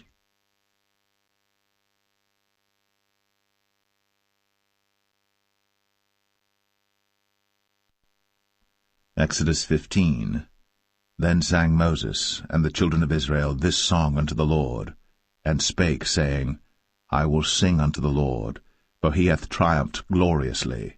The horse and his rider hath he thrown into the sea. The Lord is my strength and song, and he is become my salvation. He is my God, and I will prepare him an habitation, my father's God, and I will exalt him. The Lord is a man of war, the Lord is his name. Pharaoh's chariots and his host hath he cast into the sea. His chosen captains also are drowned in the Red Sea. The depths have covered them, they sank into the bottom as a stone. Thy right hand, O Lord, is become glorious in power. Thy right hand, O Lord, hath dashed in pieces the enemy. And in the greatness of thine excellency thou hast overthrown them that rose up against thee. Thou sentest forth thy wrath, which consumed them as stubble. And with the blast of thy nostrils the waters were gathered together. The floods stood upright as an heap, and the depths were congealed in the heart of the sea. The enemy said, I will pursue, I will overtake, I will divide the spoil. My lust shall be satisfied upon them. I will draw my sword, my hand shall destroy them. Thou didst blow with thy wind, the sea covered them. They sank as lead in the mighty waters. Who is like unto thee, O Lord, among the gods? Who is like thee, glorious in holiness, fearful in praises, doing wonders? Thou stretchest out thy right hand, the earth swallowed them. Thou in thy mercy hast led forth the people which thou hast redeemed. Thou hast guided them in thy strength unto thy holy habitation. The people shall hear and be afraid. Sorrow shall take hold on the inhabitants of Palestina. Then the dukes of Edom shall be amazed. The mighty men of Moab, trembling, shall take hold upon them. all the inhabitants of Canaan shall melt away. Fear and dread shall fall upon them. By the greatness of thine arm they shall be as still as a stone, till thy people pass over, O Lord, till the people pass over, which thou hast purchased. Thou shalt bring them in, and plant them in the mountain of thine inheritance, in the place, O Lord, which thou hast made for thee to dwell in the sanctuary, O Lord, which thy hands have established. The Lord shall reign for ever and ever. For the horse of Pharaoh went in with his chariots and with his horsemen into the sea, and the Lord brought again the waters of the sea upon them. But the children of Israel went on dry land in the midst of the sea. And Miriam the prophetess, the sister of Aaron, took a timbrel in her hand, and all the women went out after her with timbrels and with dances. And Miriam answered them, Sing ye to the Lord, for he hath triumphed gloriously. The horse and his rider hath he thrown into the sea. So Moses brought Israel from the Red Sea, and they went out into the wilderness of Shur. And they went 3 days in the wilderness, and found no water. And when they came to Marah, they could not drink of the waters of Marah, for they were bitter. Therefore the name of it was called Marah. And the people murmured against Moses, saying, What shall we drink? And he cried unto the Lord, and the Lord showed him a tree, which when he had cast into the waters were made sweet. There he made for them a statute and an ordinance, and there he proved them, and said, If thou wilt diligently hearken to the voice of the Lord thy God, and wilt do that which is right in his sight, and wilt give ear to his commandments, and keep all his statutes, I will put none of these diseases upon thee, which I have brought upon the Egyptians, for I am the Lord that healeth thee. And they came to Elim, where were 12 wells of water, and 70 palm trees, and they encamped there by the waters.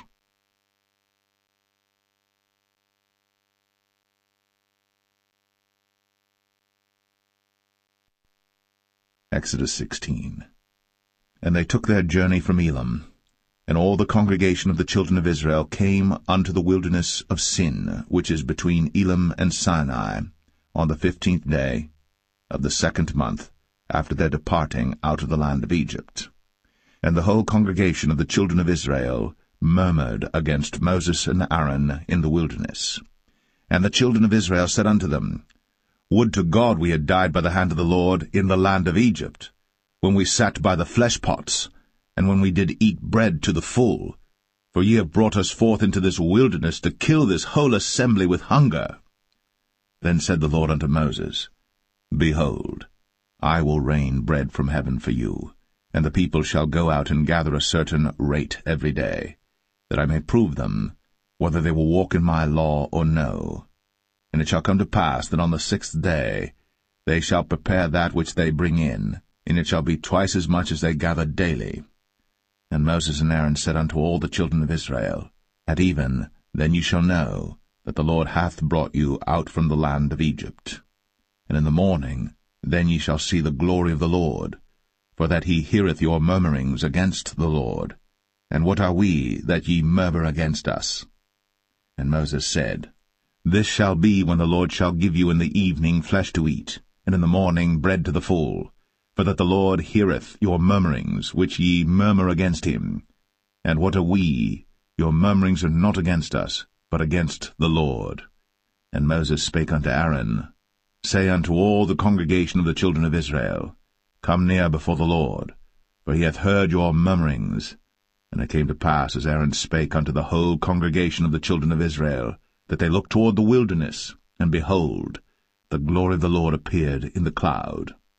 And the Lord spake unto Moses, saying, I have heard the murmurings of the children of Israel. Speak unto them, saying, At even ye shall eat flesh, and in the morning ye shall be filled with bread, and ye shall know that I am the Lord your God. And it came to pass, that at even the quails came up, and covered the camp, and in the morning the dew lay round about the host.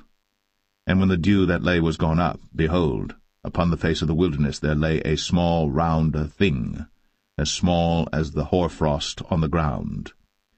And when the children of Israel saw it, they said one to another, It is manna, for they wist not what it was. And Moses said unto them, This is the bread which the Lord hath given you to eat. This is the thing which the Lord hath commanded. Gather of it every man according to his eating, an omer for every man according to the number of your persons. Take ye every man for them which are in his tents. And the children of Israel did so, and gathered some more, some less. And when they did meet it with an omer, he that gathered much had nothing over, and he that gathered little had no lack. They gathered every man according to his eating. And Moses said, Let no man leave of it till the morning. Notwithstanding they hearkened not unto Moses, but some of them left of it until the morning, and it bred worms, and stank. And Moses was wroth with them. And they gathered it every morning, every man according to his eating. And when the sun waxed hot, it melted. And it came to pass that on the 6th day they gathered twice as much bread, 2 omers for one man. And all the rulers of the congregation came and told Moses. And he said unto them, This is that which the Lord hath said. Tomorrow is the rest of the holy Sabbath unto the Lord. Bake that which ye shall bake today, and seethe that ye will seethe, and that which remaineth over lay up for you to be kept until the morning. And they laid it up till the morning, as Moses bade, and it did not stink, neither was there any worm therein. And Moses said, Eat that today. For today is a Sabbath unto the Lord. Today ye shall not find it in the field. 6 days ye shall gather it, but on the 7th day, which is the Sabbath, in it there shall be none. And it came to pass that there went out some of the people on the 7th day for to gather, and they found none. And the Lord said unto Moses, How long refuse ye to keep my commandments and my laws? See, for that the Lord hath given you the Sabbath. Therefore he giveth you on the 6th day the bread of 2 days. Abide ye every man in his place. Let no man go out of his place on the 7th day. So the people rested on the 7th day. And the house of Israel called the name thereof manna. And it was like coriander seed, white, and the taste of it was like wafers made with honey. And Moses said, This is the thing which the Lord commandeth. Fill an omer of it to be kept for your generations, that they may see the bread wherewith I have fed you in the wilderness, when I brought you forth from the land of Egypt. And Moses said unto Aaron, Take a pot, and put an omer full of manna therein, and lay it up before the Lord, to be kept for your generations. As the Lord commanded Moses, so Aaron laid it up before the testimony to be kept. And the children of Israel did eat manna 40 years, until they came to a land inhabited. They did eat manna until they came unto the borders of the land of Canaan. Now an omer is the 10th part of an ephah.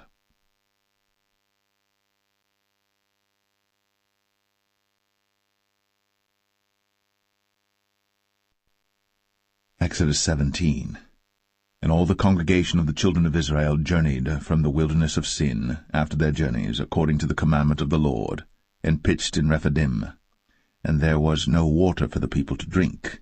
Wherefore the people did chide with Moses, and said, Give us water that we may drink. And Moses said unto them, Why chide ye with me? Wherefore do ye tempt the Lord? And the people thirsted there for water. And the people murmured against Moses, and said, Wherefore is this that thou hast brought us up out of Egypt, to kill us, and our children, and our cattle with thirst? And Moses cried unto the Lord, saying, What shall I do unto this people? They be almost ready to stone me. And the Lord said unto Moses, Go on before the people, and take with thee of the elders of Israel, and thy rod wherewith thou smotest the river, take in thine hand, and go. Behold, I will stand before thee there upon the rock in Horeb, and thou shalt smite the rock. And there shall come water out of it, that the people may drink. And Moses did so in the sight of the elders of Israel. And he called the name of the place Massah, and Meribah, because of the chiding of the children of Israel, and because they tempted the Lord, saying, Is the Lord among us or not? Then came Amalek and fought with Israel in Rephidim. And Moses said unto Joshua, Choose us out men, and go out, fight with Amalek. Tomorrow I will stand on the top of the hill with the rod of God in mine hand. So Joshua did as Moses had said to him, and fought with Amalek. And Moses, Aaron, and Hur went up to the top of the hill. And it came to pass, when Moses held up his hand, that Israel prevailed. And when he let down his hand, Amalek prevailed. But Moses' hands were heavy, and they took a stone and put it under him, and he sat thereon, and Aaron and Hur stayed up his hands, the one on the one side, and the other on the other side, and his hands were steady until the going down of the sun. And Joshua discomfited Amalek and his people with the edge of the sword. And the Lord said unto Moses, Write this for a memorial in a book, and rehearse it in the ears of Joshua, for I will utterly put out the remembrance of Amalek from under heaven. And Moses built an altar, and called the name of it Jehovah Nissi. For he said, Because the Lord has sworn that the Lord will have war with Amalek from generation to generation.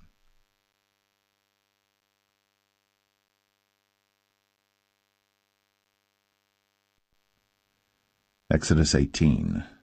When Jethro, the priest of Midian, Moses' father-in-law, heard of all that God had done for Moses, and for Israel his people, and that the Lord had brought Israel out of Egypt, then Jethro, Moses' father-in-law, took Zipporah, Moses' wife, after he had sent her back, and her 2 sons, of which the name of the one was Gershom, for he said, I have been an alien in a strange land. And the name of the other was Eleazar, for the God of my father, said he, was mine help, and delivered me from the sword of Pharaoh.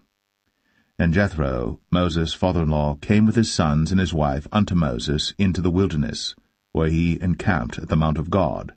And he said unto Moses, I thy father-in-law Jethro am come unto thee, and thy wife and her 2 sons with her. And Moses went out to meet his father-in-law, and did obeisance, and kissed him. And they asked each other of their welfare, and they came into the tent. And Moses told his father-in-law all that the Lord had done unto Pharaoh and to the Egyptians for Israel's sake, and all the travail that had come upon them by the way, and how the Lord delivered them. And Jethro rejoiced for all the goodness which the Lord had done to Israel, whom he had delivered out of the hand of the Egyptians. And Jethro said, Blessed be the Lord, who hath delivered you out of the hand of the Egyptians, and out of the hand of Pharaoh, who hath delivered the people from under the hand of the Egyptians. Now I know that the Lord is greater than all gods, for in the thing wherein they dealt proudly he was above them. And Jethro, Moses' father-in-law, took a burnt offering and sacrifices for God, and Aaron came, and all the elders of Israel, to eat bread with Moses' father-in-law before God. And it came to pass on the morrow that Moses sat to judge the people, and the people stood by Moses from the morning unto the evening. And when Moses' father-in-law saw all that he did to the people, he said, What is this thing that thou doest to the people? Why sittest thou thyself alone, and all the people stand by thee from morning unto even? And Moses said unto his father-in-law, Because the people come unto me to inquire of God. When they have a matter they come unto me, and I judge between one and another, and I do make them know the statutes of God and his laws. And Moses' father-in-law said unto him, The thing that thou doest is not good. Thou wilt surely wear away both thou and this people that is with thee. For this thing is too heavy for thee. Thou art not able to perform it thyself alone. Hearken now unto my voice. I will give thee counsel, and God shall be with thee. Be thou for the people to Godward, that thou mayest bring the causes unto God. And thou shalt teach them ordinances and laws, and shalt show them the way wherein they must walk, and the work that they must do. Moreover, thou shalt provide out of all the people able men, such as fear God, men of truth, hating covetousness, and place such over them to be rulers of thousands, and rulers of hundreds, rulers of 50s, and rulers of 10s. And let them judge the people at all seasons. And it shall be, that every great matter they shall bring unto thee, but every small matter they shall judge. So shall it be easier for thyself, and they shall bear the burden with thee. If thou shalt do this thing, and God command thee so, then thou shalt be able to endure, and all this people shall also go to their place in peace. So Moses hearkened to the voice of his father-in-law, and did all that he had said. And Moses chose able men out of all Israel, and made them heads over the people, rulers of thousands, rulers of hundreds, rulers of 50s, and rulers of 10s. And they judged the people at all seasons. The hard causes they brought unto Moses, but every small matter they judged themselves. And Moses let his father-in-law depart, and he went his way into his own land.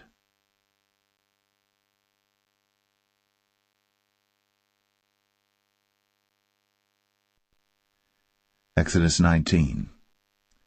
In the 3rd month, when the children of Israel were gone forth out of the land of Egypt, the same day came they into the wilderness of Sinai.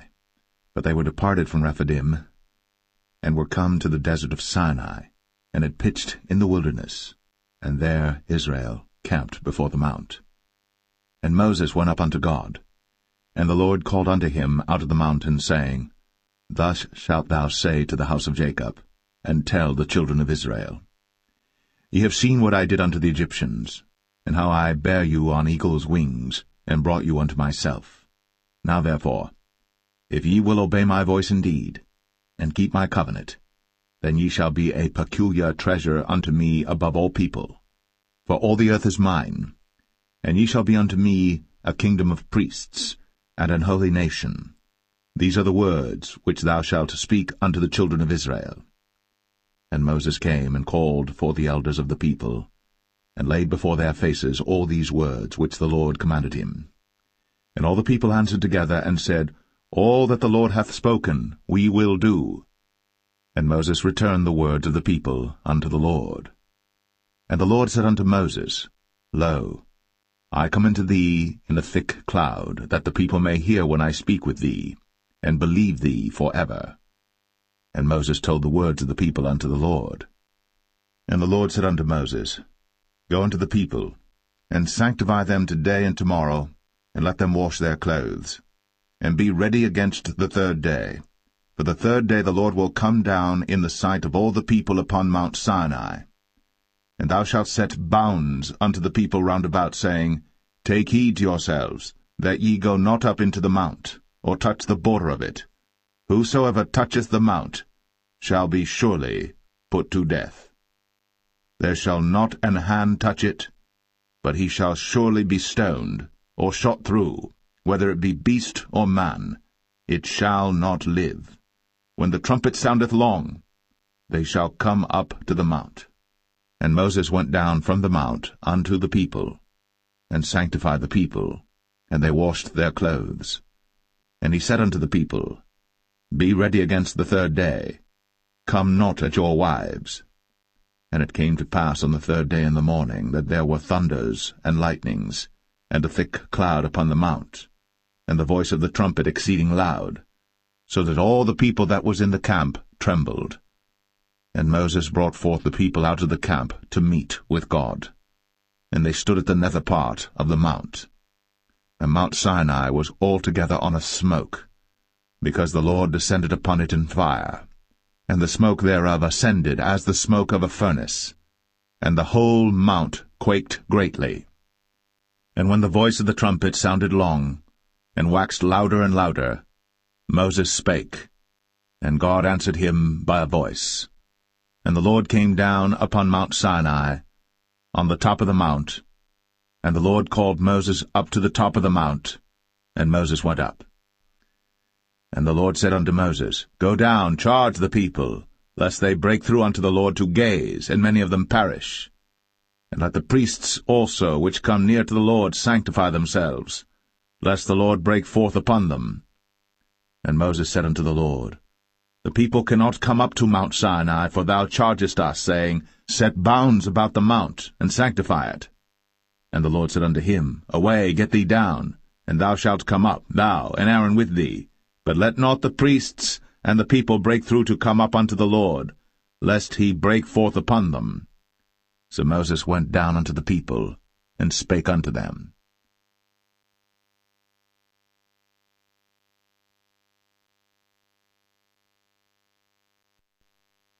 Exodus 20. And God spake all these words, saying, I am the Lord thy God, which have brought thee out of the land of Egypt, out of the house of bondage. Thou shalt have no other gods before me. Thou shalt not make unto thee any graven image, or any likeness of any thing that is in heaven above, or that is in the earth beneath, or that is in the water under the earth. Thou shalt not bow down thyself to them, nor serve them. For I, the Lord thy God, am a jealous God, visiting the iniquity of the fathers upon the children unto the third and fourth generation of them that hate me, and showing mercy unto thousands of them that love me, and keep my commandments. Thou shalt not take the name of the Lord thy God in vain, for the Lord will not hold him guiltless that taketh his name in vain. Remember the Sabbath day, to keep it holy. 6 days shalt thou labor, and do all thy work. But the 7th day is the Sabbath of the Lord thy God. In it thou shalt not do any work, thou, nor thy son, nor thy daughter, thy manservant, nor thy maidservant, nor thy cattle, nor thy stranger that is within thy gates. For in 6 days the Lord made heaven and earth, the sea, and all that in them is, and rested the 7th day. Wherefore the Lord blessed the Sabbath day, and hallowed it. Honor thy father and thy mother, that thy days may be long upon the land which the Lord thy God giveth thee. Thou shalt not kill. Thou shalt not commit adultery. Thou shalt not steal. Thou shalt not bear false witness against thy neighbor. Thou shalt not covet thy neighbor's house. Thou shalt not covet thy neighbor's wife, nor his manservant, nor his maidservant, nor his ox, nor his ass, nor anything that is thy neighbor's. And all the people saw the thunderings, and the lightnings, and the noise of the trumpet, and the mountain smoking. And when the people saw it, they removed, and stood afar off. And they said unto Moses, Speak thou with us, and we will hear. But let not God speak with us, lest we die. And Moses said unto the people, Fear not, for God is come to prove you, and that his fear may be before your faces, that ye sin not. And the people stood afar off. And Moses drew near unto the thick darkness where God was. And the Lord said unto Moses, Thus thou shalt say unto the children of Israel, Ye have seen that I have talked with you from heaven. Ye shall not make with me gods of silver, neither shall ye make unto you gods of gold. An altar of earth thou shalt make unto me, and shalt sacrifice thereon thy burnt offerings, and thy peace offerings, thy sheep and thine oxen. In all places where I record my name I will come unto thee, and I will bless thee. And if thou wilt make me an altar of stone, thou shalt not build it of hewn stone, for if thou lift up thy tool upon it, thou hast polluted it. Neither shalt thou go up by steps unto mine altar, that thy nakedness be not discovered thereon.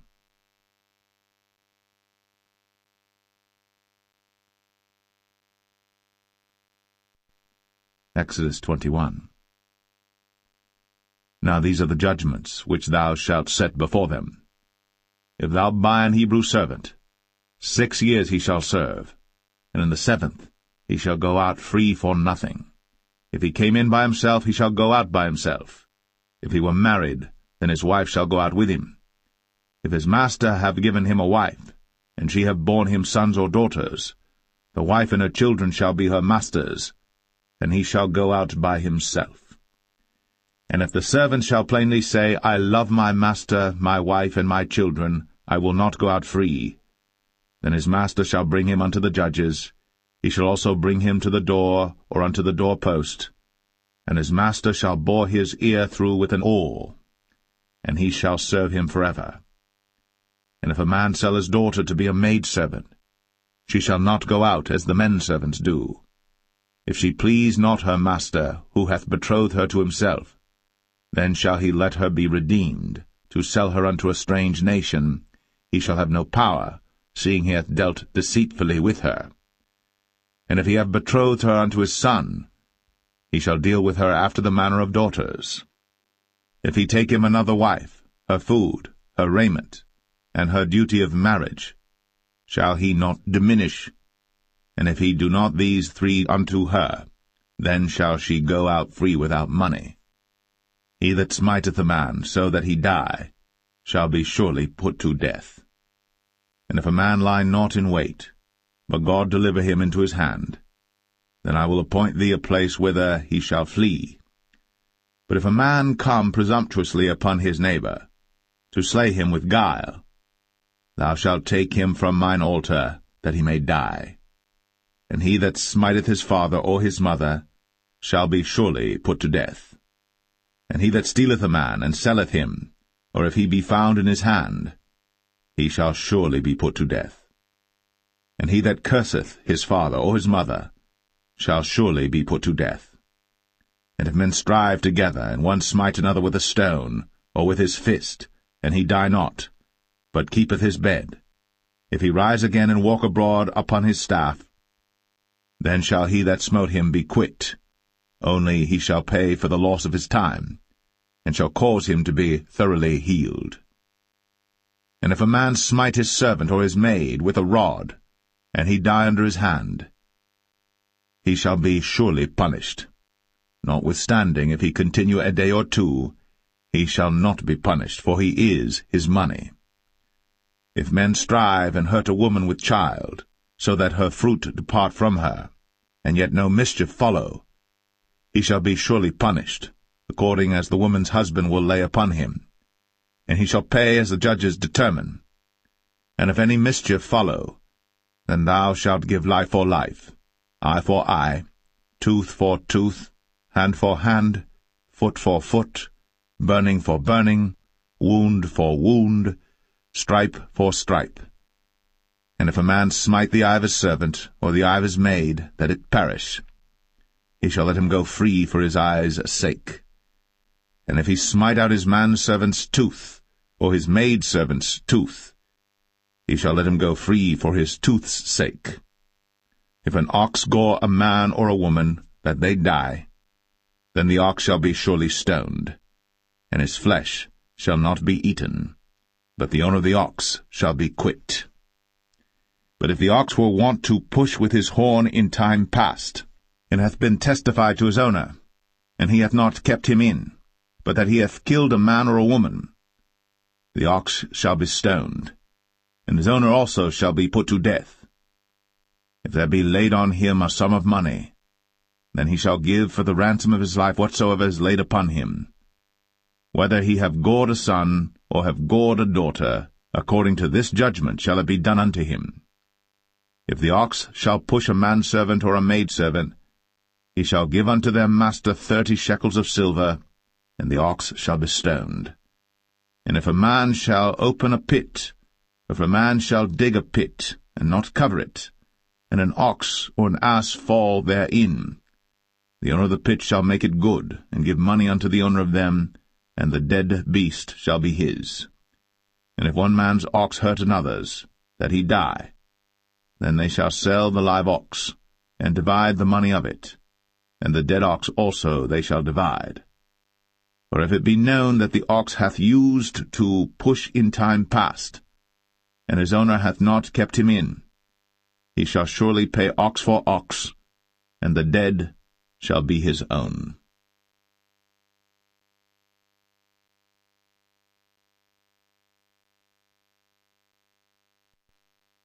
Exodus 22. If a man shall steal an ox, or a sheep, and kill it, or sell it, he shall restore 5 oxen for an ox, and 4 sheep for a sheep.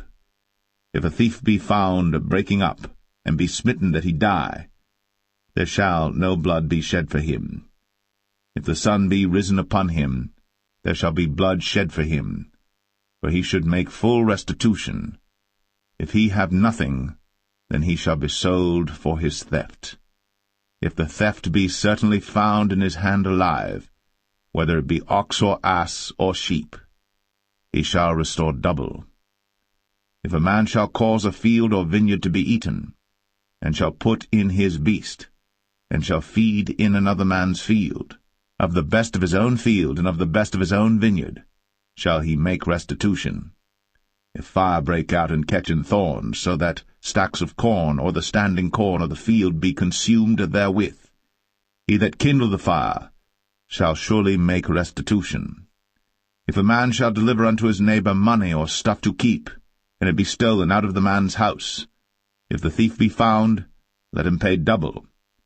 If the thief be not found, then the master of the house shall be brought unto the judges to see whether he have put his hand unto his neighbour's goods.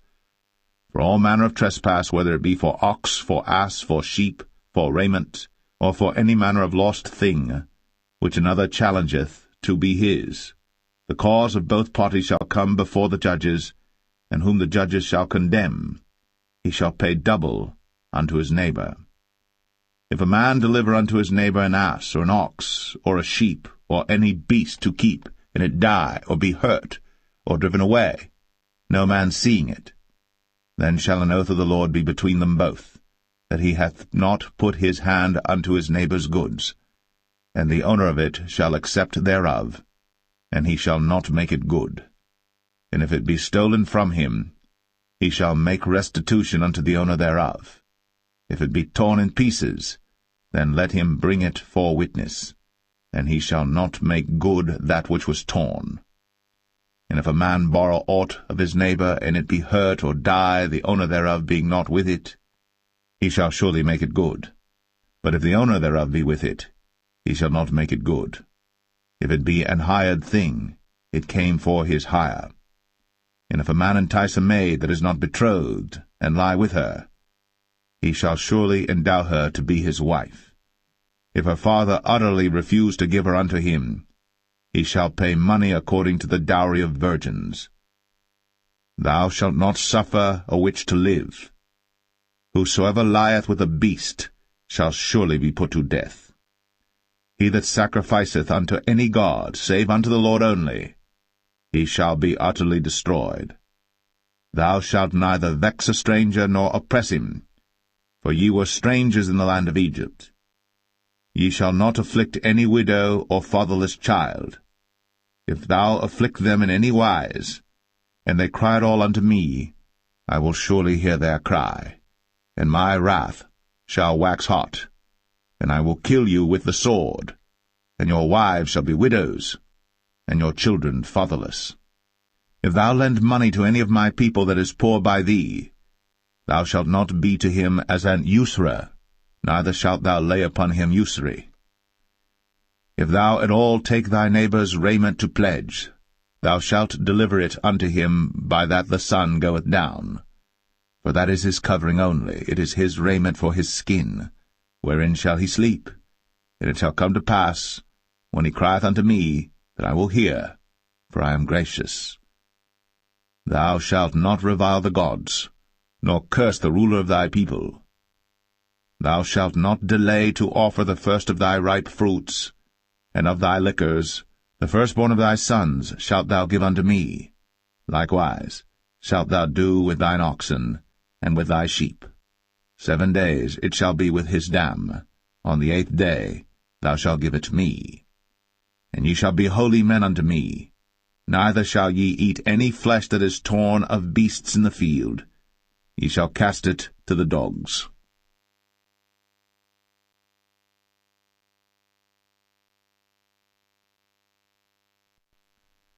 Exodus 23. Thou shalt not raise a false report. Put not thine hand with the wicked to be an unrighteous witness. Thou shalt not follow a multitude to do evil. Neither shalt thou speak in a cause to decline after many to wrest judgment.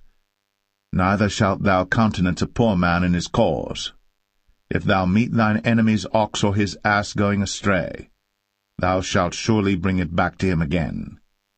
If thou see the ass of him that hateth thee lying under his burden, and wouldest forbear to help him, thou shalt surely help with him. Thou shalt not wrest the judgment of thy poor in his cause. Keep thee far from a false matter, and the innocent and righteous slay thou not, for I will not justify the wicked. And thou shalt take no gift, for the gift blindeth the wise, and perverteth the words of the righteous. Also, thou shalt not oppress a stranger. For ye know the heart of a stranger, seeing ye were strangers in the land of Egypt. And 6 years thou shalt sow thy land, and shalt gather in the fruits thereof. But the 7th year thou shalt let it rest and lie still, that the poor of thy people may eat, and what they leave the beasts of the field shall eat. In like manner thou shalt deal with thy vineyard, and with thy oliveyard. 6 days thou shalt do thy work, and on the 7th day thou shalt rest, that thine ox and thine ass may rest, and the son of thy handmaid, and the stranger may be refreshed. And in all things that I have said unto you be circumspect, and make no mention of the name of other gods, neither let it be heard out of thy mouth. 3 times thou shalt keep a feast unto me in the year. Thou shalt keep the feast of unleavened bread. Thou shalt eat unleavened bread 7 days, as I commanded thee, in the time appointed of the month Abib. For in it thou camest out from Egypt, and none shall appear before me empty. And the feast of harvest, the firstfruits of thy labours, which thou hast sown in the field, and the feast of ingathering, which is in the end of the year, when thou hast gathered in thy labours out of the field. 3 times in the year all thy males shall appear before the Lord God. Thou shalt not offer the blood of my sacrifice with leavened bread, neither shall the fat of my sacrifice remain until the morning. The first of the firstfruits of thy land thou shalt bring into the house of the Lord thy God. Thou shalt not see the kid in his mother's milk. Behold, I send an angel before thee, to keep thee in the way, and to bring thee into the place which I have prepared.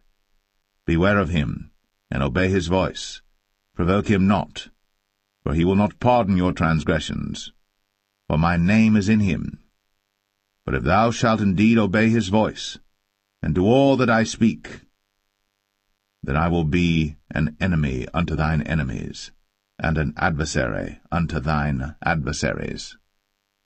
For mine angel shall go before thee, and bring thee in unto the Amorites, and the Hittites, and the Perizzites, and the Canaanites, the Hivites, and the Jebusites, and I will cut them off. Thou shalt not bow down to their gods, nor serve them, nor do after their works, but thou shalt utterly overthrow them, and quite break down their images. And ye shall serve the Lord your God, and he shall bless thy bread and thy water, and I will take sickness away from the midst of thee. There shall nothing cast their young, nor be barren in thy land.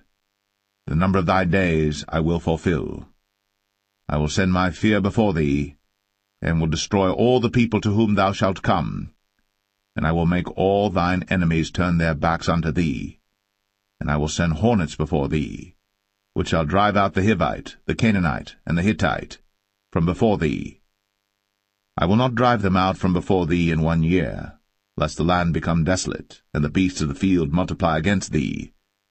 By little and little I will drive them out from before thee, until thou be increased and inherit the land. And I will set thy bounds from the Red Sea even unto the sea of the Philistines, and from the desert unto the river. For I will deliver the inhabitants of the land into your hand, and thou shalt drive them out before thee. Thou shalt make no covenant with them, nor with their gods. They shall not dwell in thy land, lest they make thee sin against me. For if thou serve their gods, it will surely be a snare unto thee.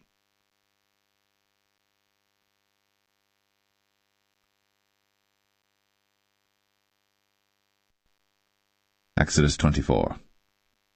And he said unto Moses, Come up unto the Lord, thou, and Aaron, Nadab, and Abihu, and 70 of the elders of Israel, and worship ye afar off. And Moses alone shall come near the Lord, but they shall not come nigh, neither shall the people go up with him. And Moses came, and told the people all the words of the Lord, and all the judgments, and all the people answered with one voice, and said, All the words which the Lord hath said will we do. And Moses wrote all the words of the Lord, and rose up early in the morning, and builded an altar under the hill, and 12 pillars according to the 12 tribes of Israel. And he sent young men of the children of Israel, which offered burnt offerings, and sacrificed peace offerings of oxen unto the Lord. And Moses took half of the blood, and put it in basins, and half of the blood he sprinkled on the altar. And he took the book of the covenant, and read in the audience of the people, and they said, All that the Lord hath said will we do, and be obedient. And Moses took the blood, and sprinkled it on the people, and said, Behold, the blood of the covenant which the Lord hath made with you concerning all these words. Then went up Moses and Aaron, Nadab and Abihu, and 70 of the elders of Israel. And they saw the God of Israel. And there was under his feet, as it were, a paved work of a sapphire stone, and as it were the body of heaven in his clearness. And upon the nobles of the children of Israel he laid not his hand. Also they saw God, and did eat and drink. And the Lord said unto Moses, Come up to me into the mount, and be there. And I will give thee tables of stone, and a law and commandments which I have written, that thou mayest teach them. And Moses rose up, and his minister Joshua. And Moses went up into the mount of God. And he said unto the elders, Tarry ye here for us, until we come again unto you. And behold, Aaron and Hur are with you. If any man have any matters to do, let him come unto them. And Moses went up into the mount, and a cloud covered the mount. And the glory of the Lord abode upon Mount Sinai, and the cloud covered it 6 days. And the 7th day he called unto Moses out of the midst of the cloud. And the sight of the glory of the Lord was like devouring fire on the top of the mount in the eyes of the children of Israel. And Moses went into the midst of the cloud, and gat him up into the mount. And Moses was in the mount 40 days and 40 nights.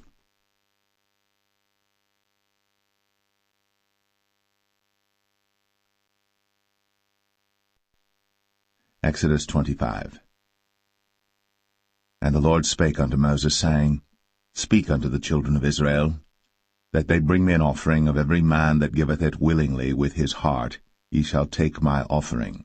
And this is the offering which ye shall take of them, gold, and silver, and brass, and blue, and purple, and scarlet, and fine linen, and goat's hair, and rams' skins dyed red, and badgers' skins, and shittim wood, oil for the light, spices for anointing oil, and for sweet incense, onyx stones, and stones to be set in the ephod, and in the breastplate. And let them make me a sanctuary, that I may dwell among them, according to all that I show thee, after the pattern of the tabernacle, and the pattern of all the instruments thereof, even so shall ye make it. And they shall make an ark of shittim wood. 2 cubits and a half shall be the length thereof, and 1 cubit and a half the breadth thereof, and 1 cubit and a half the height thereof. And thou shalt overlay it with pure gold, within and without shalt thou overlay it, and shall make upon it a crown of gold round about. And thou shalt cast 4 rings of gold for it, and put them in the 4 corners thereof, and 2 rings shall be in the one side of it, and 2 rings in the other side of it. And thou shalt make staves of shittim wood, and overlay them with gold. And thou shalt put the staves into the rings by the sides of the ark, that the ark may be borne with them. The staves shall be in the rings of the ark, they shall not be taken from it. And thou shalt put into the ark the testimony which I shall give thee. And thou shalt make a mercy seat of pure gold. 2 cubits and a half shall be the length thereof, and 1 cubit and a half the breadth thereof. And thou shalt make 2 cherubims of gold. Of beaten work shalt thou make them, in the 2 ends of the mercy seat. And make 1 cherub on the one end, and the other cherub on the other end. Even of the mercy seat shall ye make the cherubims on the 2 ends thereof. And the cherubims shall stretch forth their wings on high, covering the mercy seat with their wings, and their faces shall look one to another. Toward the mercy seat shall the faces of the cherubims be. And thou shalt put the mercy seat above upon the ark, and in the ark thou shalt put the testimony that I shall give thee.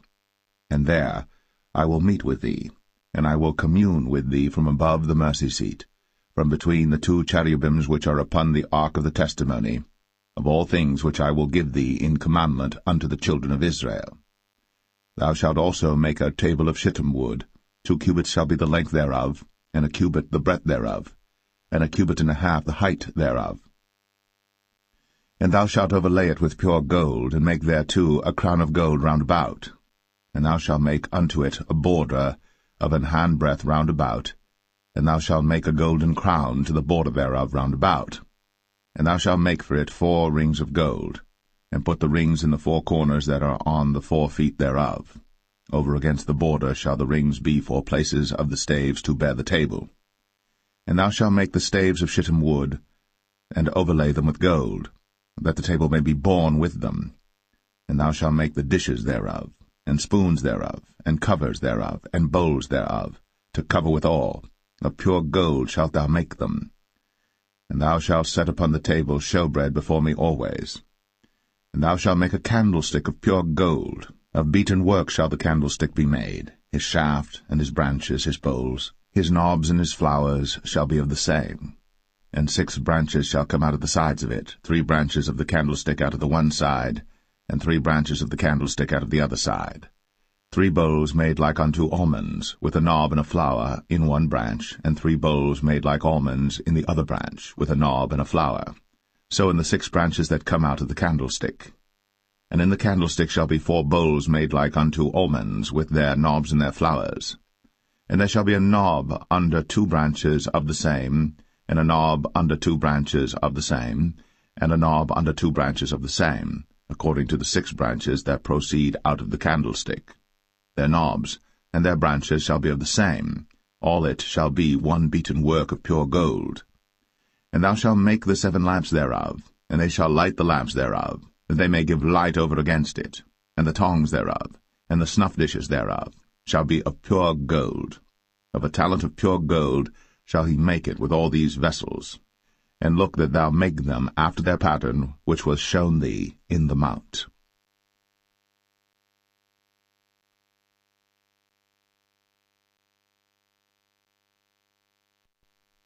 Exodus 26.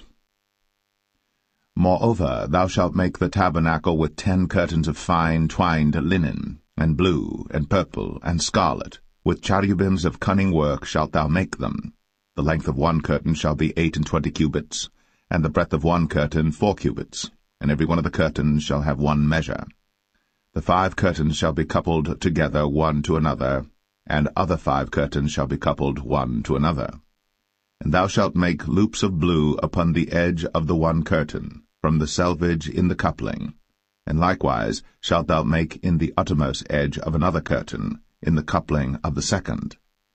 50 loops shalt thou make in the 1 curtain, and 50 loops shalt thou make in the edge of the curtain that is in the coupling of the 2nd, that the loops may take hold one of another. And thou shalt make 50 taches of gold, and couple the curtains together with the taches, and it shall be 1 tabernacle. And thou shalt make curtains of goat's hair to be a covering upon the tabernacle. 11 curtains shalt thou make. The length of 1 curtain shall be 30 cubits, and the breadth of 1 curtain 4 cubits, and the 11 curtains shall be all of 1 measure. And thou shalt couple 5 curtains by themselves, and 6 curtains by themselves, and shalt double the 6 curtains in the forefront of the tabernacle. And thou shalt make 50 loops on the edge of the 1 curtain that is outmost in the coupling, and 50 loops in the edge of the curtain which coupleth the 2nd. And thou shalt make 50 taches of brass, and put the taches into the loops, and couple the tent together, that it may be 1. And the remnant that remaineth of the curtains of the tent, the half curtain that remaineth, shall hang over the backside of the tabernacle, and a cubit on the one side, and a cubit on the other side of that which remaineth in the length of the curtains of the tent. It shall hang over the sides of the tabernacle on this side, and on that side to cover it. And thou shalt make a covering for the tent of ram's skins dyed red, and a covering above of badger's skins. And thou shalt make boards for the tabernacle of shittim wood standing up. 10 cubits shall be the length of a board, and a cubit and a half shall be the breadth of 1 board. 2 tenons shall there be in 1 board, set in order, one against another. Thus shalt thou make for all the boards of the tabernacle. And thou shalt make the boards for the tabernacle 20 boards on the south side southward. And thou shalt make 40 sockets of silver under the 20 boards, 2 sockets under 1 board for his 2 tenons, and 2 sockets under another board for his 2 tenons. And for the 2nd side of the tabernacle on the north side there shall be 20 boards, and there 40 sockets of silver, 2 sockets under 1 board, and 2 sockets under another board. And for the sides of the tabernacle westward thou shalt make 6 boards. And 2 boards shalt thou make for the corners of the tabernacle in the 2 sides. And they shall be coupled together beneath, and they shall be coupled together above the head of it unto 1 ring. Thus shall it be for them both. They shall be for the 2 corners. And they shall be 8 boards, and their sockets of silver 16 sockets, 2 sockets under 1 board, and 2 sockets under another board. And thou shalt make bars of shittim wood, 5 for the boards of the one side of the tabernacle, and 5 bars for the boards of the other side of the tabernacle, and 5 bars for the boards of the side of the tabernacle for the 2 sides westward. And the middle bar in the midst of the boards shall reach from end to end. And thou shalt overlay the boards with gold, and make their rings of gold, for places for the bars, and thou shalt overlay the bars with gold. And thou shalt rear up the tabernacle according to the fashion thereof which was shown thee in the mount. And thou shalt make a veil of blue, and purple, and scarlet, and fine twined linen of cunning work. With cherubims shall it be made. And thou shalt hang it upon 4 pillars of shittim wood overlaid with gold. Their hooks shall be of gold, upon the 4 sockets of silver. And thou shalt hang up the veil under the taches, that thou mayest bring in thither within the veil the ark of the testimony. And the veil shall divide unto you between the holy place and the most holy. And thou shalt put the mercy seat upon the ark of the testimony in the most holy place. And thou shalt set the table without the veil, and the candlestick over against the table on the side of the tabernacle toward the south. And thou shalt put the table on the north side. And thou shalt make an hanging for the door of the tent, of blue and purple and scarlet, and fine twined linen, wrought with needlework. And thou shalt make for the hanging 5 pillars of shittim wood, and overlay them with gold, and their hooks shall be of gold, and thou shalt cast 5 sockets of brass for them.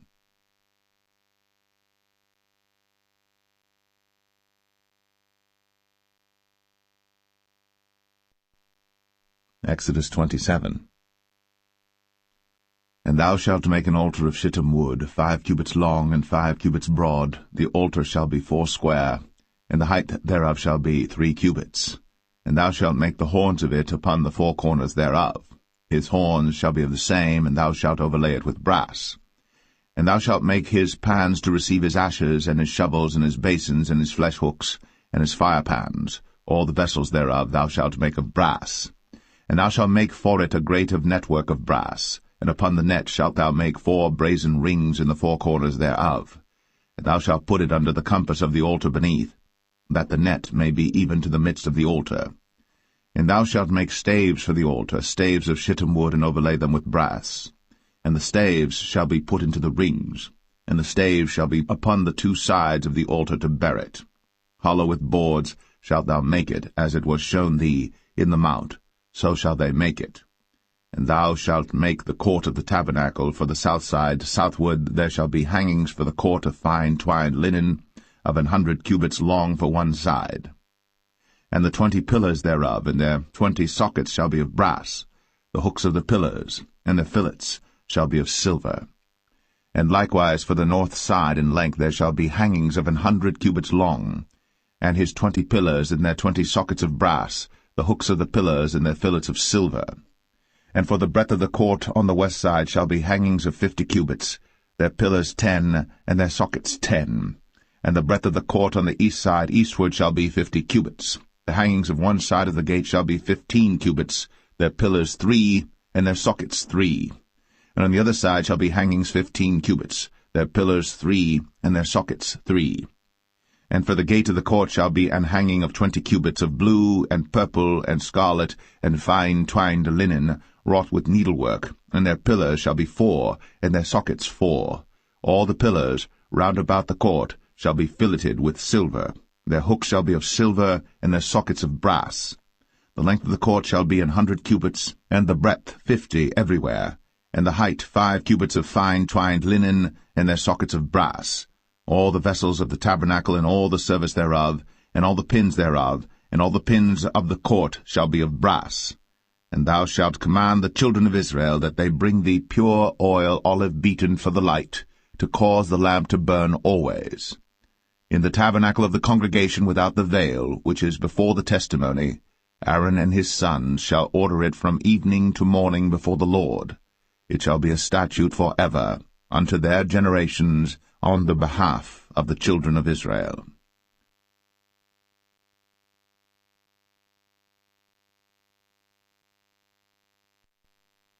Exodus 28. And take thou unto thee Aaron thy brother, and his sons with him, from among the children of Israel, that he may minister unto me in the priest's office, even Aaron, Nadab, and Abihu, Eleazar, and Ithamar, Aaron's sons. And thou shalt make holy garments for Aaron thy brother, for glory and for beauty. And thou shalt speak unto all that are wise-hearted, whom I have filled with the spirit of wisdom, that they may make Aaron's garments to consecrate him, that he may minister unto me in the priest's office. And these are the garments which they shall make, a breastplate, and an ephod, and a robe, and a broidered coat, a mitre, and a girdle. And they shall make holy garments for Aaron thy brother, and his sons, that he may minister unto me in the priest's office. And they shall take gold, and blue, and purple, and scarlet, and fine linen. And they shall make the ephod of gold, of blue, and of purple, of scarlet, and fine twined linen with cunning work. It shall have the 2 shoulder pieces thereof joined at the 2 edges thereof, and so it shall be joined together. And the curious girdle of the ephod which is upon it shall be of the same, according to the work thereof, even of gold, of blue, and purple, and scarlet, and fine twined linen. And thou shalt take 2 onyx stones, and grave on them the names of the children of Israel, 6 of their names on one stone, and the other 6 names of the rest on the other stone, according to their birth. With the work of an engraver in stone, like the engravings of a signet, shalt thou engrave the 2 stones with the names of the children of Israel. Thou shalt make them to be set in ouches of gold. And thou shalt put the 2 stones upon the shoulders of the ephod for stones of memorial unto the children of Israel. And Aaron shall bear their names before the Lord upon his 2 shoulders for a memorial. And thou shalt make ouches of gold, and 2 chains of pure gold at the ends. Of wreathen work shalt thou make them, and fasten the wreathen chains to the ouches. And thou shalt make the breastplate of judgment with cunning work. After the work of the ephod thou shalt make it, of gold, of blue, and of purple, and of scarlet, and of fine twined linen shalt thou make it. 4 square it shall be, being doubled. A span shall be the length thereof, and a span shall be the breadth thereof. And thou shalt set in it settings of stones, even 4 rows of stones. The first row shall be a sardius, a topaz, and a carbuncle. This shall be the first row. And the second row shall be an emerald, a sapphire, and a diamond. And the third row a ligure, an agate, and an amethyst. And the 4th row a beryl, and an onyx, and a jasper. They shall be set in gold in their enclosings. And the stones shall be with the names of the children of Israel, 12 according to their names, like the engravings of a signet. Every one with his name shall they be according to the 12 tribes. And thou shalt make upon the breastplate chains at the ends of wreathen work of pure gold. And thou shalt make upon the breastplate 2 rings of gold, and shalt put the 2 rings on the 2 ends of the breastplate. And thou shalt put the 2 wreathen chains of gold in the 2 rings which are on the ends of the breastplate. And the other 2 ends of the 2 wreathen chains thou shalt fasten in the 2 ouches, and put them on the shoulder pieces of the ephod before it. And thou shalt make 2 rings of gold, and thou shalt put them upon the 2 ends of the breastplate, in the border thereof, which is in the side of the ephod inward. And 2 other rings of gold thou shalt make, and shalt put them on the 2 sides of the ephod underneath, toward the forepart thereof, over against the other coupling thereof, above the curious girdle of the ephod. And they shall bind the breastplate by the rings thereof unto the rings of the ephod with a lace of blue, that it may be above the curious girdle of the ephod, and that the breastplate be not loosed from the ephod. And Aaron shall bear the names of the children of Israel in the breastplate of judgment upon his heart, when he goeth in unto the holy place for a memorial before the Lord continually. And thou shalt put in the breastplate of judgment the Urim and the Thummim, and they shall be upon Aaron's heart, when he goeth in before the Lord. And Aaron shall bear the judgment of the children of Israel upon his heart before the Lord continually. And thou shalt make the robe of the ephod all of blue. And there shall be an hole in the top of it, in the midst thereof. It shall have a binding of woven work round about the whole of it, as it were the whole of an habergeon, that it be not rent. And beneath upon the hem of it thou shalt make pomegranates of blue, and of purple, and of scarlet round about the hem thereof, and bells of gold between them round about. A golden bell and a pomegranate, a golden bell and a pomegranate, upon the hem of the robe round about. And it shall be upon Aaron to minister. And his sound shall be heard when he goeth in unto the holy place before the Lord, and when he cometh out, that he die not. And thou shalt make a plate of pure gold, and grave upon it, like the engravings of a signet, holiness to the Lord. And thou shalt put it on a blue lace, that it may be upon the mitre, upon the forefront of the mitre it shall be.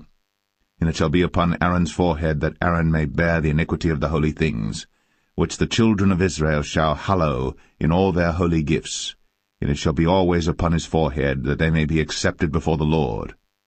And thou shalt embroider the coat of fine linen, and thou shalt make the mitre of fine linen, and thou shalt make the girdle of needlework.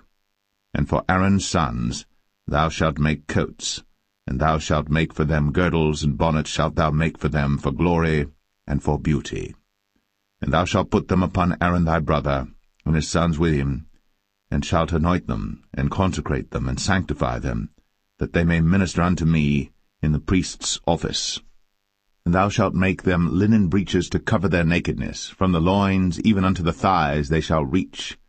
And they shall be upon Aaron and upon his sons when they come in unto the tabernacle of the congregation, or when they come near unto the altar to minister in the holy place, that they bear not iniquity, and die. It shall be a statute for ever unto him and his seed after him.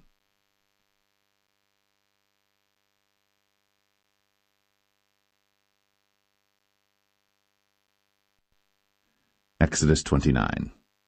And this is the thing that thou shalt do unto them to hallow them, to minister unto me in the priest's office. Take 1 young bullock, and 2 rams without blemish, and unleavened bread and cakes unleavened tempered with oil, and wafers unleavened anointed with oil, of wheaten flour shalt thou make them. And thou shalt put them into 1 basket, and bring them in the basket, with the bullock and the 2 rams. And Aaron and his sons thou shalt bring unto the door of the tabernacle of the congregation, and shalt wash them with water. And thou shalt take the garments, and put upon Aaron the coat, and the robe of the ephod, and the ephod, and the breastplate, and gird him with the curious girdle of the ephod. And thou shalt put the mitre upon his head, and put the holy crown upon the mitre. Then shalt thou take the anointing oil, and pour it upon his head, and anoint him. And thou shalt bring his sons, and put coats upon them. And thou shalt gird them with girdles, Aaron and his sons, and put the bonnets on them, and the priest's office shall be theirs for a perpetual statute. And thou shalt consecrate Aaron and his sons. And thou shalt cause a bullock to be brought before the tabernacle of the congregation, and Aaron and his sons shall put their hands upon the head of the bullock. And thou shalt kill the bullock before the Lord, by the door of the tabernacle of the congregation. And thou shalt take of the blood of the bullock, and put it upon the horns of the altar with thy finger, and pour all the blood beside the bottom of the altar. And thou shalt take all the fat that covereth the inwards, and the caul that is above the liver, and the 2 kidneys, and the fat that is upon them, and burn them upon the altar. But the flesh of the bullock, and his skin, and his dung, shalt thou burn with fire without the camp. It is a sin offering. Thou shalt also take 1 ram, and Aaron and his sons shall put their hands upon the head of the ram. And thou shalt slay the ram, and thou shalt take his blood, and sprinkle it round about upon the altar. And thou shalt cut the ram in pieces, and wash the inwards of him and his legs, and put them unto his pieces and unto his head. And thou shalt burn the whole ram upon the altar. It is a burnt offering unto the Lord. It is a sweet savour, an offering made by fire unto the Lord. And thou shalt take the other ram, and Aaron and his sons shall put their hands upon the head of the ram. Then shalt thou kill the ram, and take of his blood, and put it upon the tip of the right ear of Aaron, and upon the tip of the right ear of his sons, and upon the thumb of their right hand, and upon the great toe of their right foot, and sprinkle the blood upon the altar round about. And thou shalt take of the blood that is upon the altar, and of the anointing oil, and sprinkle it upon Aaron, and upon his garments, and upon his sons, and upon the garments of his sons with him. And he shall be hallowed, and his garments, and his sons' garments with him. Also thou shalt take of the ram the fat and the rump, and the fat that covereth the inwards, and the caul above the liver, and the 2 kidneys, and the fat that is upon them, and the right shoulder, for it is a ram of consecration. And 1 loaf of bread, and 1 cake of oiled bread, and 1 wafer out of the basket of the unleavened bread that is before the Lord. And thou shalt put all in the hands of Aaron, and in the hands of his sons, and shalt wave them for a wave offering before the Lord. And thou shalt receive them of their hands, and burn them upon the altar for a burnt offering, for a sweet savour before the Lord. It is an offering made by fire unto the Lord. And thou shalt take the breast of the ram of Aaron's consecration, and wave it for a wave offering before the Lord, and it shall be thy part. And thou shalt sanctify the breast of the wave offering, and the shoulder of the heave offering which is waved, and which is heaved up, of the ram of the consecration, even of that which is for Aaron, and of that which is for his sons. And it shall be Aaron's and his sons by a statute for ever from the children of Israel. For it is an heave offering, and it shall be an heave offering from the children of Israel of the sacrifice of their peace offerings, even their heave offering unto the Lord. And the holy garments of Aaron shall be his sons after him, to be anointed therein, and to be consecrated in them. And that son that is priest in his stead shall put them on 7 days, when he cometh into the tabernacle of the congregation to minister in the holy place. And thou shalt take the ram of the consecration, and seethe his flesh in the holy place. And Aaron and his sons shall eat the flesh of the ram, and the bread that is in the basket by the door of the tabernacle of the congregation. And they shall eat those things wherewith the atonement was made, to consecrate and to sanctify them. But a stranger shall not eat thereof, because they are holy. And if aught of the flesh of the consecrations, or of the bread, remain unto the morning, then thou shalt burn the remainder with fire. It shall not be eaten, because it is holy. And thus shalt thou do unto Aaron and to his sons, according to all things which I have commanded thee. 7 days shalt thou consecrate them. And thou shalt offer every day a bullock for a sin offering, for atonement. And thou shalt cleanse the altar, when thou hast made an atonement for it. And thou shalt anoint it, to sanctify it. 7 days thou shalt make an atonement for the altar, and sanctify it. And it shall be an altar most holy. Whatsoever toucheth the altar shall be holy. Now this is that which thou shalt offer upon the altar: 2 lambs of the first year, day by day, continually. The 1 lamb thou shalt offer in the morning, and the other lamb thou shalt offer at even. And with the 1 lamb 1/10 deal of flour mingled with the 4th part of an hin of beaten oil, and the 4th part of an hin of wine for a drink offering.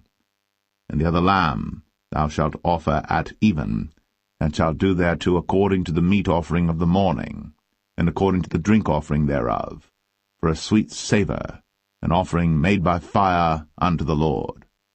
This shall be a continual burnt offering throughout your generations at the door of the tabernacle of the congregation before the Lord, where I will meet you, to speak there unto thee. And there I will meet with the children of Israel, and the tabernacle shall be sanctified by my glory. And I will sanctify the tabernacle of the congregation and the altar. I will sanctify also both Aaron and his sons to minister to me in the priest's office. And I will dwell among the children of Israel, and will be their God. And they shall know that I am the Lord their God, that brought them forth out of the land of Egypt, that I may dwell among them. I am the Lord their God.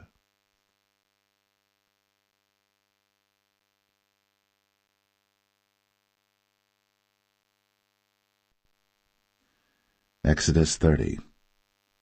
And thou shalt make an altar to burn incense upon. Of shittim wood shalt thou make it. A cubit shall be the length thereof, and a cubit the breadth thereof. 4 square shall it be. And 2 cubits shall be the height thereof, the horns thereof shall be of the same. And thou shalt overlay it with pure gold, the top thereof and the sides thereof round about, and the horns thereof. And thou shalt make unto it a crown of gold round about. And 2 golden rings shalt thou make to it under the crown of it, By the two corners thereof upon the two sides of it shalt thou make it, and they shall be for places for the staves to bear it withal. And thou shalt make the staves of shittim wood, and overlay them with gold, and thou shalt put it before the veil that is by the ark of the testimony, before the mercy seat that is over the testimony, where I will meet with thee. And Aaron shall burn thereon sweet incense every morning. When he dresseth the lamps, he shall burn incense upon it. And when Aaron lighteth the lamps at even, he shall burn incense upon it, a perpetual incense before the Lord throughout your generations. Ye shall offer no strange incense thereon, nor burnt sacrifice, nor meat offering, neither shall ye pour drink offering thereon. And Aaron shall make an atonement upon the horns of it once in a year with the blood of the sin offering of atonements. Once in the year shall he make atonement upon it throughout your generations. It is most holy unto the Lord. And the Lord spake unto Moses, saying, When thou takest the sum of the children of Israel after their number, then shall they give every man a ransom for his soul unto the Lord, when thou numberest them, that there be no plague among them, when thou numberest them. This they shall give every one that passeth among them that are numbered, half a shekel after the shekel of the sanctuary. A shekel is 20 gerahs, and half shekel shall be the offering of the Lord. Every one that passeth among them that are numbered, from 20 years old and above, shall give an offering unto the Lord. The rich shall not give more, and the poor shall not give less than half a shekel, when they give an offering unto the Lord, to make an atonement for your souls. And thou shalt take the atonement money of the children of Israel, and shalt appoint it for the service of the tabernacle of the congregation, that it may be a memorial unto the children of Israel before the Lord, to make an atonement for your souls. And the Lord spake unto Moses, saying, Thou shalt also make a laver of brass, and his foot also of brass, to wash withal. And thou shalt put it between the tabernacle of the congregation and the altar, and thou shalt put water therein. For Aaron and his sons shall wash their hands and their feet thereat. When they go into the tabernacle of the congregation, they shall wash with water, that they die not, or when they come near to the altar to minister, to burn offering made by fire unto the Lord. So they shall wash their hands and their feet, that they die not. And it shall be a statute forever to them, even to him and to his seed throughout their generations. Moreover the Lord spake unto Moses, saying, Take thou also unto thee principal spices, of pure myrrh 500 shekels, and of sweet cinnamon half so much, even 250 shekels, and of sweet calamus 250 shekels, and of cassia 500 shekels after the shekel of the sanctuary, and of oil olive and hin. And thou shalt make it an oil of holy ointment, an ointment compound after the art of the apothecary. It shall be an holy anointing oil. And thou shalt anoint the tabernacle of the congregation therewith, and the ark of the testimony, and the table and all his vessels, and the candlestick and his vessels, and the altar of incense, and the altar of burnt offering with all his vessels, and the laver and his foot. And thou shalt sanctify them, that they may be most holy. Whatsoever toucheth them shall be holy. And thou shalt anoint Aaron and his sons, and consecrate them, that they may minister unto me in the priest's office. And thou shalt speak unto the children of Israel, saying, This shall be an holy anointing oil unto me throughout your generations. Upon man's flesh shall it not be poured, neither shall ye make any other like it, after the composition of it. It is holy, and it shall be holy unto you. Whosoever compoundeth any like it, or whosoever putteth any of it upon a stranger, shall even be cut off from his people. And the Lord said unto Moses, Take unto thee sweet spices, stacte, and onycha, and galbanum, these sweet spices with pure frankincense, of each shall there be a like weight. And thou shalt make it a perfume, a confection after the art of the apothecary, tempered together pure and holy. And thou shalt beat some of it very small, and put of it before the testimony in the tabernacle of the congregation, where I will meet with thee. It shall be unto you most holy. And as for the perfume which thou shalt make, ye shall not make to yourselves according to the composition thereof. It shall be unto thee holy for the Lord. Whosoever shall make like unto that, to smell thereto, shall even be cut off from his people.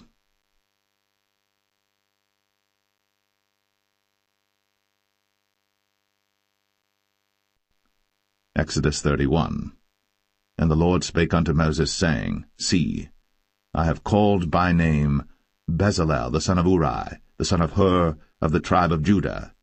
And I have filled him with the Spirit of God, in wisdom, and in understanding, and in knowledge, and in all manner of workmanship, to devise cunning works, to work in gold, and in silver, and in brass, and in cutting of stones, to set them, and in carving of timber, to work in all manner of workmanship. And I, behold, I have given with him Aholiab, the son of Ahisamach, of the tribe of Dan. And in the hearts of all that are wise-hearted I have put wisdom, that they may make all that I have commanded thee: the tabernacle of the congregation, and the ark of the testimony, and the mercy seat that is thereupon, and all the furniture of the tabernacle, and the table, and his furniture, and the pure candlestick with all his furniture, and the altar of incense, and the altar of burnt offering with all his furniture, and the laver and his foot, and the cloths of service, and the holy garments for Aaron the priest, and the garments of his sons to minister in the priest's office, and the anointing oil, and sweet incense for the holy place, according to all that I have commanded thee shall they do. And the Lord spake unto Moses, saying, Speak thou also unto the children of Israel, saying, Verily, my Sabbaths ye shall keep, for it is a sign between me and you throughout your generations, that ye may know that I am the Lord that doth sanctify you. Ye shall keep the Sabbath therefore, for it is holy unto you. Every one that defileth it shall surely be put to death. For whosoever doeth any work therein, that soul shall be cut off from among his people. 6 days may work be done, but in the 7th is the Sabbath of rest, holy to the Lord. Whosoever doeth any work in the Sabbath day, he shall surely be put to death. Wherefore the children of Israel shall keep the Sabbath, to observe the Sabbath throughout their generations, for a perpetual covenant. It is a sign between me and the children of Israel forever. For in 6 days the Lord made heaven and earth, and on the 7th day he rested and was refreshed. And he gave unto Moses, when he had made an end of communing with him upon Mount Sinai, 2 tables of testimony, tables of stone, written with the finger of God.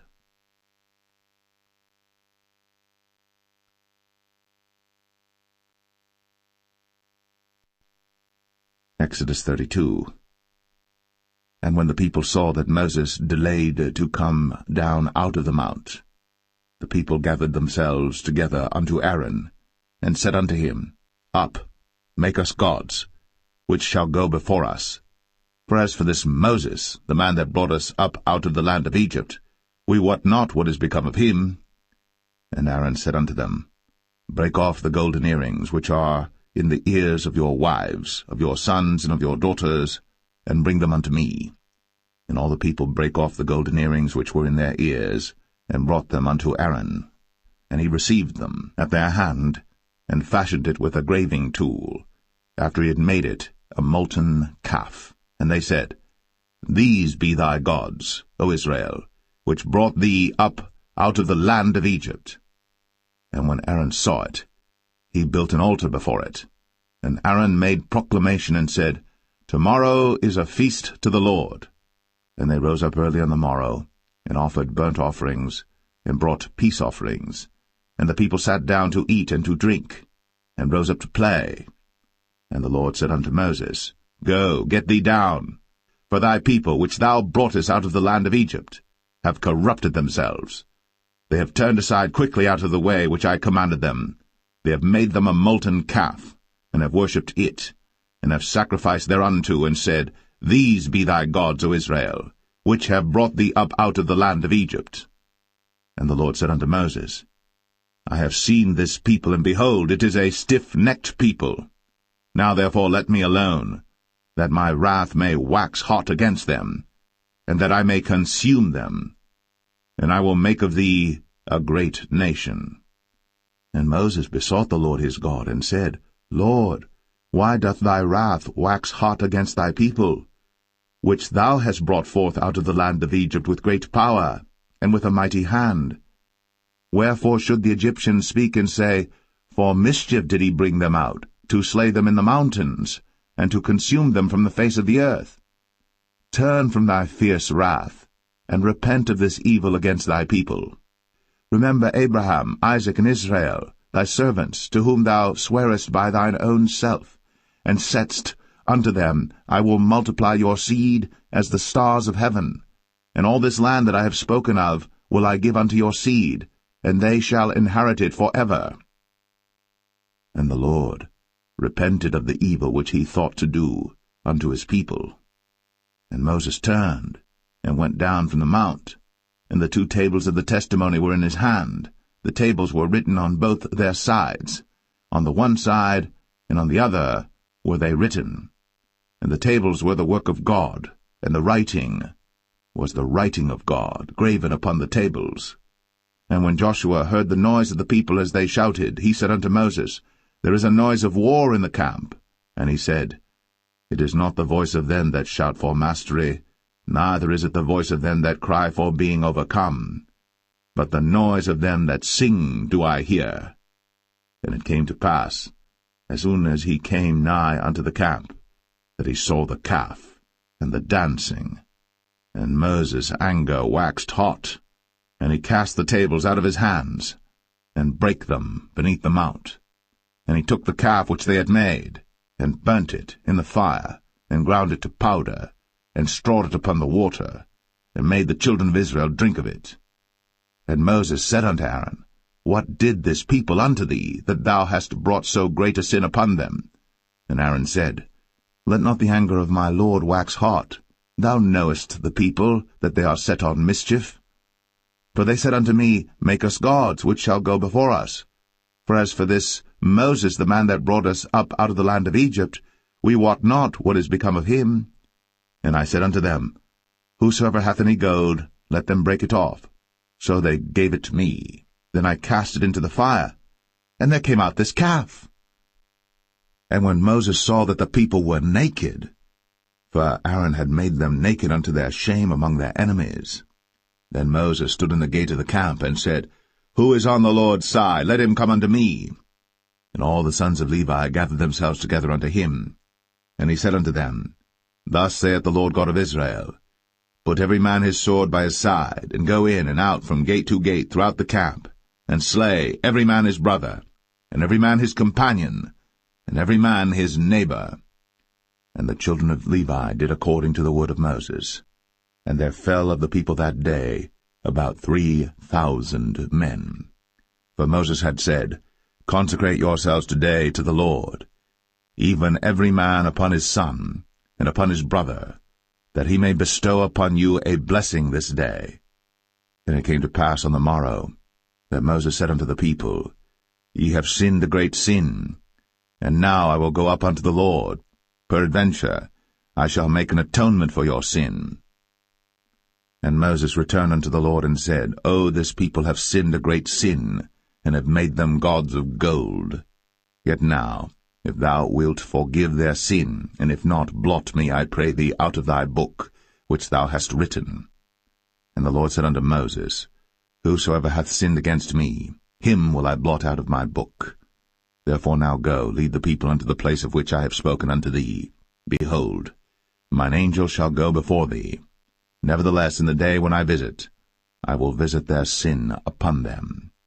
And the Lord plagued the people, because they made the calf which Aaron made.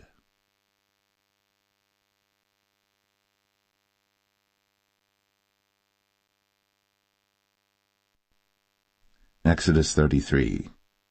And the Lord said unto Moses, Depart, and go up hence, thou, and the people which thou hast brought up out of the land of Egypt, unto the land which I sware unto Abraham, to Isaac, and to Jacob, saying, Unto thy seed will I give it. And I will send an angel before thee, and I will drive out the Canaanite, the Amorite, and the Hittite, and the Perizzite, the Hivite, and the Jebusite, unto a land flowing with milk and honey. For I will not go up in the midst of thee, for thou art a stiff-necked people, lest I consume thee in the way. And when the people heard these evil tidings, they mourned, and no man did put on him his ornaments. For the Lord had said unto Moses, Say unto the children of Israel, Ye are a stiff-necked people. I will come up into the midst of thee in a moment, and consume thee.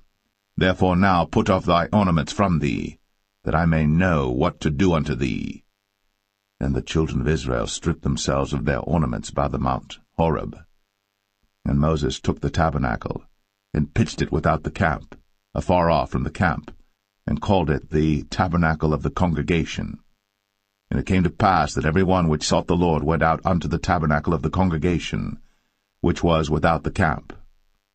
And it came to pass, when Moses went out unto the tabernacle, that all the people rose up, and stood every man at his tent door, and looked after Moses, until he was gone into the tabernacle. And it came to pass, as Moses entered into the tabernacle, the cloudy pillar descended, and stood at the door of the tabernacle, and the Lord talked with Moses. And all the people saw the cloudy pillar stand at the tabernacle door. And all the people rose up and worshipped, every man in his tent door. And the Lord spake unto Moses face to face, as a man speaketh unto his friend. And he turned again into the camp. But his servant Joshua the son of Nun, a young man, departed not out of the tabernacle. And Moses said unto the Lord, See, thou sayest unto me, Bring up this people, and thou hast not let me know whom thou wilt send with me. Yet thou hast said, I know thee by name, and thou hast also found grace in my sight. Now therefore, I pray thee, if I have found grace in thy sight, show me now thy way, that I may know thee, that I may find grace in thy sight, and consider that this nation is thy people. And he said, My presence shall go with thee, and I will give thee rest. And he said unto him, If thy presence go not with me, carry us not up hence.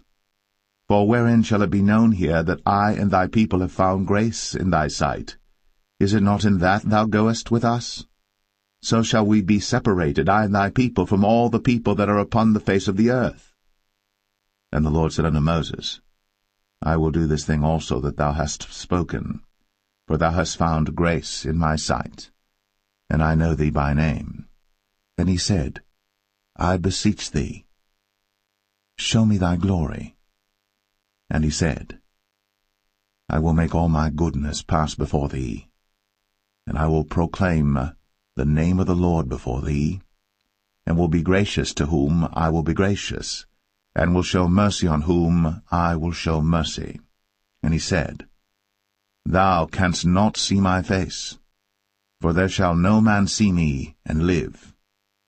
And the Lord said, Behold, there is a place by me, and thou shalt stand upon a rock. And it shall come to pass, while my glory passeth by, that I will put thee in a cleft of the rock, and will cover thee with my hand while I pass by. And I will take away mine hand, and thou shalt see my back parts, but my face shall not be seen.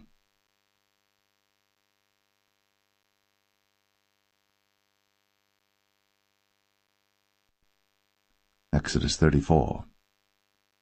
And the Lord said unto Moses, Hew thee 2 tables of stone like unto the first.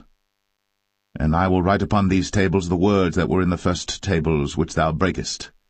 And be ready in the morning, and come up in the morning unto Mount Sinai, and present thyself there to me in the top of the mount. And no man shall come up with thee, neither let any man be seen throughout all the mount, neither let the flocks nor herds feed before that mount. And he hewed 2 tables of stone like unto the first. And Moses rose up early in the morning, and went up unto Mount Sinai, as the Lord had commanded him, and took in his hand the 2 tables of stone. And the Lord descended in the cloud, and stood with him there, and proclaimed the name of the Lord. And the Lord passed by before him, and proclaimed, The Lord God, merciful and gracious, long-suffering, and abundant in goodness and truth, keeping mercy for thousands, forgiving iniquity, and transgression and sin, and that will by no means clear the guilty, visiting the iniquity of the fathers upon the children, and upon the children's children, unto the 3rd and to the 4th generation. And Moses made haste, and bowed his head toward the earth, and worshipped, and he said, If now I have found grace in thy sight, O Lord, let my Lord, I pray thee, go among us. For it is a stiff-necked people, and pardon our iniquity and our sin, and take us for thine inheritance. And he said, Behold, I make a covenant. Before all thy people I will do marvels, such as have not been done in all the earth, nor in any nation. And all the people among which thou art shall see the work of the Lord. For it is a terrible thing that I will do with thee. Observe thou that which I command thee this day. Behold, I drive out before thee the Amorite, and the Canaanite, and the Hittite, and the Perizzite, and the Hivite, and the Jebusite. Take heed to thyself, lest thou make a covenant with the inhabitants of the land whither thou goest, lest it be for a snare in the midst of thee. But ye shall destroy their altars, break their images, and cut down their groves. For thou shalt worship no other god, for the Lord whose name is a jealous God. Lest thou make a covenant with the inhabitants of the land, and they go a-whoring after their gods, and do sacrifice unto their gods, and one call thee, and thou eat of his sacrifice, and thou take of their daughters unto thy sons, and their daughters go a-whoring after their gods, and make thy sons go a-whoring after their gods. Thou shalt make thee no molten gods. The feast of unleavened bread shalt thou keep. 7 days thou shalt eat unleavened bread, as I commanded thee, in the time of the month Abib. For in the month Abib thou camest out from Egypt. All that openeth the matrix is mine, and every firstling among thy cattle, whether ox or sheep that is male. But the firstling of an ass thou shalt redeem with a lamb, and if thou redeem him not, then shalt thou break his neck. All the firstborn of thy sons thou shalt redeem, and none shall appear before me empty. 6 days thou shalt work, but on the 7th day thou shalt rest. In earing time and in harvest thou shalt rest.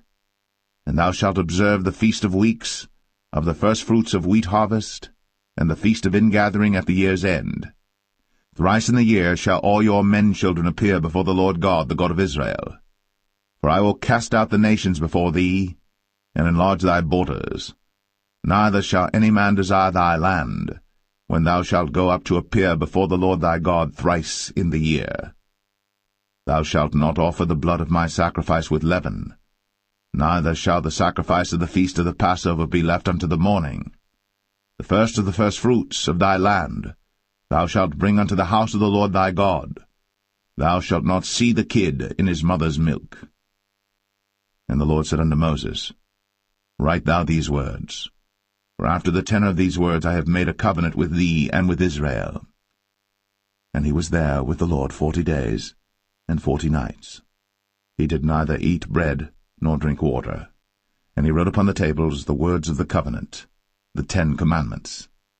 And it came to pass, when Moses came down from Mount Sinai, with the 2 tables of testimony in Moses' hand, when he came down from the mount, that Moses wist not that the skin of his face shone, while he talked with them.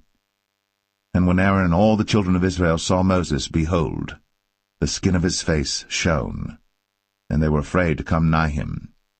And Moses called unto them, and Aaron and all the rulers of the congregation returned unto him.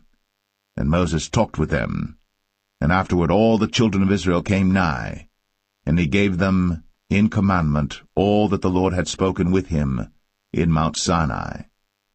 And till Moses had done speaking with them, he put a veil on his face. But when Moses went in before the Lord to speak with him, he took the veil off until he came out. And he came out, and spake unto the children of Israel that which he was commanded. And the children of Israel saw the face of Moses, that the skin of Moses' face shone. And Moses put the veil upon his face again, until he went in to speak with him.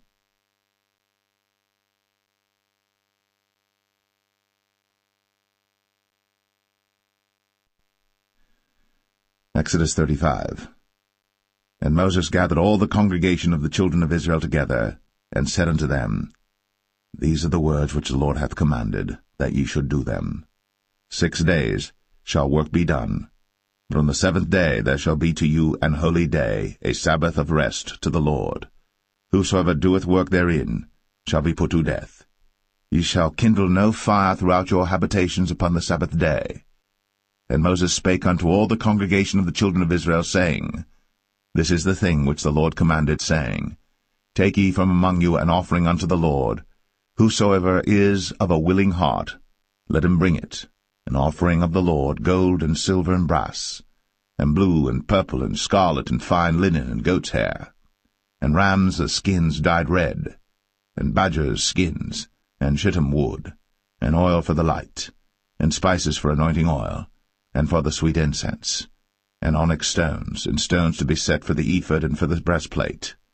And every wise-hearted among you shall come, and make all that the Lord hath commanded, the tabernacle, his tent, and his covering, his taches, and his boards, his bars, his pillars, and his sockets, the ark and the staves thereof, with the mercy seat and the veil of the covering, the table and his staves, and all his vessels, and the showbread, the candlestick also for the light, and his furniture, and his lamps, with the oil for the light, and the incense altar, and his staves, and the anointing oil, and the sweet incense, and the hanging for the door at the entering in of the tabernacle, the altar of burnt offering, with his brazen grate, his staves, and all his vessels, the laver and his foot, the hangings of the court, his pillars, and their sockets, and the hanging for the door of the court, the pins of the tabernacle, and the pins of the court, and their cords, the cloths of service, to do service in the holy place, the holy garments for Aaron the priest, and the garments of his sons to minister in the priest's office.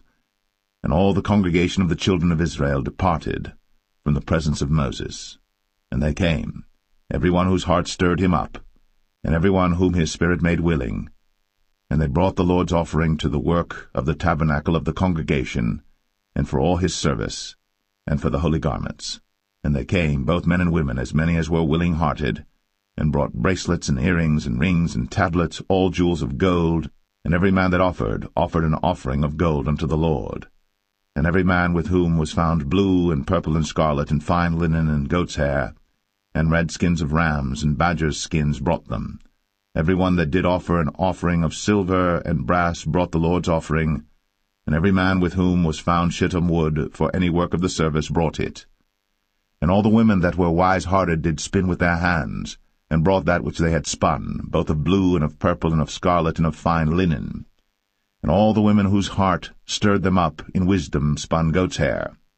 And the rulers brought onyx stones, and stones to be set for the ephod and for the breastplate, and spice, and oil for the light, and for the anointing oil, and for the sweet incense. The children of Israel brought a willing offering unto the Lord, every man and woman whose heart made them willing to bring for all manner of work, which the Lord had commanded to be made by the hand of Moses. And Moses said unto the children of Israel, See, the Lord hath called by name Bezalel the son of Uri, the son of Hur, of the tribe of Judah. And he hath filled him with the Spirit of God in wisdom, in understanding, and in knowledge, and in all manner of workmanship, and to devise curious works, to work in gold, and in silver, and in brass, and in the cutting of stones, to set them, and in carving of wood, to make any manner of cunning work. And he hath put in his heart that he may teach, both he and Aholiab, the son of Ahisamach, of the tribe of Dan. Them hath he filled with wisdom of heart, to work all manner of work, of the engraver, and of the cunning workman, and of the embroiderer, in blue, and in purple, and scarlet, and in fine linen, and of the weaver, even of them that do any work, and of those that devise cunning work.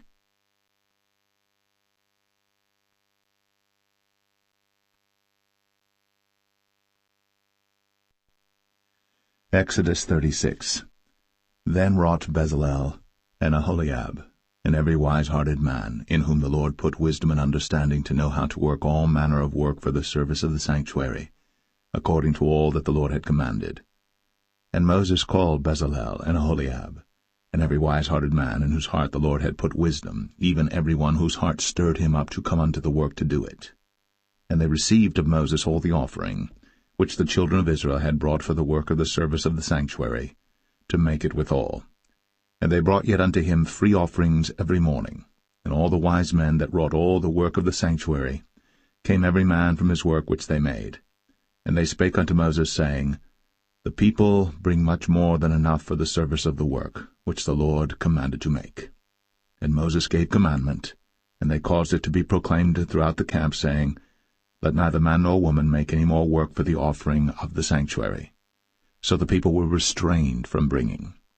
For the stuff they had was sufficient for all the work to make it, and too much. And every wise-hearted man among them that wrought the work of the tabernacle made 10 curtains of fine twined linen and blue and purple and scarlet. With cherubims of cunning work made he them. The length of one curtain was 28 cubits, and the breadth of one curtain 4 cubits. The curtains were all of one size. And he coupled the 5 curtains one unto another, and the other 5 curtains he coupled one unto another. And he made loops of blue on the edge of one curtain from the selvage in the coupling. Likewise he made in the uttermost side of another curtain in the coupling of the second. 50 loops made he in one curtain, and 50 loops made he in the edge of the curtain which was in the coupling of the second. The loops held one curtain to another. And he made 50 taches of gold, and coupled the curtains one unto another with the taches. So it became one tabernacle. And he made curtains of goat's hair for the tent over the tabernacle. 11 curtains he made them. The length of one curtain was 30 cubits, and 4 cubits was the breadth of one curtain. The 11 curtains were of one size. And he coupled 5 curtains by themselves, and 6 curtains by themselves. And he made 50 loops upon the uttermost edge of the curtain in the coupling, and 50 loops made he upon the edge of the curtain which coupleth the second. And he made 50 taches of brass to couple the tent together, that it might be one. And he made a covering for the tent of ram skins dyed red, and a covering of badger skins above that. And he made boards for the tabernacle of shittim wood standing up. The length of a board was 10 cubits, and the breadth of a board 1 cubit and a half. One board had 2 tenons, equally distant one from another. Thus did he make for all the boards of the tabernacle. And he made boards for the tabernacle, 20 boards for the south side southward. And 40 sockets of silver he made under the 20 boards, 2 sockets under one board for his 2 tenons, and 2 sockets under another board for his 2 tenons. And for the other side of the tabernacle, which is toward the north corner, he made 20 boards, and there 40 sockets of silver, 2 sockets under one board, and 2 sockets under another board. And for the sides of the tabernacle westward he made 6 boards, and 2 boards made he for the corners of the tabernacle in the 2 sides, and they were coupled beneath and coupled together at the head thereof to one ring. Thus he did to both of them in both the corners. And there were 8 boards, and their sockets were 16 sockets of silver, under every board 2 sockets. And he made bars of shittim wood, 5 for the boards of the one side of the tabernacle, and 5 bars for the boards of the other side of the tabernacle, and 5 bars for the boards of the tabernacle for the sides westward. And he made the middle bar to shoot through the boards from the one end to the other. And he overlaid the boards with gold, and made their rings of gold to be places for the bars, and overlaid the bars with gold. And he made a veil of blue and purple and scarlet, and fine twined linen with cherubims made he it of cunning work. And he made thereunto 4 pillars of shittim wood, and overlaid them with gold. Their hooks were of gold. And he cast for them 4 sockets of silver. And he made an hanging for the tabernacle door of blue and purple and scarlet and fine twined linen of needlework. And the 5 pillars of it with their hooks, and he overlaid their chapiters and their fillets with gold. But their 5 sockets were of brass.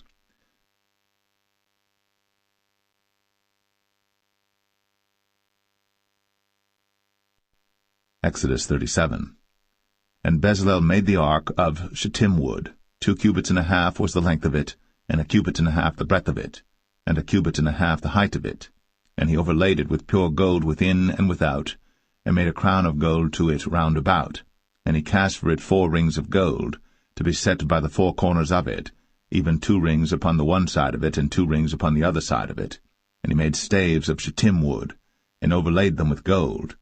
And he put the staves into the rings by the sides of the ark to bear the ark. And he made the mercy seat of pure gold. 2 cubits and a half was the length thereof, and 1 cubit and a half the breadth thereof. And he made 2 cherubims of gold, beaten out of one piece made he them, on the 2 ends of the mercy seat, 1 cherub on the end on this side, and another cherub on the other end on that side. Out of the mercy seat made he the cherubims on the 2 ends thereof. And the cherubims spread out their wings on high, and covered with their wings over the mercy seat with their faces one to another. Even to the mercy seatward were the faces of the cherubims. And he made the table of shittim wood. 2 cubits was the length thereof, and a cubit the breadth thereof, and a cubit and a half the height thereof. And he overlaid it with pure gold, and made thereunto a crown of gold round about. Also he made thereunto a border of an handbreadth round about, and made a crown of gold for the border thereof round about. And he cast for it 4 rings of gold, and put the rings upon the 4 corners that were in the 4 feet thereof. Over against the border were the rings, the places for the staves to bear the table. And he made the staves of shittim wood, and overlaid them with gold to bear the table. And he made the vessels which were upon the table, his dishes, and his spoons, and his bowls, and his covers, to cover withal of pure gold. And he made the candlestick of pure gold. Of beaten work made he the candlestick. His shaft and his branch, his bowls, his knobs, and his flowers were of the same. And 6 branches going out of the sides thereof, 3 branches of the candlestick out of the one side thereof, and 3 branches of the candlestick out of the other side thereof. 3 bowls made after the fashion of almonds in one branch, a knob and a flower, and 3 bowls made like almonds in another branch, a knob and a flower. So throughout the 6 branches, going out of the candlestick. And in the candlestick were 4 bowls made like almonds, his knobs and his flowers, and a knob under 2 branches of the same, and a knob under 2 branches of the same, and a knob under 2 branches of the same, according to the 6 branches going out of it. Their knobs and their branches were of the same. All of it was one beaten work of pure gold. And he made his 7 lamps, and his snuffers, and his snuff dishes of pure gold. Of a talent of pure gold made he it, and all the vessels thereof. And he made the incense altar of shittim wood. The length of it was a cubit, the breadth of it a cubit. It was 4 square, and 2 cubits was the height of it. The horns thereof were of the same. And he overlaid it with pure gold, both the top of it and the sides thereof round about. And the horns of it also he made unto it a crown of gold round about. And he made 2 rings of gold for it under the crown thereof, by the 2 corners of it upon the 2 sides thereof, to be places for the staves to bear it withal. And he made the staves of shittim wood, and overlaid them with gold. And he made the holy anointing oil, and the pure incense of sweet spices, according to the work of the apothecary.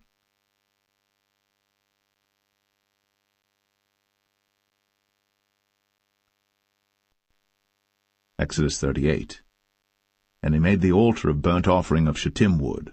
5 cubits was the length thereof, and 5 cubits the breadth thereof. It was 4 square, and 3 cubits the height thereof.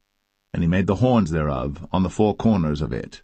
The horns thereof were of the same, and he overlaid it with brass. And he made all the vessels of the altar, the pots and the shovels and the basins and the flesh hooks, and the firepans, all the vessels thereof made he of brass. And he made for the altar a brazen grate of network under the compass thereof beneath unto the midst of it. And he cast 4 rings for the 4 ends of the grate of brass to be places for the staves. And he made the staves of shittim wood, and overlaid them with brass.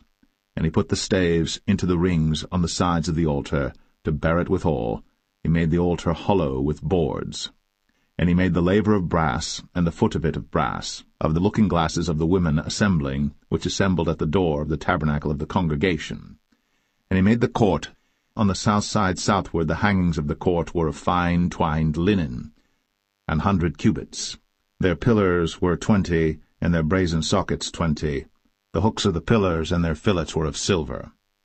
And for the north side the hangings were 100 cubits, their pillars were 20, and their sockets of brass 20. The hooks of the pillars and their fillets of silver. And for the west side were hangings of 50 cubits, their pillars 10, and their sockets 10, the hooks of the pillars and their fillets of silver. And for the east side eastward 50 cubits. The hangings of the one side of the gate were 15 cubits, their pillars 3, and their sockets 3. And for the other side of the court gate, on this hand and that hand, were hangings of 15 cubits, their pillars 3, and their sockets 3. All the hangings of the court round about were of fine twined linen. And the sockets for the pillars were of brass, the hooks of the pillars and their fillets of silver, and the overlaying of their chapiters of silver. And all the pillars of the court were filleted with silver. And the hanging for the gate of the court was needlework, of blue and purple and scarlet and fine twined linen. And 20 cubits was the length, and the height and the breadth was 5 cubits, answerable to the hangings of the court. And their pillars were 4, and their sockets of brass 4, their hooks of silver, and the overlaying of their chapiters and their fillets of silver. And all the pins of the tabernacle and of the court round about were of brass. This is the sum of the tabernacle, even of the tabernacle of testimony, as it was counted, according to the commandment of Moses, for the service of the Levites, by the hand of Ithamar, son to Aaron the priest. And Bezalel, the son of Uri, the son of Hur, of the tribe of Judah, made all that the Lord commanded Moses. And with him was Aholiab, son of Ahisamach, of the tribe of Dan, an engraver, and a cunning workman, and an embroiderer in blue, and in purple, and in scarlet, and fine linen. All the gold that was occupied for the work, and all the work of the holy place, even the gold of the offering, was 29 talents, and 730 shekels after the shekel of the sanctuary. And the silver of them that were numbered of the congregation was 100 talents, and 1,760 shekels after the shekel of the sanctuary. A bekah for every man, that is, half a shekel, after the shekel of the sanctuary, for every one that went to be numbered, from 20 years old and upward, for 600,000 and 3,550 men. And of the 100 talents of silver were cast the sockets of the sanctuary, and the sockets of the veil, and 100 sockets of the 100 talents, a talent for a socket. And of the 1,775 shekels he made hooks for the pillars, and overlaid their chapiters, and filleted them. And the brass of the offering was 70 talents, and 2,400 shekels. And therewith he made the sockets to the door of the tabernacle of the congregation, and the brazen altar, and the brazen grate for it, and all the vessels of the altar, and the sockets of the court round about, and the sockets of the court gate, and all the pins of the tabernacle, and all the pins of the court round about.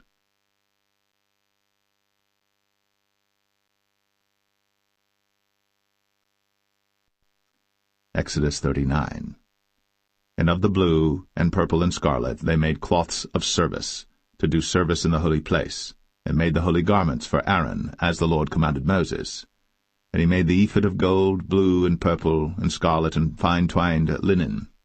And they did beat the gold into thin plates, and cut it into wires, to work it in the blue, and in the purple, and in the scarlet, and in the fine linen, with cunning work. They made shoulder pieces for it, to couple it together. By the 2 edges was it coupled together. And the curious girdle of his ephod that was upon it was of the same, according to the work thereof, of gold, blue, and purple, and scarlet, and fine twined linen, as the Lord commanded Moses. And they wrought onyx stones enclosed in ouches of gold, graven as signets are graven, with the names of the children of Israel. And he put them on the shoulders of the ephod, that they should be stones for a memorial to the children of Israel, as the Lord commanded Moses. And he made the breastplate of cunning work, like the work of the ephod, of gold, blue, and purple, and scarlet, and fine twined linen. It was foursquare. They made the breastplate double. A span was the length thereof, and a span the breadth thereof, being doubled. And they set in it 4 rows of stones. The first row was a sardius, a topaz, and a carbuncle. This was the first row. And the second row an emerald, a sapphire, and a diamond. And the third row a ligure, an agate, and an amethyst. And the fourth row a beryl, an onyx, and a jasper. They were enclosed in ouches of gold in their enclosings. And the stones were according to the names of the children of Israel, 12 according to their names, like the engravings of a signet, every one with his name, according to the 12 tribes. And they made upon the breastplate chains at the ends of wreathen work of pure gold. And they made 2 ouches of gold and 2 gold rings, and put the 2 rings in the 2 ends of the breastplate. And they put the 2 wreathen chains of gold in the 2 rings on the ends of the breastplate. And the 2 ends of the 2 wreathen chains they fastened in the 2 ouches, and put them on the shoulder pieces of the ephod before it. And they made 2 rings of gold, and put them on the 2 ends of the breastplate, upon the border of it, which was on the side of the ephod inward. And they made 2 other golden rings, and put them on the 2 sides of the ephod underneath, toward the forepart of it, over against the other coupling thereof, above the curious girdle of the ephod. And they did bind the breastplate by his rings unto the rings of the ephod with a lace of blue, that it might be above the curious girdle of the ephod, and that the breastplate might not be loosed from the ephod, as the Lord commanded Moses. And he made the robe of the ephod of woven work, all of blue. And there was an hole in the midst of the robe, as the hole of an habergeon, with a band round about the hole, that it should not rend. And they made upon the hems of the robe pomegranates of blue and purple and scarlet and twined linen. And they made bells of pure gold, and put the bells between the pomegranates upon the hem of the robe, round about between the pomegranates, a bell and a pomegranate round about the hem of the robe to minister in, as the Lord commanded Moses. And they made coats of fine linen of woven work for Aaron and for his sons, and a mitre of fine linen, and goodly bonnets of fine linen, and linen breeches of fine twined linen, and a girdle of fine twined linen, and blue and purple and scarlet of needlework, as the Lord commanded Moses. And they made the plate of the holy crown of pure gold, and wrote upon it a writing like to the engravings of a signet, Holiness to the Lord. And they tied unto it a lace of blue to fasten it on high upon the mitre, as the Lord commanded Moses. Thus was all the work of the tabernacle of the tent of the congregation finished. And the children of Israel did according to all that the Lord commanded Moses, so did they. And they brought the tabernacle unto Moses, the tent, and all his furniture, his taches, his boards, his bars, and his pillars, and his sockets, and the covering of ram skins dyed red, and the covering of badger skins, and the veil of the covering, the ark of the testimony, and the staves thereof, and the mercy seat, the table and all the vessels thereof, and the showbread, the pure candlestick, with the lamps thereof, even with the lamps to be set in order, and all the vessels thereof, and the oil for light, and the golden altar, and the anointing oil, and the sweet incense, and the hanging for the tabernacle door, the brazen altar, and his grate of brass, his staves and all his vessels, the laver and his foot, the hangings of the court, his pillars and his sockets, and the hanging for the court gate, his cords, and his pins, and all the vessels of the service of the tabernacle for the tent of the congregation, the cloths of service to do service in the holy place, and the holy garments for Aaron the priest, and his sons' garments, to minister in the priest's office. According to all that the Lord commanded Moses, so the children of Israel made all the work. And Moses did look upon all the work, and behold, they had done it, as the Lord had commanded, even so had they done it. And Moses blessed them.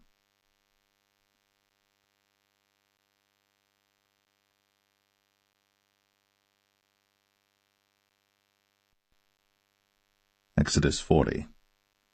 And the Lord spake unto Moses, saying, On the first day of the first month shalt thou set up the tabernacle of the tent of the congregation, and thou shalt put therein the ark of the testimony, and cover the ark with the veil. And thou shalt bring in the table, and set in order the things that are to be set in order upon it. And thou shalt bring in the candlestick, and light the lamps thereof. And thou shalt set the altar of gold for the incense before the ark of the testimony, and put the hanging of the door to the tabernacle. And thou shalt set the altar of the burnt offering before the door of the tabernacle of the tent of the congregation. And thou shalt set the laver between the tent of the congregation and the altar, and shalt put water therein. And thou shalt set up the court round about, and hang up the hanging at the court gate. And thou shalt take the anointing oil, and anoint the tabernacle, and all that is therein, and shalt hallow it, and all the vessels thereof, and it shall be holy. And thou shalt anoint the altar of the burnt offering, and all his vessels, and sanctify the altar, and it shall be an altar most holy. And thou shalt anoint the laver and his foot, and sanctify it. And thou shalt bring Aaron and his sons unto the door of the tabernacle of the congregation, and wash them with water. And thou shalt put upon Aaron the holy garments, and anoint him, and sanctify him, that he may minister unto me in the priest's office. And thou shalt bring his sons, and clothe them with coats. And thou shalt anoint them, as thou didst anoint their father, that they may minister unto me in the priest's office, for their anointing shall surely be an everlasting priesthood throughout their generations. Thus did Moses. According to all that the Lord commanded him, so did he. And it came to pass in the first month, in the second year, on the first day of the month, that the tabernacle was reared up. And Moses reared up the tabernacle, and fastened his sockets, and set up the boards thereof, and put in the bars thereof, and reared up his pillars. And he spread abroad the tent over the tabernacle, and put the covering of the tent above upon it, as the Lord commanded Moses. And he took and put the testimony into the ark, and set the staves on the ark, and put the mercy seat above upon the ark. And he brought the ark into the tabernacle, and set up the veil of the covering, and covered the ark of the testimony, as the Lord commanded Moses. And he put the table in the tent of the congregation upon the side of the tabernacle northward without the veil. And he set the bread in order upon it before the Lord, as the Lord had commanded Moses. And he put the candlestick in the tent of the congregation over against the table on the side of the tabernacle southward. And he lighted the lamps before the Lord, as the Lord commanded Moses. And he put the golden altar in the tent of the congregation before the veil. And he burnt sweet incense thereon, as the Lord commanded Moses. And he set up the hanging at the door of the tabernacle. And he put the altar of burnt offering by the door of the tabernacle of the tent of the congregation, and offered upon it the burnt offering and the meat offering, as the Lord commanded Moses. And he set the laver between the tent of the congregation and the altar, and put water there to wash withal. And Moses and Aaron and his sons washed their hands and their feet thereat, when they went into the tent of the congregation, and when they came near unto the altar, they washed, as the Lord commanded Moses. And he reared up the court round about the tabernacle and the altar, and set up the hanging of the court gate. So Moses finished the work. Then a cloud covered the tent of the congregation, and the glory of the Lord filled the tabernacle. And Moses was not able to enter into the tent of the congregation, because the cloud abode thereon, and the glory of the Lord filled the tabernacle. And when the cloud was taken up from over the tabernacle, the children of Israel went onward in all their journeys. But if the cloud were not taken up, then they journeyed not till the day that it was taken up. For the cloud of the Lord was upon the tabernacle by day, and fire was on it by night, in the sight of all the house of Israel, throughout all their journeys.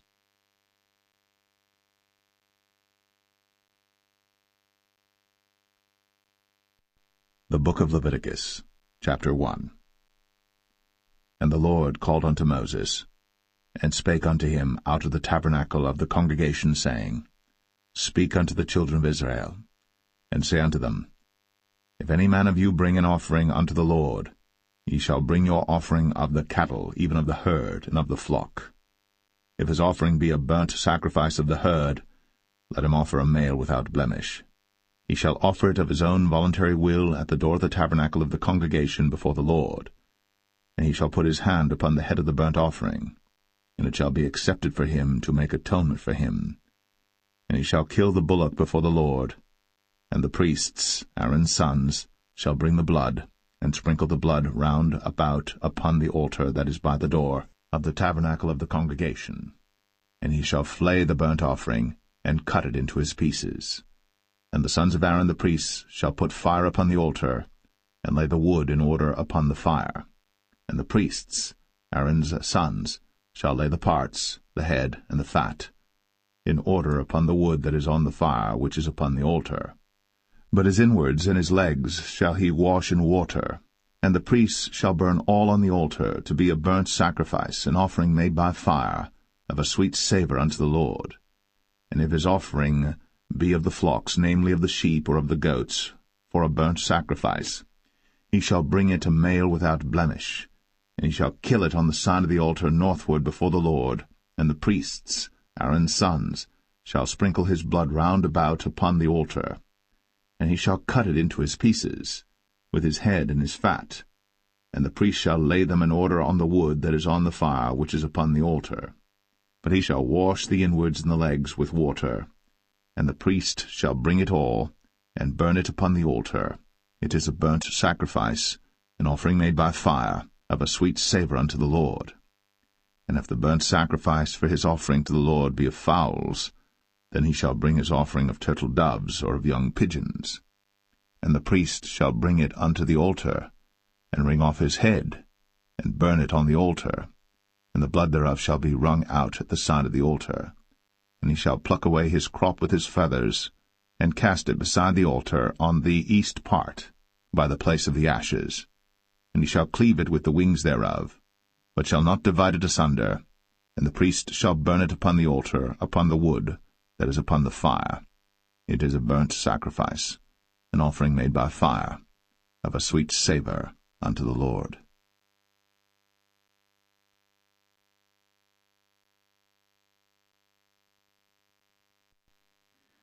Leviticus 2. And when any will offer a meat offering unto the Lord, his offering shall be of fine flour. And he shall pour oil upon it, and put frankincense thereon. And he shall bring it to Aaron's sons the priests. And he shall take thereout his handful of the flour thereof, and of the oil thereof, with all the frankincense thereof. And the priests shall burn the memorial of it upon the altar, to be an offering made by fire, of a sweet savour unto the Lord. And the remnant of the meat offering shall be Aaron's and his sons. It is a thing most holy of the offerings of the Lord made by fire. And if thou bring an oblation of a meat offering baked in the oven, it shall be unleavened cakes of fine flour mingled with oil, or unleavened wafers anointed with oil. And if thy oblation be a meat offering baked in a pan, it shall be of fine flour, unleavened, mingled with oil. Thou shalt part it in pieces, and pour oil thereon. It is a meat offering. And if thy oblation be a meat offering baked in the frying pan, it shall be made of fine flour with oil. And thou shalt bring the meat offering that is made of these things unto the Lord, and when it is presented unto the priest, he shall bring it unto the altar. And the priest shall take from the meat offering a memorial thereof, and shall burn it upon the altar. It is an offering made by fire, of a sweet savour unto the Lord. And that which is left of the meat offering shall be Aaron's and his sons. It is a thing most holy of the offerings of the Lord made by fire. No meat offering which ye shall bring unto the Lord shall be made with leaven, for ye shall burn no leaven, nor any honey, in any offering of the Lord made by fire. As for the oblation of the firstfruits, ye shall offer them unto the Lord, but they shall not be burnt on the altar for a sweet savour. And every oblation of thy meat offering shalt thou season with salt, neither shalt thou suffer the salt of the covenant of thy God to be lacking from thy meat offering. With all thine offerings thou shalt offer salt. And if thou offer a meat offering of thy firstfruits unto the Lord, thou shalt offer for the meat offering of thy firstfruits green ears of corn dried by the fire, even corn beaten out of full ears. And thou shalt put oil upon it, and lay frankincense thereon. It is a meat offering. And the priest shall burn the memorial of it, part of the beaten corn thereof, and part of the oil thereof, with all the frankincense thereof. It is an offering made by fire unto the Lord.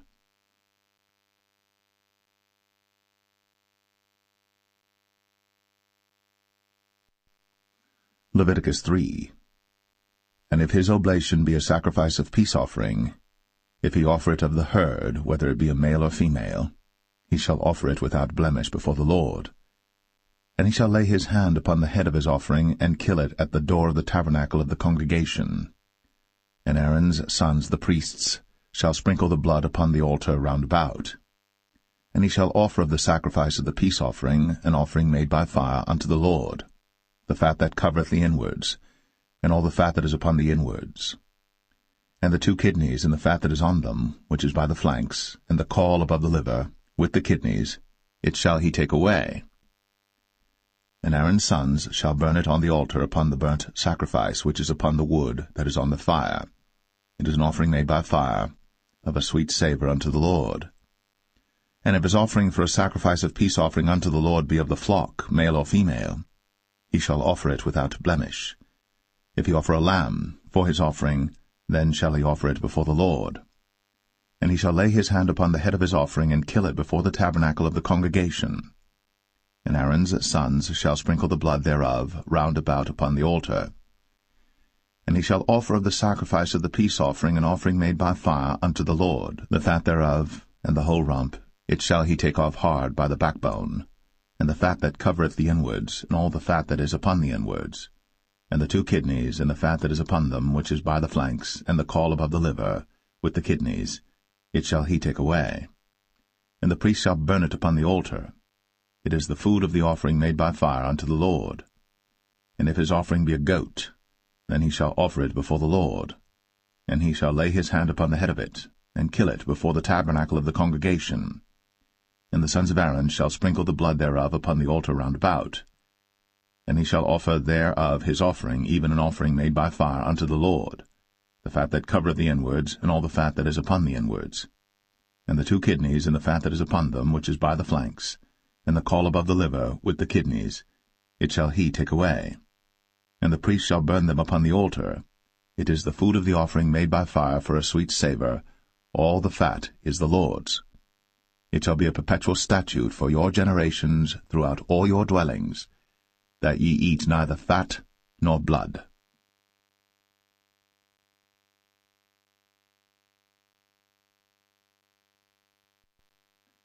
Leviticus 4.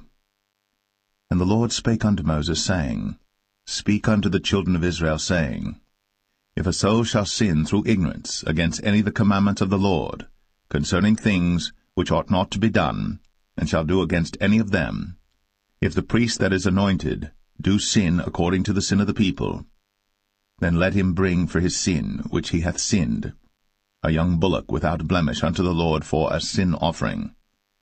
And he shall bring the bullock unto the door of the tabernacle of the congregation before the Lord, and shall lay his hand upon the bullock's head, and kill the bullock before the Lord. And the priest that is anointed shall take of the bullock's blood, and bring it to the tabernacle of the congregation. And the priest shall dip his finger in the blood, and sprinkle of the blood 7 times before the Lord, before the veil of the sanctuary. And the priest shall put some of the blood upon the horns of the altar of sweet incense before the Lord, which is in the tabernacle of the congregation, and shall pour all the blood of the bullock at the bottom of the altar of the burnt offering, which is at the door of the tabernacle of the congregation. And he shall take off from it all the fat of the bullock for the sin offering, the fat that covereth the inwards, and all the fat that is upon the inwards, and the 2 kidneys, and the fat that is upon them, which is by the flanks, and the caul above the liver, with the kidneys, it shall he take away, as it was taken off from the bullock of the sacrifice of peace offerings. And the priest shall burn them upon the altar of the burnt offering. And the skin of the bullock, and all his flesh, with his head, and with his legs, and his inwards, and his dung, even the whole bullock shall he carry forth without the camp unto a clean place, where the ashes are poured out, and burn him on the wood with fire. Where the ashes are poured out shall he be burnt. And if the whole congregation of Israel sin through ignorance, and the thing be hid from the eyes of the assembly, and they have done somewhat against any of the commandments of the Lord concerning things which should not be done, and are guilty, when the sin which they have sinned against it is known, then the congregation shall offer a young bullock for the sin, and bring him before the tabernacle of the congregation. And the elders of the congregation shall lay their hands upon the head of the bullock before the Lord, and the bullock shall be killed before the Lord. And the priest that is anointed shall bring of the bullock's blood to the tabernacle of the congregation. And the priest shall dip his finger in some of the blood, and sprinkle it 7 times before the Lord, even before the veil. And he shall put some of the blood upon the horns of the altar which is before the Lord, that is, in the tabernacle of the congregation, and shall pour out all the blood at the bottom of the altar of the burnt offering, which is at the door of the tabernacle of the congregation. And he shall take all his fat from him, and burn it upon the altar. And he shall do with the bullock as he did with the bullock for a sin offering. So shall he do with this, and the priest shall make an atonement for them, and it shall be forgiven them. And he shall carry forth the bullock without the camp, and burn him as he burned the first bullock. It is a sin offering for the congregation. When a ruler hath sinned, and done somewhat through ignorance against any of the commandments of the Lord his God, concerning things which should not be done, and is guilty, or if his sin, wherein he hath sinned, come to his knowledge, he shall bring his offering, a kid of the goats, a male without blemish. And he shall lay his hand upon the head of the goat, and kill it in the place where they killed the burnt offering before the Lord. It is a sin offering. And the priest shall take of the blood of the sin offering with his finger, and put it upon the horns of the altar of burnt offering, and shall pour out his blood at the bottom of the altar of burnt offering. And he shall burn all his fat upon the altar, as the fat of the sacrifice of peace offerings. And the priest shall make an atonement for him as concerning his sin, and it shall be forgiven him. And if any one of the common people sin through ignorance, while he doeth somewhat against any of the commandments of the Lord concerning things which ought not to be done, and be guilty, or if his sin, which he hath sinned, come to his knowledge, then he shall bring his offering, a kid of the goats, a female without blemish, for his sin, which he hath sinned. And And he shall lay his hand upon the head of the sin offering, and slay the sin offering in the place of the burnt offering. And the priest shall take of the blood thereof with his finger, and put it upon the horns of the altar of burnt offering, and shall pour out all the blood thereof at the bottom of the altar. And he shall take away all the fat thereof, as the fat is taken away from off the sacrifice of peace offerings. And the priest shall burn it upon the altar for a sweet savour unto the Lord. And the priest shall make an atonement for him, and it shall be forgiven him. And if he bring a lamb for a sin offering, he shall bring it a female without blemish. And he shall lay his hand upon the head of the sin offering, and slay it for a sin offering in the place where they kill the burnt offering. And the priest shall take of the blood of the sin offering with his finger, and put it upon the horns of the altar of burnt offering, and shall pour out all the blood thereof at the bottom of the altar. And he shall take away all the fat thereof, as the fat of the lamb is taken away from the sacrifice of the peace offerings. And the priest shall burn them upon the altar according to the offerings made by fire unto the Lord. And the priest shall make an atonement for his sin that he hath committed, and it shall be forgiven him.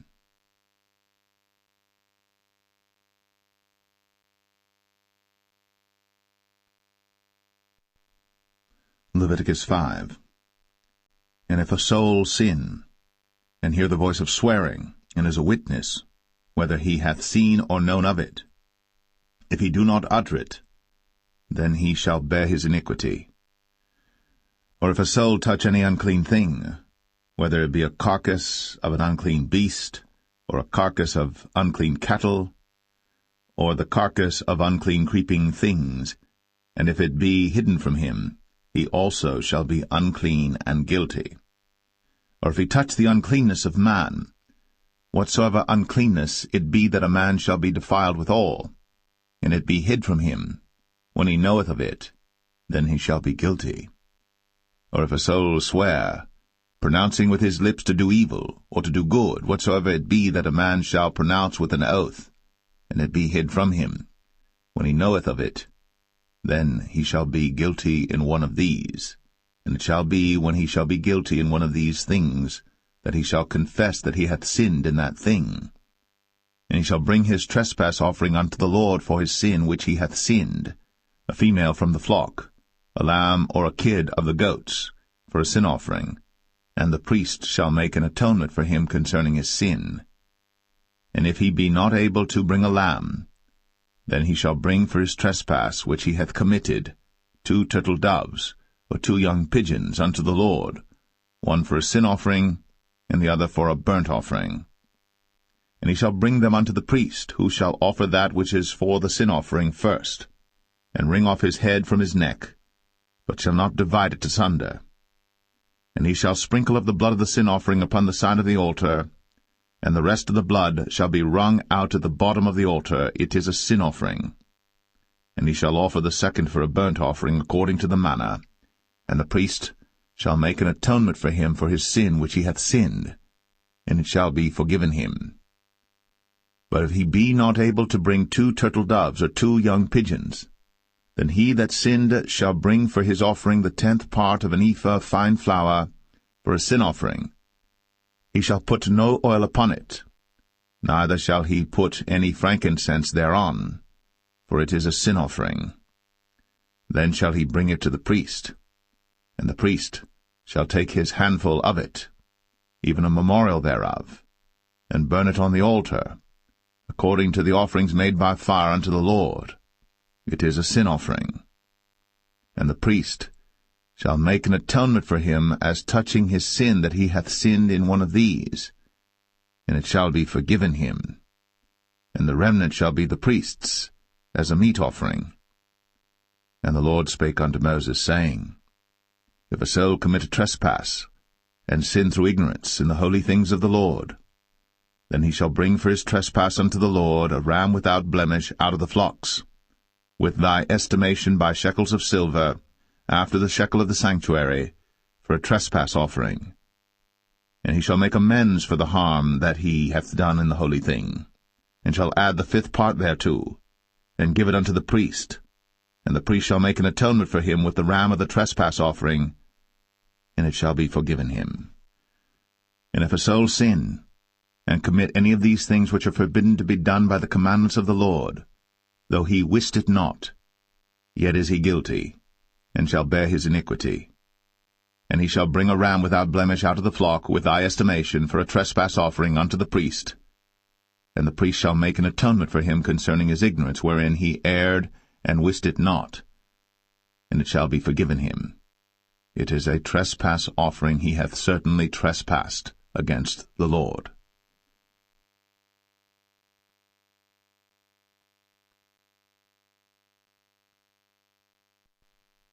Leviticus 6.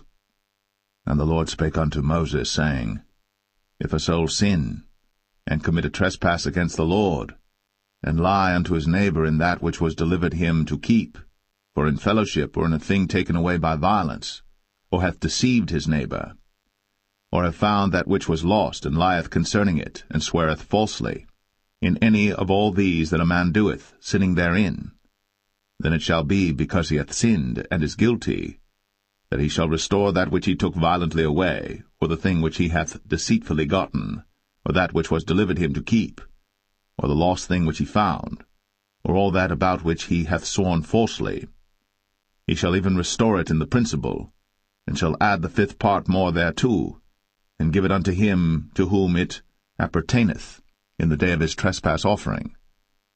And he shall bring his trespass offering unto the Lord, a ram without blemish out of the flock, with thy estimation, for a trespass offering unto the priest. And the priest shall make an atonement for him before the Lord, and it shall be forgiven him for any thing of all that he hath done in trespassing therein. And the Lord spake unto Moses, saying, Command Aaron and his sons, saying, This is the law of the burnt offering. It is the burnt offering because of the burning upon the altar all night unto the morning, and the fire of the altar shall be burning in it. And the priest shall put on his linen garment, and his linen breeches shall he put upon his flesh, and take up the ashes which the fire hath consumed with the burnt offering on the altar. And he shall put them beside the altar. And he shall put off his garments, and put on other garments, and carry forth the ashes without the camp unto a clean place. And the fire upon the altar shall be burning in it. It shall not be put out. And the priest shall burn wood on it every morning, and lay the burnt offering in order upon it. And he shall burn thereon the fat of the peace offerings. The fire shall ever be burning upon the altar. It shall never go out. And this is the law of the meat offering. The sons of Aaron shall offer it before the Lord, before the altar. And he shall take of it his handful of the flour of the meat offering, and of the oil thereof, and all the frankincense which is upon the meat offering, and shall burn it upon the altar for a sweet savour, even the memorial of it, unto the Lord. And the remainder thereof shall Aaron and his sons eat. With unleavened bread shall it be eaten in the holy place. In the court of the tabernacle of the congregation they shall eat it. It shall not be baked with leaven. I have given it unto them for their portion of my offerings made by fire. It is most holy, as is the sin offering, and as the trespass offering. All the males among the children of Aaron shall eat of it. It shall be a statute for ever in your generations concerning the offerings of the Lord made by fire. Every one that toucheth them shall be holy. And the Lord spake unto Moses, saying, This is the offering of Aaron and of his sons, which they shall offer unto the Lord in the day when he is anointed. The 10th part of an ephah of fine flour for a meat offering perpetual, half of it in the morning, and half thereof at night. In a pan it shall be made with oil, and when it is baked, thou shalt bring it in. And the baked pieces of the meat offering shalt thou offer for a sweet savour unto the Lord. And the priest of his sons that is anointed in his stead shall offer it. It is a statute for ever unto the Lord. It shall be wholly burnt. For every meat offering for the priest shall be wholly burnt. It shall not be eaten. And the Lord spake unto Moses, saying, Speak unto Aaron and to his sons, saying, This is the law of the sin offering. In the place where the burnt offering is killed shall the sin offering be killed before the Lord. It is most holy. The priest that offereth it for sin shall eat it. In the holy place shall it be eaten, in the court of the tabernacle of the congregation. Whatsoever shall touch the flesh thereof shall be holy. And when there is sprinkled of the blood thereof upon any garment, thou shalt wash that whereon it was sprinkled in the holy place. But the earthen vessel wherein it is sodden shall be broken, and if it be sodden in a brazen pot, it shall be both scoured and rinsed in water. All the males among the priests shall eat thereof. It is most holy. And no sin offering whereof any of the blood is brought into the tabernacle of the congregation to reconcile with all in the holy place shall be eaten. It shall be burnt in the fire.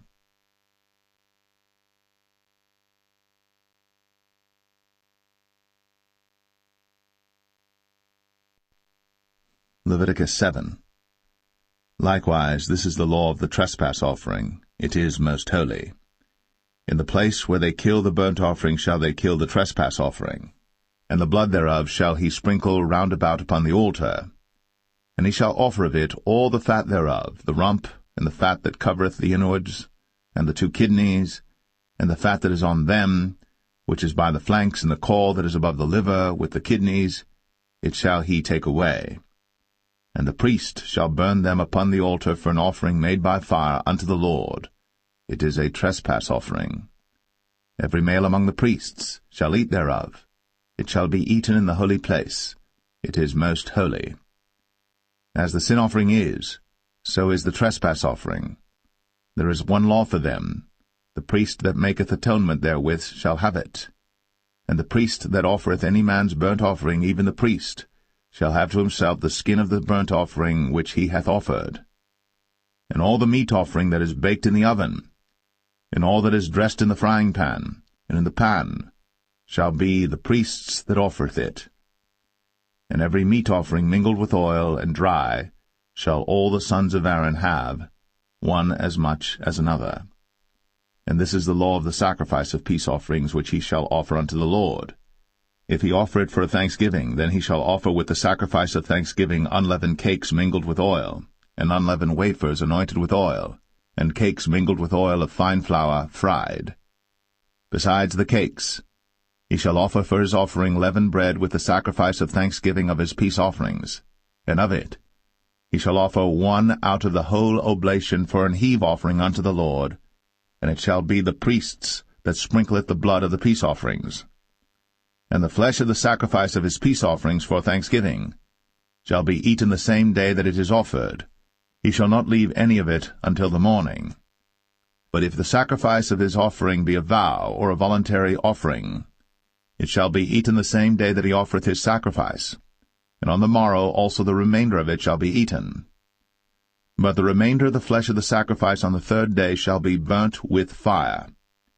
And if any of the flesh of the sacrifice of his peace offerings be eaten at all on the 3rd day, it shall not be accepted, neither shall it be imputed unto him that offereth it. It shall be an abomination, and the soul that eateth of it shall bear his iniquity. And the flesh that toucheth any unclean thing shall not be eaten. It shall be burnt with fire. And as for the flesh, all that be clean shall eat thereof. But the soul that eateth of the flesh of the sacrifice of peace offerings, that pertain unto the Lord, having his uncleanness upon him, even that soul, shall be cut off from his people. Moreover, the soul that shall touch any unclean thing, as the uncleanness of man, or any unclean beast, or any abominable unclean thing, and eat of the flesh of the sacrifice of peace offerings, which pertain unto the Lord, even that soul shall be cut off from his people. And the Lord spake unto Moses, saying, Speak unto the children of Israel, saying, Ye shall eat no manner of fat, of ox, or of sheep, or of goat, and the fat of the beast that dieth of itself, and the fat of that which is torn with beasts, may be used in any other use, but ye shall in no wise eat of it.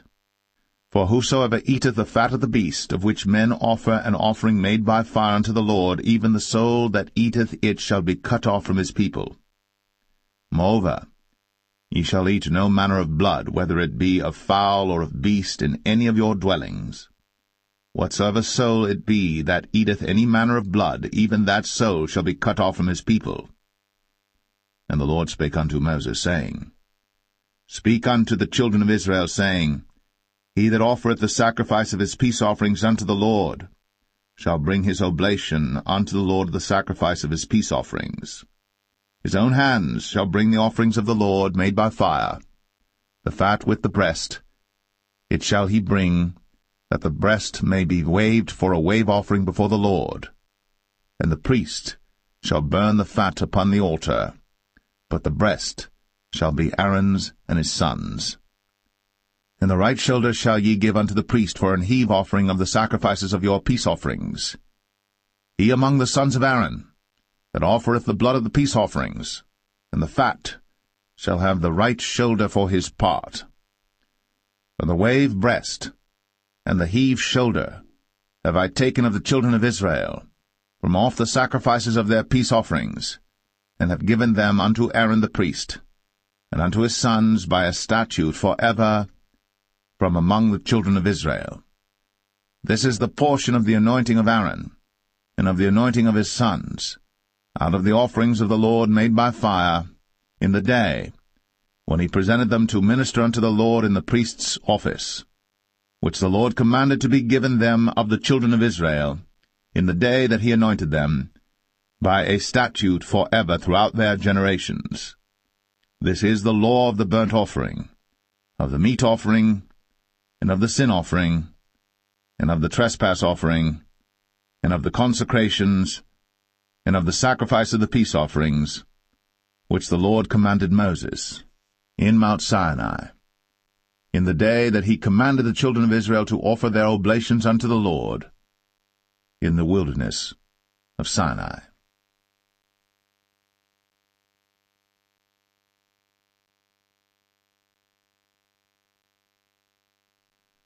Leviticus 8. And the Lord spake unto Moses, saying, Take Aaron and his sons with him, and the garments and the anointing oil, and a bullock for the sin offering, and 2 rams, and a basket of unleavened bread. And gather thou all the congregation together unto the door of the tabernacle of the congregation. And Moses did as the Lord commanded him. And the assembly was gathered together unto the door of the tabernacle of the congregation. And Moses said unto the congregation, This is the thing which the Lord commanded to be done. And Moses brought Aaron and his sons, and washed them with water. And he put upon him the coat, and girded him with the girdle, and clothed him with the robe, and put the ephod upon him. And he girded him with the curious girdle of the ephod, and bound it unto him therewith. And he put the breastplate upon him. Also he put in the breastplate the Urim and the Thummim. And he put the mitre upon his head. Also upon the mitre, even upon his forefront, did he put the golden plate, the holy crown, as the Lord commanded Moses. And Moses took the anointing oil, and anointed the tabernacle and all that was therein, and sanctified them. And he sprinkled thereof upon the altar 7 times, and anointed the altar and all his vessels, both the laver and his foot, to sanctify them. And he poured of the anointing oil upon Aaron's head, and anointed him, to sanctify him. And Moses brought Aaron's sons, and put coats upon them, and girded them with girdles, and put bonnets upon them, as the Lord commanded Moses. And he brought the bullock for the sin offering, and Aaron and his sons laid their hands upon the head of the bullock for the sin offering, and he slew it. And Moses took the blood, and put it upon the horns of the altar round about with his finger, and purified the altar, and poured the blood at the bottom of the altar, and sanctified it, to make reconciliation upon it. And he took all the fat that was upon the inwards, and the caul above the liver, and the 2 kidneys, and their fat, and Moses burned it upon the altar. But the bullock and his hide, his flesh and his dung, he burnt with fire without the camp, as the Lord commanded Moses. And he brought the ram for the burnt offering, and Aaron and his sons laid their hands upon the head of the ram, and he killed it. And Moses sprinkled the blood upon the altar round about, and he cut the ram into pieces. And Moses burnt the head, and the pieces, and the fat. And he washed the inwards and the legs in water. And Moses burnt the whole ram upon the altar. It was a burnt sacrifice for a sweet savour, and an offering made by fire unto the Lord, as the Lord commanded Moses. And he brought the other ram, the ram of consecration. And Aaron and his sons laid their hands upon the head of the ram, and he slew it. And Moses took of the blood of it, and put it upon the tip of Aaron's right ear, and upon the thumb of his right hand, and upon the great toe of his right foot. And he brought Aaron's sons, and Moses put of the blood upon the tip of their right ear, and upon the thumbs of their right hands, and upon the great toes of their right feet. And Moses sprinkled the blood upon the altar round about. And he took the fat, and the rump, and all the fat that was upon the inwards, and the caul above the liver, and the 2 kidneys in their fat, and the right shoulder, and out of the basket of unleavened bread that was before the Lord, he took 1 unleavened cake, and a cake of oiled bread, and 1 wafer, and put them on the fat, and upon the right shoulder. And he put all upon Aaron's hands, and upon his sons' hands, and waved them for a wave offering before the Lord. And Moses took them from off their hands, and burnt them on the altar upon the burnt offering. They were consecrations for a sweet savour. It is an offering made by fire unto the Lord. And Moses took the breast, and waved it for a wave offering before the Lord. For of the ram of consecration it was Moses' part, as the Lord commanded Moses. And Moses took of the anointing oil, and of the blood which was upon the altar, and sprinkled it upon Aaron, and upon his garments, and upon his sons, and upon his sons' garments with him, and sanctified Aaron, and his garments, and his sons' garments with him. And Moses said unto Aaron and to his sons, Boil the flesh at the door of the tabernacle of the congregation, and there eat it with the bread that is in the basket of consecrations, as I commanded, saying, Aaron and his sons shall eat it. And that which remaineth of the flesh and of the bread shall ye burn with fire. And ye shall not go out of the door of the tabernacle of the congregation in 7 days, until the days of your consecration be at an end. For 7 days shall he consecrate you. As he hath done this day, so the Lord hath commanded to do, to make an atonement for you. Therefore shall ye abide at the door of the tabernacle of the congregation day and night, 7 days, and keep the charge of the Lord, that ye die not. For so I am commanded. So Aaron and his sons did all things which the Lord commanded by the hand of Moses.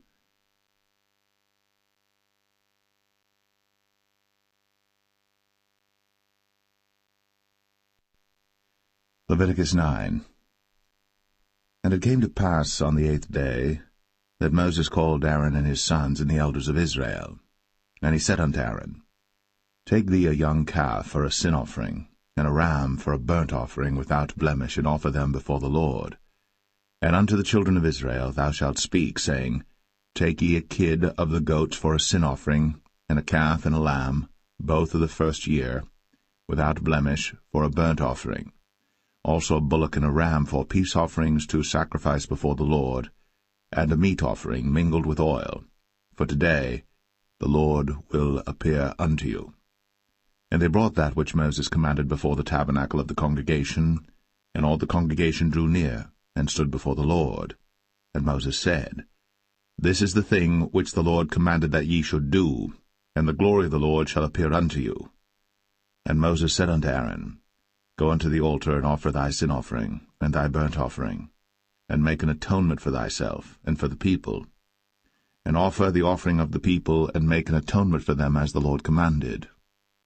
Aaron therefore went unto the altar, and slew the calf of the sin offering, which was for himself. And the sons of Aaron brought the blood unto him, and he dipped his finger in the blood, and put it upon the horns of the altar, and poured out the blood at the bottom of the altar. But the fat and the kidneys and the caul above the liver of the sin offering he burnt upon the altar, as the Lord commanded Moses. And the flesh and the hide he burnt with fire without the camp. And he slew the burnt offering. And Aaron's sons presented unto him the blood, which he sprinkled round about upon the altar. And they presented the burnt offering unto him, with the pieces thereof, and the head, and he burnt them upon the altar. And he did wash the inwards and the legs, and burnt them upon the burnt offering on the altar.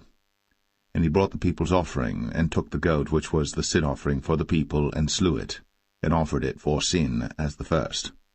And he brought the burnt offering, and offered it according to the manner. And he brought the meat offering, and took an handful thereof, and burnt it upon the altar, beside the burnt sacrifice of the morning. He slew also the bullock and the ram for a sacrifice of peace offerings, which was for the people. And Aaron's sons presented unto him the blood which he sprinkled upon the altar round about. And the fat of the bullock and of the ram, the rump, and that which covereth the inwards, and the kidneys, and the caul above the liver. And they put the fat upon the breasts, and he burnt the fat upon the altar. And the breasts and the right shoulder Aaron waved for a wave offering before the Lord, as Moses commanded. And Aaron lifted up his hand toward the people, and blessed them, and came down from offering of the sin offering, and the burnt offering, and peace offerings. And Moses and Aaron went into the tabernacle of the congregation, and came out, and blessed the people. And the glory of the Lord appeared unto all the people. And there came a fire out from before the Lord, and consumed upon the altar the burnt offering and the fat, which when all the people saw, they shouted, and fell on their faces.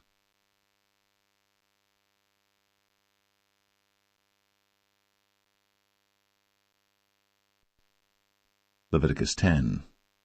And Nadab and Abihu, the sons of Aaron, took either of them his censer, and put fire therein, and put incense thereon, and offered strange fire before the Lord, which he commanded them not. And there went out fire from the Lord, and devoured them, and they died before the Lord. Then Moses said unto Aaron, This is it that the Lord spake, saying, I will be sanctified in them that come nigh me, and before all the people I will be glorified. And Aaron held his peace. And Moses called Mishael and Elzaphan, the sons of Uzziel, the uncle of Aaron, and said unto them, Come near, carry your brethren from before the sanctuary out of the camp. So they went near, and carried them in their coats out of the camp, as Moses had said. And Moses said unto Aaron, and unto Eleazar, and unto Ithamar his sons, Uncover not your heads, neither rend your clothes, lest ye die, and lest wrath come upon all the people. But let your brethren, the whole house of Israel, bewail the burning which the Lord hath kindled. And ye shall not go out from the door of the tabernacle of the congregation, lest ye die. For the anointing oil of the Lord is upon you. And they did according to the word of Moses. And the Lord spake unto Aaron, saying, Do not drink wine nor strong drink, thou nor thy sons with thee, when ye go into the tabernacle of the congregation, lest ye die. It shall be a statute for ever throughout your generations. And that ye may put difference between holy and unholy, and between unclean and clean, and that ye may teach the children of Israel all the statutes which the Lord hath spoken unto them by the hand of Moses. And Moses spake unto Aaron, and unto Eleazar, and unto Ithamar, his sons that were left, Take the meat offering that remaineth of the offerings of the Lord made by fire, and eat it without leaven beside the altar, for it is most holy. And ye shall eat it in the holy place, because it is thy due, and thy son's due, of the sacrifices of the Lord made by fire, for so I am commanded. And the wave breast and heave shoulder shall ye eat in a clean place, thou and thy sons, and thy daughters with thee, for they be thy due, and thy sons' due, which are given out of the sacrifices of peace offerings of the children of Israel. The heave shoulder and the wave breast shall they bring with the offerings made by fire of the fat, to wave it for a wave offering before the Lord, and it shall be thine, and thy sons with thee, by a statute for ever, as the Lord hath commanded.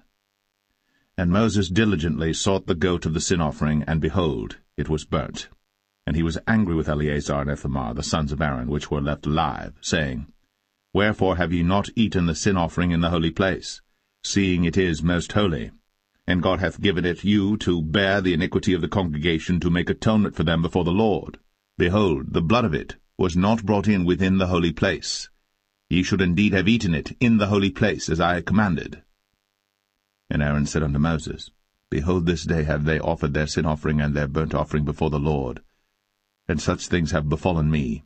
And if I had eaten the sin offering today, should it have been accepted in the sight of the Lord? And when Moses heard that, he was content.